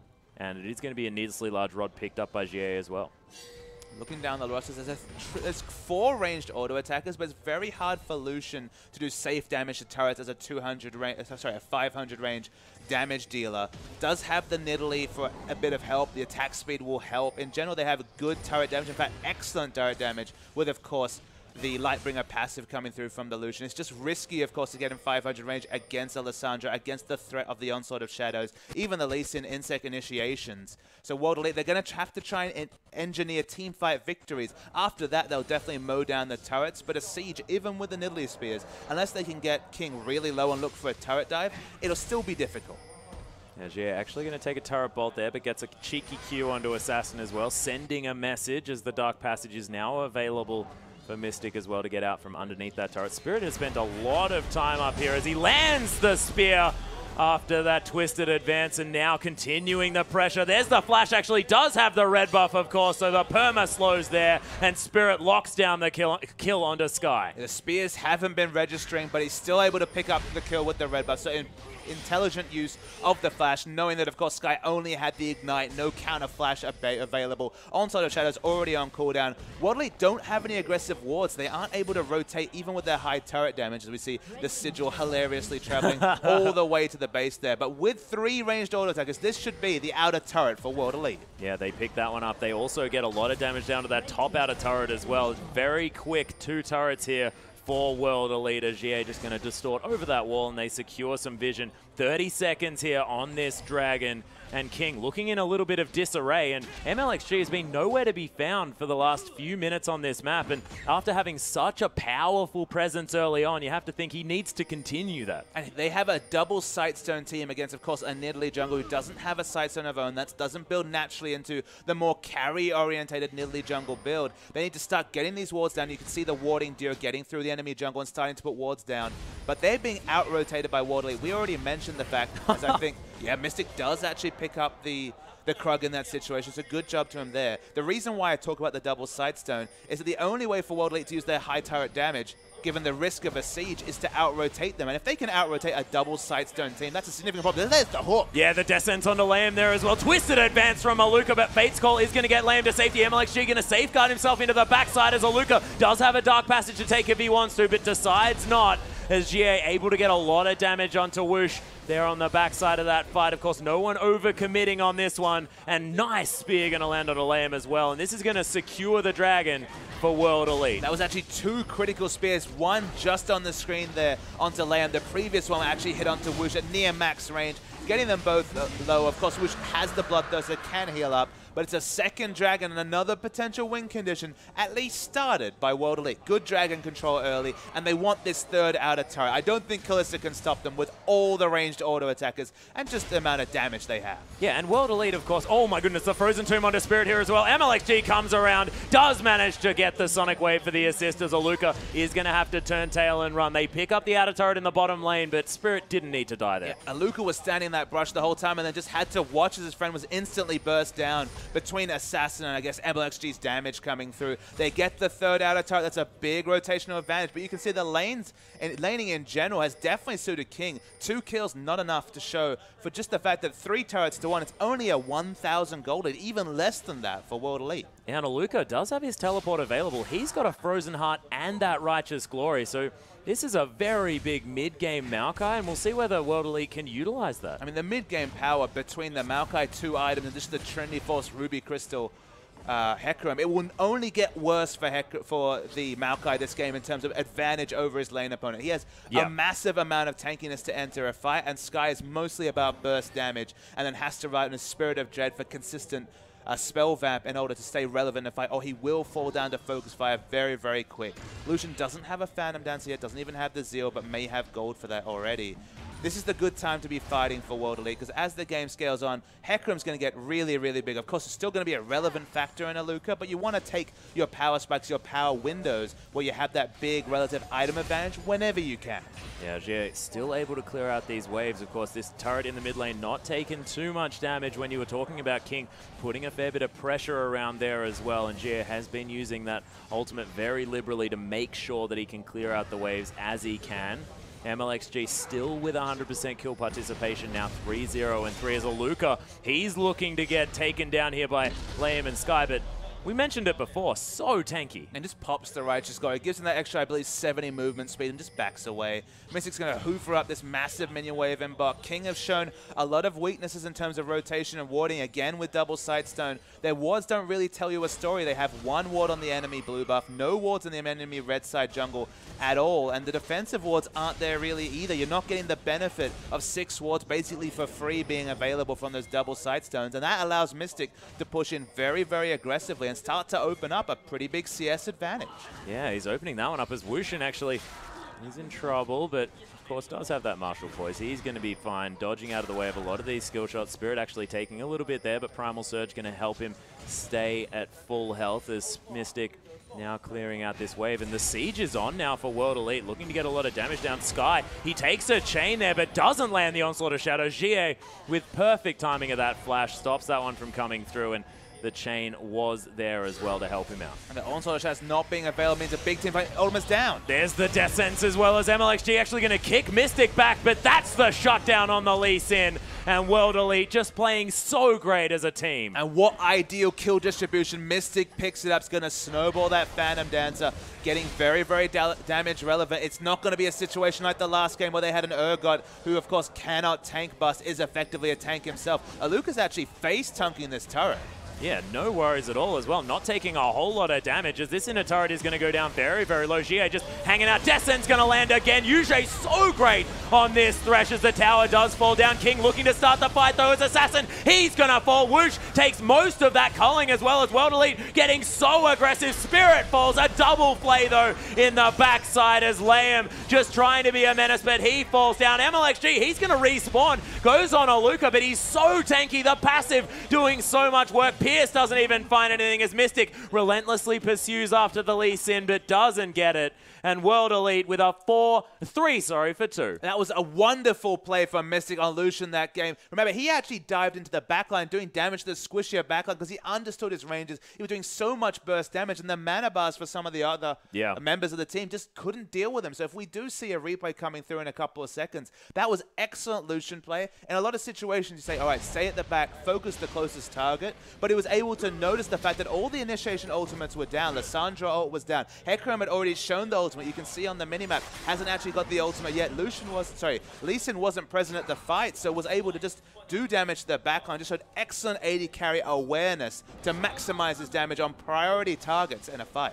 Yeah, and it's not necessarily something that you ever get the opportunity to do, as well as Mystic able to weave around those auto attacks by the looks of things. Of course, bending those bullets just a little bit. That wasn't a great movie, to be perfectly honest. Destin's going to land on a lane here as well, but it's a really nice Fates call to get him to safety, stop the initiation. But there's a Luca, twisted advance right onto Sky, uses the Onslaught of Shadows, but does it to the Death Chamber as Liam now going to dive into his demise as well. There's a really, really long twisted advance as Assassin just going to Frozen Tomb himself, but he doesn't have the Zhonya's, so he's going to fall down as well. And World Elite now just taking this game just in control. And the positioning from their whole team was so on point. In the front line, it was the Maokai and the Thresh. Old man Aluka running these fights from the front line, locking people down with a twisted advance. Jia overextends, but of course not the Warrior Enchant, only the Hex Drinker for damage. They're looking to rush down this Baron. Mystic fighting at the back was doing so much damage in that fight with his Snowball Phantom Dancer we just mentioned. Lee Sin's still in the picture. They're looking for a steal. Yeah, and that was actually very interesting, using the passive there as GA just to make sure that he's got an extra ward. Little bit cute, but that is going to make sure that the Baron does go down to World Elite. That was a very quick one. They lock that down for themselves. 7,000 gold now the lead, and World Elite looking to be able to at least pick up 1 point in this matchup. And deny the potential of the 3rd point, Alice. Remember, 23 points, World Elite cannot overcome that advantage. But only the 1 point, World Elite will have 16 points, and of course 2 victories and King falling away. They still theoretically could finish higher than King if they can at least deny the 3 points. This is a very important victory for World Elite. They've rushed down the Dragon here, King. It looks like they'll have control of it, but World Elite, they want exit kills. Yeah, Assassin actually taking a bit of damage here as well. Glacial Path going to get him to safety, but he's away from his team. MLXG might have been caught out. That's a cute little Sonic Wave onto the Scuttler, but I don't know whether he's going to be safe as the Safeguard is still on cooldown. He kicks Spirit out of the fight. Oh, the Spear! He moves into it. There's the max range Spear, takes down the kill, and Whoosh now is forced to run away. Glacial Path going to get Assassin out, but another Spear lands. The flash into the twisted advance, and Aluka follows up. Oh my goodness, that Death Sentence was so close to Assassin as the Frozen Tomb not even available, and World Elite, if only this was the team that was playing in the last game. And Spirit, after the really rough early jungling where he was out-jungled by MLXG, hitting every critical spear when it matters, when the game is on the line, they will at least take the inhibitor in this situation. And what is such an important game for playoff standing, World Elite, they have a massive advantage. They haven't won yet, but it's damn looking good. Yeah, and they have the strangulation of this map here as well. You can see the pink wards are there. They're moving around to this inner turret in the top lane as well. Look at these pinks towards the top side of the map as MLXG looking to try and get something done. But Aluka, he's an immovable object in these fights. Sky having the flank though. There's the fear onto Mystic as well, trying to take down the AD carry, but Sky just gets ripped apart. Assassin looking for the assassination. They do take down Mystic, and there's the Frozen Tomb onto Assassin as well in the backline. Does fall down, but trades his life for GA there as well. Spirit comes in, just destroys Whoosh, and World Elite now with all of the control in this fight as the kitty cat just mopping the floor of King. The double kill now for Spirit. He's looking for MLXG, lands the spear. Payback for time. the pounce. There it is, the kick. The Dragon Rage is there, but Spirit with so much chase potential, he might continue the rush down, but jumps the wrong way, and MLXG might be safe. You could tell there was a bit of feeling in that duel. Atlas Spirit wants this victory so bad. Happy to trace Lee Sin out of base. He walks back in though, but even though it's just the tanky Aluka on Maokai and the Thresh, they should be able to break the base, but certainly no inhibitor coming through for World Elite. Yeah, it is going to be the MVP minions there as well, doing a whole lot of damage. Speaking to of that the turret. minions. Oh yeah, Spirit, he does have a lot more relevant turret damage at the same time. especially with that Primal Surge, but look at the minions stacking up around that turret, and that is every inner turret down, 2 inhibitor turrets as well. That is 8 turrets to 1 now for World Elite. So much gold in that, and 11,000 gold is the lead that comes of it. And the Vision Strangulation was there on the minimap, as I think we'll be loading into a replay. We'll wait to see if we do get to see the last fight. Looks like we might not. We get to see our charming faces here, Atlas, so there's still something for the viewers. Yeah, at least something, yeah. But it's been just an amazing performance by World Elite, a big level up from their previous game. We're going towards the end of the replay. This is after Lucian has already fallen down. There was the assassination coming from MXG, but who shows up late? But Spirit doesn't hit the spear, but of course does ride the lantern and get the last kill onto Lamb. Chased onto MXG after that situation. Almost complete strangulation, but the fights, they keep going. Yeah, and Aluka's offered a dark passage, but he doesn't want to get out of the fight right now. The Ventral Maelstrom is there as there's the knock-up to come through onto Lamb, but look at Aluka, he is so tanky. MLXG eats that entire... Whoa, Wushin! How was he there? That is not where he wants to be. The takedown from Spirit gonna lock down MLXG, and he finally gets his kill. Spear. Another spear gonna land. Lamb forced to flash. And this could actually be the game as World Elite, they're taking down Nexus turrets. And this has to be off the back of some incredible play from Spirit. Spirit, Mystic, both of them really stepping up. Yujay. Fight continues. That is a beautiful descent there as well, as Mystic just going to take down a Constellation Nexus turret instead of Sky, who's going to fall down anyway. Lamb relegated to the fountain as the Nexus falls. Beautiful play from World Elite, and they just took over that game from about 15 minutes and never let go. An excellent choice of words, relegated to the finish. One thing that's for sure, Atlas,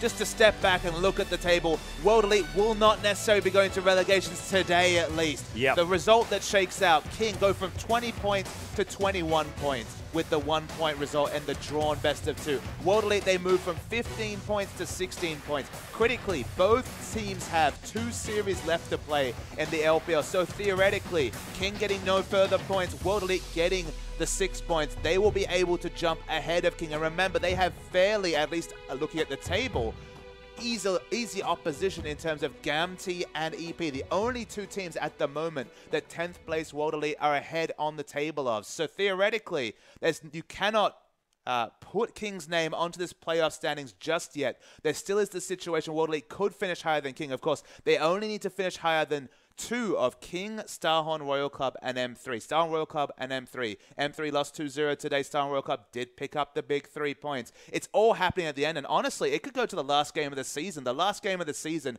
at the end of next week is Vici against M3. Man, it's all happening, Atlas, and the LPL. Yeah, and Vici are looking so incredibly strong. Going to be very difficult for M3. But ladies and gentlemen, that was the final matchup of tonight. We still do have another day of LPL tomorrow, so definitely hang around for that one. But on behalf of myself, Papa Smithy, Spawn, and Pastry Time, and our entire production crew, thank you so much for watching. We'll see you tomorrow.